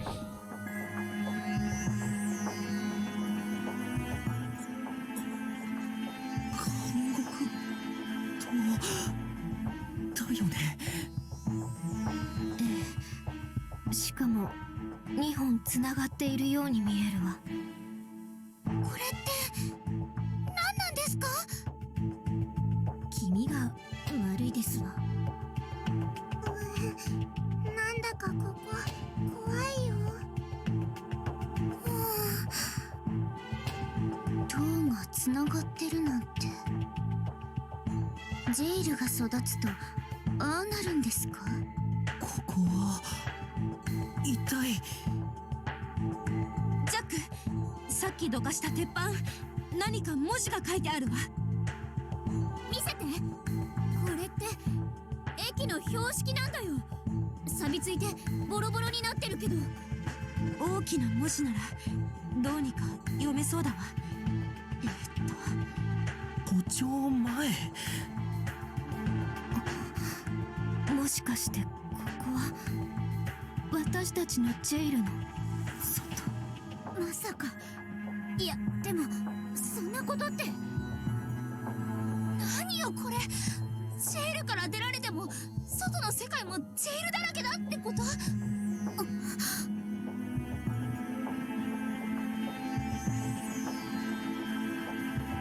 そんな。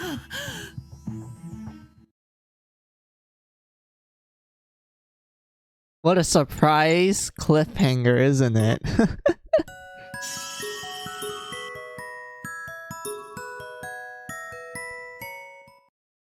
But yeah, that was it. That was the post-game dungeon. That was all this game has to offer.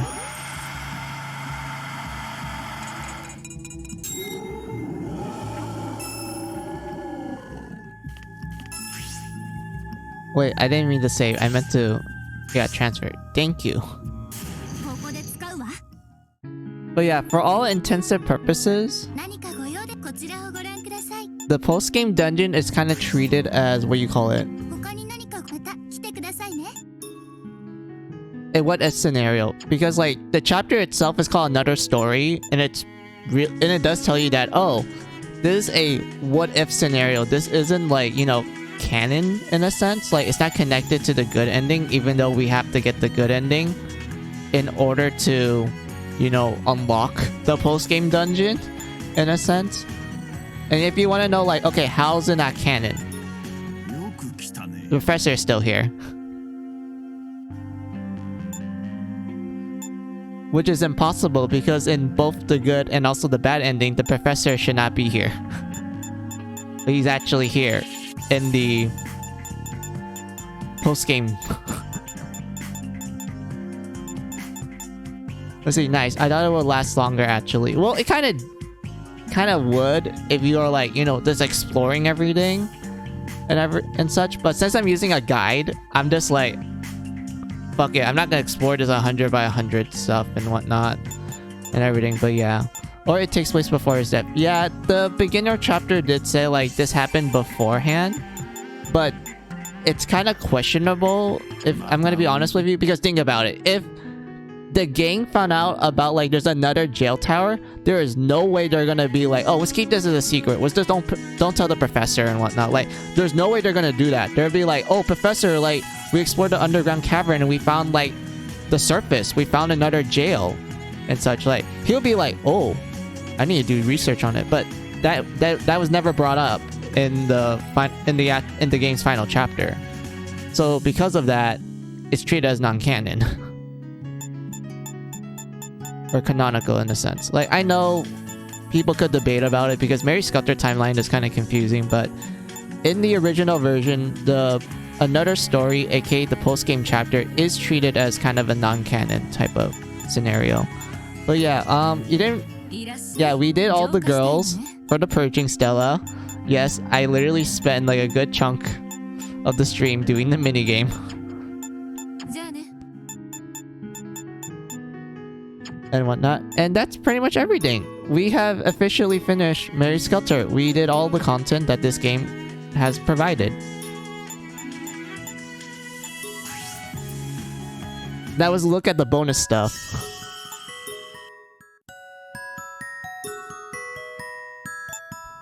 Yeah, the novel right here is essentially the side story novel, but they only translated the prologue.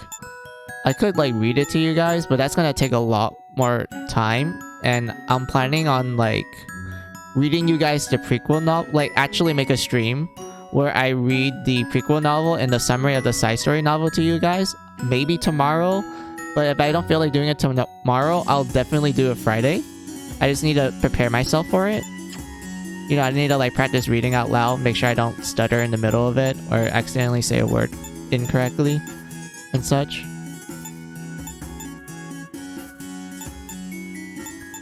But how could you say that when we have Mary Sculptor 2? Not saying you're wrong, but I can't see where you're coming at from.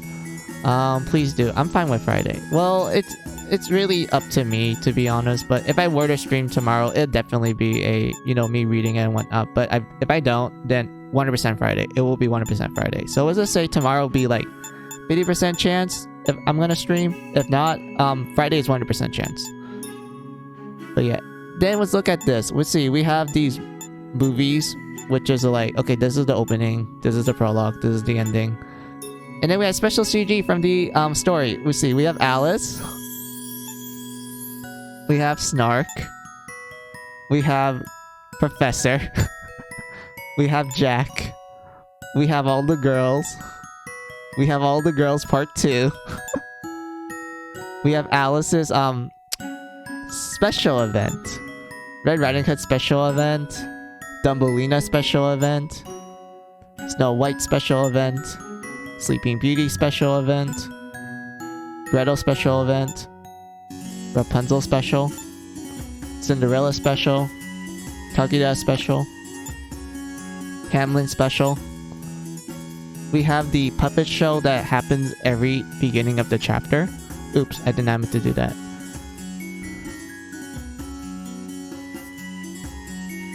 Alice and Red are so naughty. Okay, look. They know who are the best girls, okay? They want to make sure they have the best, like, you know, spicy content. And whatnot. But yeah, yeah, Alice Spider, Paladin, Marshall, Destroyer, Bloodlord, Sakura Maiden. I honestly hate how Sakura Maiden is practically useless in Mary Sculptor Original. Like, that class line is just absolutely useless. There's no reason to use that class line. In Finale, there is some use to it, but like, even still, it's kind of debatable.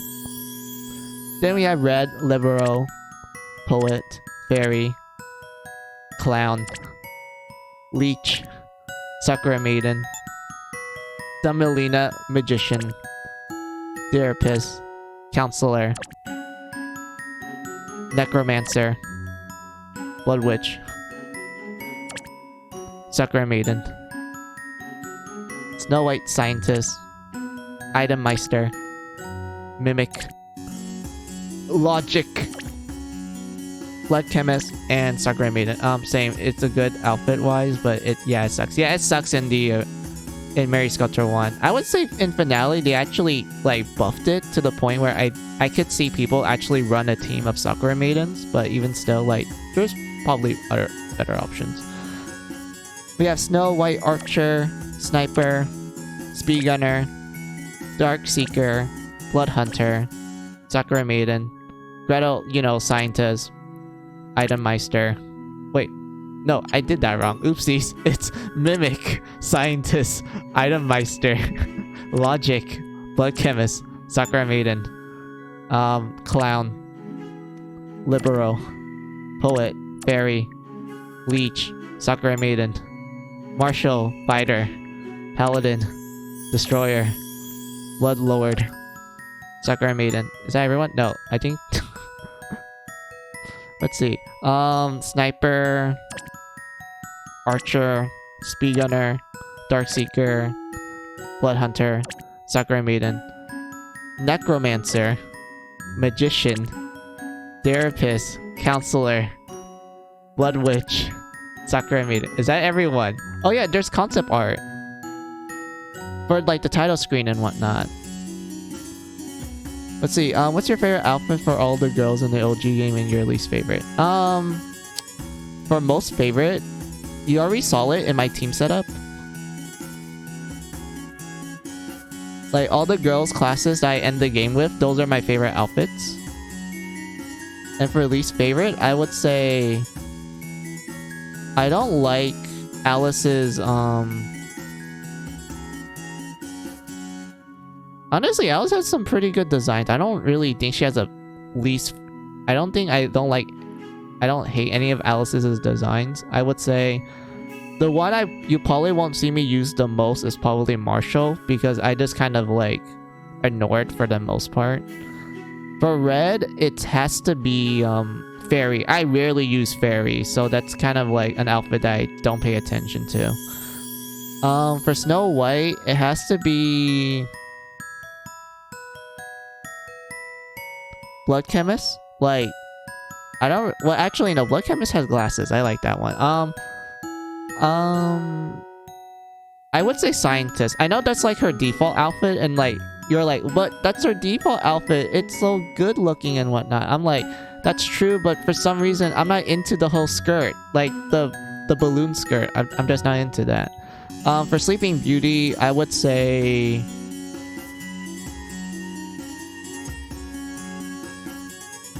Darkseeker. I don't really like the look of Darkseeker on Sleeping Beauty with her long hair and whatnot. Oops, I did not meant to do that. I meant to show like the other concept art. So yeah, this is stage 1 of the title screen. This is stage 2. Stage 3. Stage 4. And then stage 5. At the tippity top of the PP tower.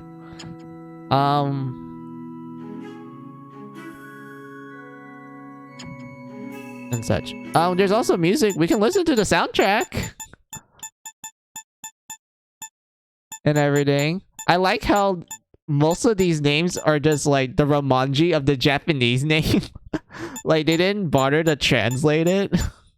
They're just like, yep, let's just use the Romanji.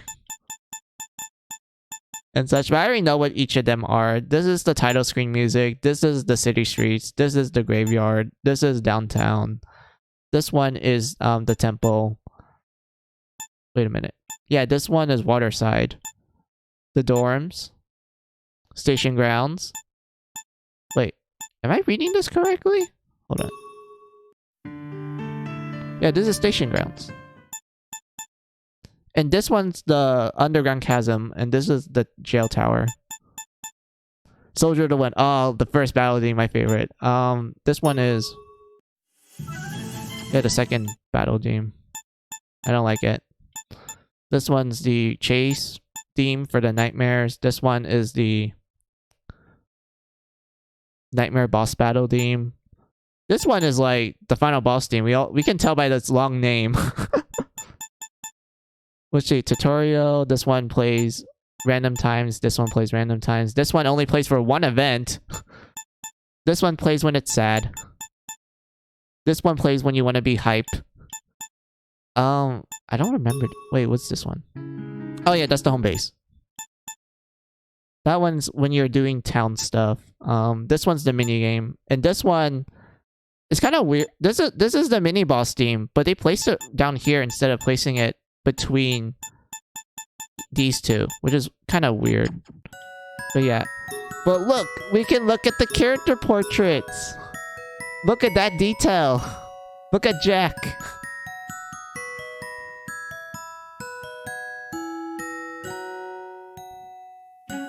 Look at him. He's a happy boy. And then we have Jack when he's just on his day off.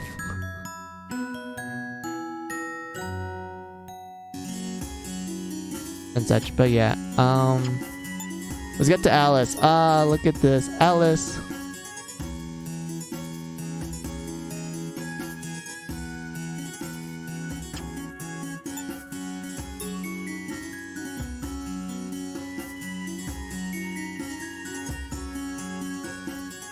But yeah, since we actually unlocked the character portraits, I can actually talk about the blood sculpture designs, because I've been waiting for this moment ever since I started the stream.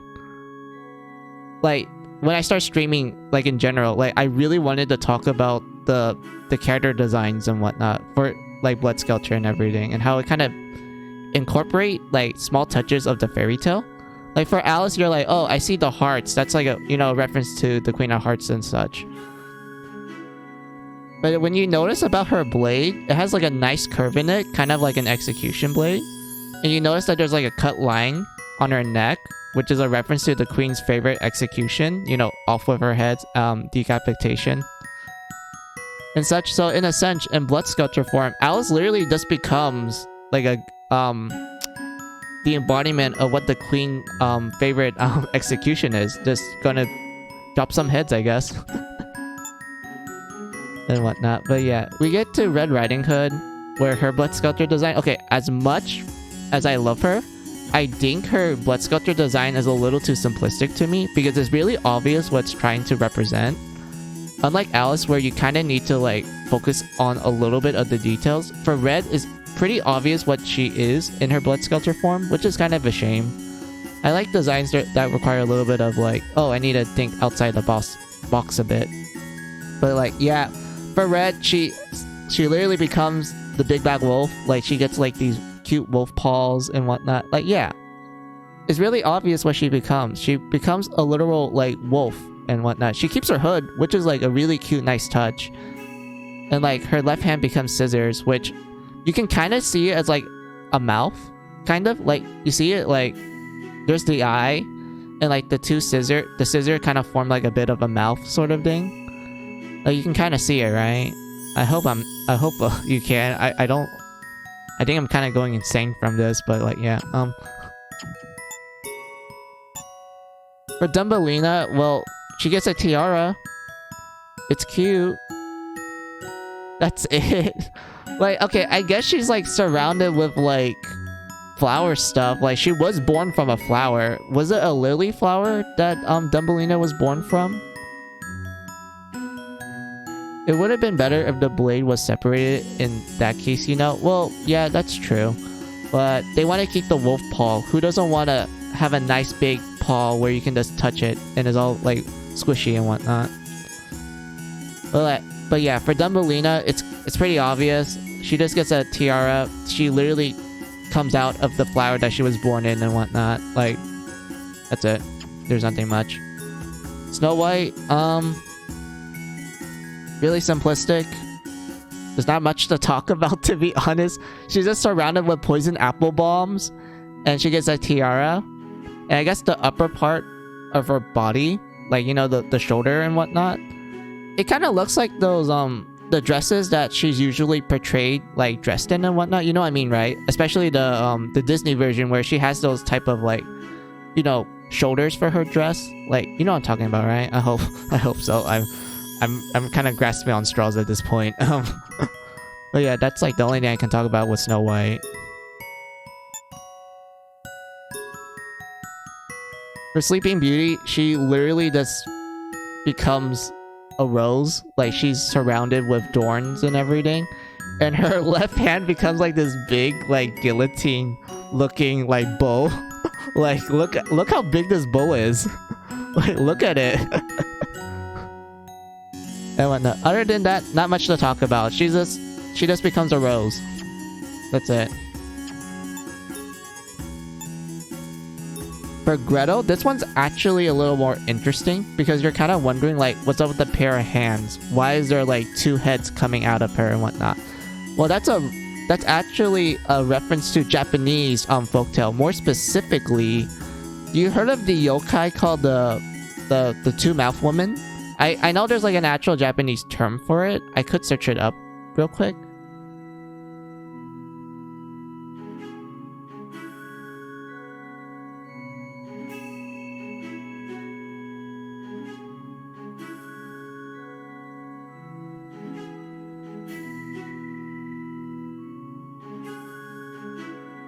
Okay, so it's pronounced Futakuchi sorry, Futakuchi Onna. So the Futakuchi Onna, or the two-mouth woman. She's known for having like a mouth on the back of her head, and she uses her hairs as like hands for the mouth to like grab food and like put food in his mouth and everything. So this yokai is known for like eating a lot. And since, you know, Gretel's blood libido is that she loves sweets, she's a gluttony for sweets. So they kind of incorporate that design into her, where essentially she becomes this yokai that just wants to eat sweets, but in this case, the sweets are the enemy's blood. And at the pair of hands, you can kind of see as like, you know, her hair, quote unquote. You know, like how the yokai itself uses its hair as hands. In this sense, she just summons a bunch of ghost hands to hold her stuff and whatnot. But yeah, that's for Gretel.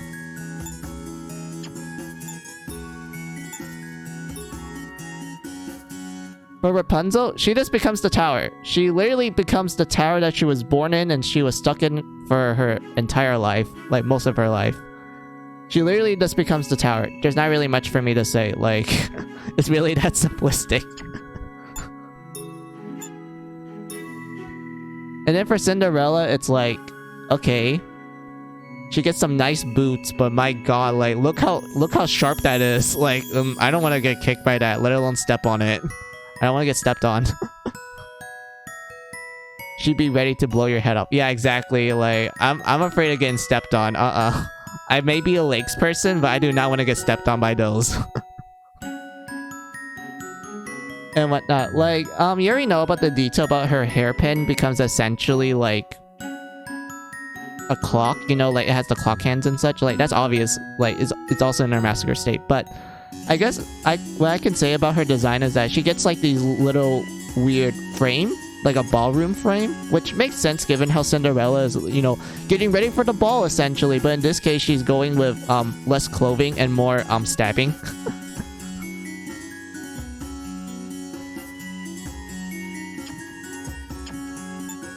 And whatnot. Unless you're into that, which is fine. I'm not into that. Okay. I'm not into stepping. I just like legs in general. I don't like stuff that revolves around feet, to be honest. But yeah, then we get to Kaguya. Kaguya's design, like, you can tell is really Japanese inspired because of like the mist, you know, the pink mist that's surrounding her. It's usually the classic Japanese way of portraying clouds and everything, which is a really nice touch. She's sitting on a moon, a crescent moon at that, which is usually how the moon is portrayed in classic Japanese art. And like her kimono essentially kind of looks like a moon, but it's like, you know, has like a nice sharp end so that she can just attack people and everything. She also gets bunny ears, which is a reference to like how in Eastern belief there is like a bunny in the moon that pounds mochi and whatnot. I know that's mostly like Chinese and like Japanese stuff, but I know Vietnam also has like something similar to that and everything. But like, yeah, same with Alice. Yeah, she does. For Alice, she gets bunny ears because of the white rabbit. But for Kaguya is a reference to the moon bunny and everything. But like, yeah, overall good design. I think this one like is a well-made blood sculpture design because it's really obvious that it's really Japanese inspired, and they took those inspirations in a way that it really does fit the character. And then we have Hamlin, which is like the most confusing one to some people. They're like, okay, she looks pretty cool with the whole like Demon King look and whatnot, but what's up with these sharp things? Those are music notes. And that's a reference to how Hamlin is the Pied Piper. You know, she likes to play her pipe and whatnot. So she's a music-based character. And like the whole like demon look thing, you know, she's a chuny. She literally believes she's the demon lord. She's the Mao-sama. And whatnot. But yeah, this is essentially Hamlin going into full chuny mode, which is like the best way you could describe it. And whatnot. But yeah, we have the professor. Oh, look at him. Looking quite old.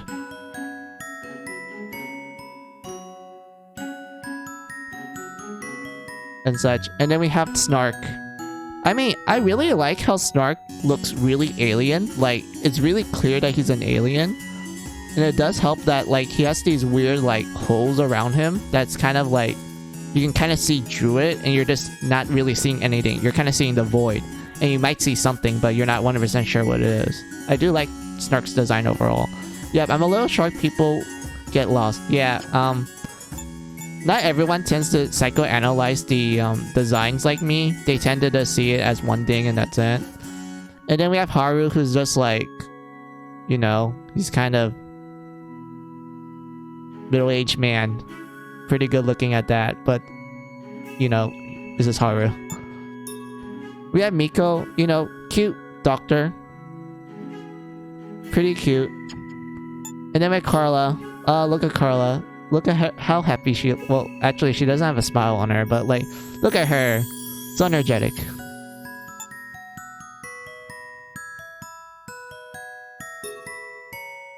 And then we have Toa, who is so underused in the first game. You barely get any like screen time with him. You only get like 3 events and that's it.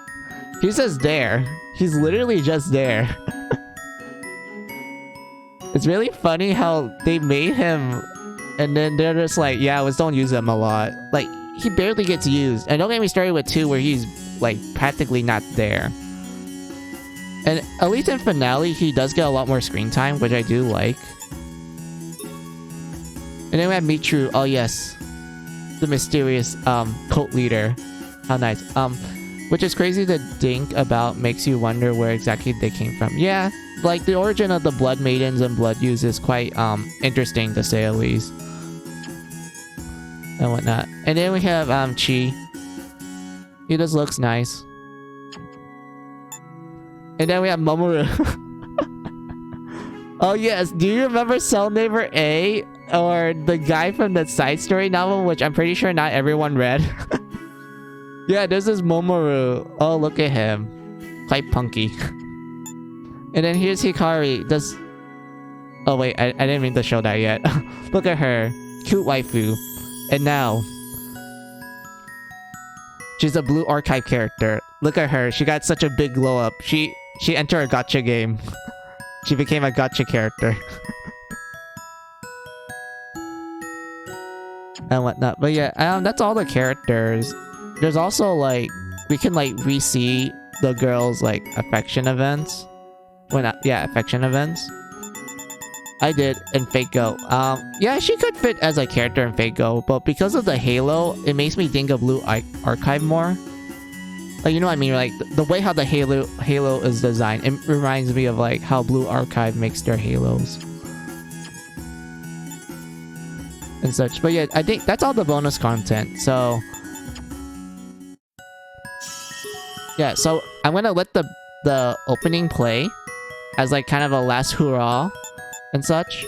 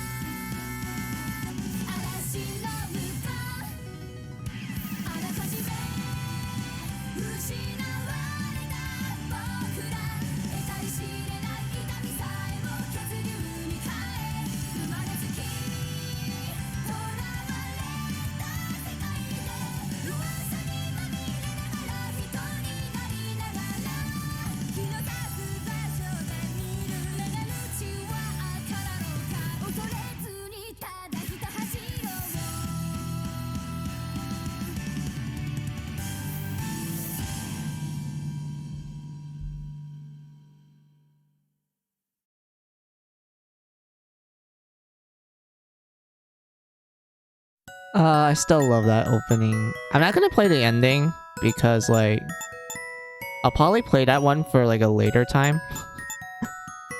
Totally not foreshadowing, mind you. But yeah, that's everything this game has to offer. So I'm gonna pull up the ending stream screen.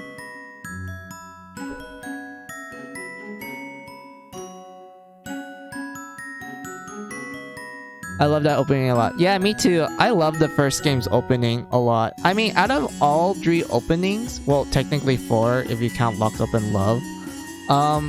My most favorite ones is Mary Sculpture 1 and Finale. I don't think, like, the second game's opening is bad. It's just that I feel like you need to watch the opening in order for the song to, like, you know, have an impact. Because if you're just listening to the song by itself, you just don't really get what it's trying to tell you. Or the feeling of what the song's trying to do. And such. Like, and everything. Like, I don't... Yeah, that's what I think about it, to be honest. Same here. Yeah, exactly. Like, it kind of reminds me of that song, like, This Is America, where if you just listen to the actual song, it's like, I don't get, like, how it's impactful. But when you actually see the music video, you actually understand what the song's trying to tell you, type of thing. So it's the type of song where the visuals actually, like, you know, help the song out and trying to convey a certain message and everything. That's how I feel towards Mary Sculptors 2's opening. It needs that visual in order for it to, like, you know, stand out in a sense and whatnot. But like, yeah,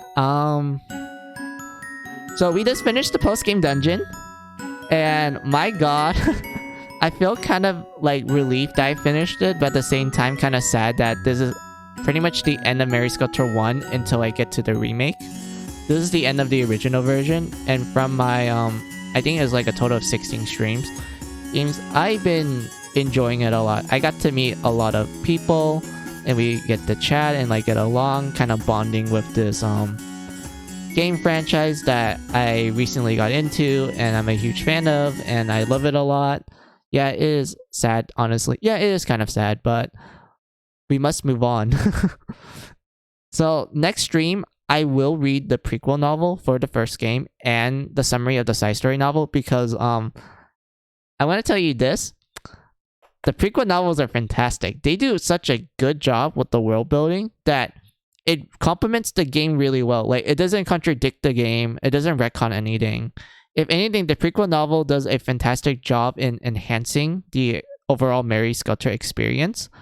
And it just makes you go like, wow, this world is actually well made. It's well crafted. They know what they're doing when they were making not only this game, but making this prequel novel as well. And we became friends. Yes, exactly, Stella. I'm surprised that you actually came to my stream and be like, hey, I'm a fan as well. And then we just hit it off at that point. Same thing with Gwen, but I don't know if Gwen's still here.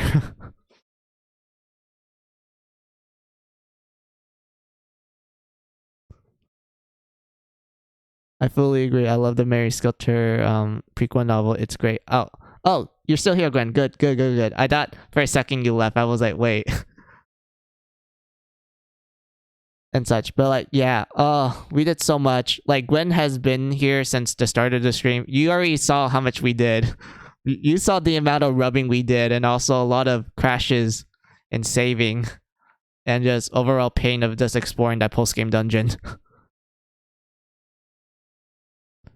And whatnot. But yeah, I don't really think I have much to say other than telling you guys that, okay, tomorrow I'll maybe stream. Like a good 50% I will stream.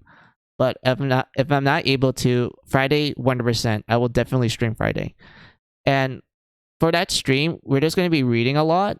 And maybe if I were to finish all of that reading really quickly, knowing me, I'm kind of a slow reader, so it's probably going to take me a while. But if we manage to finish it all and I don't feel tired, I will boot up Mary Sculptor 2 and we're going to watch the beginning parts of it and everything. And such. That sounds like a good plan, right? Yeah?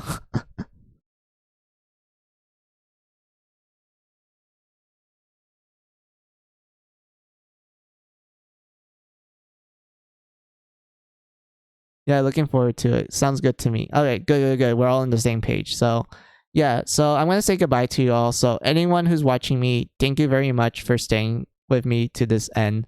And anyone who's lurking, thank you for the lurk. I appreciate you. Lurkers are always welcome here. And I think that's all I need to say to you guys. So, I'm going to say goodbye now. So, have a good day. Have a good night. Have a good afternoon, whatever time it is on your side of the world. This is Final Mizu saying goodbye. Goodbye.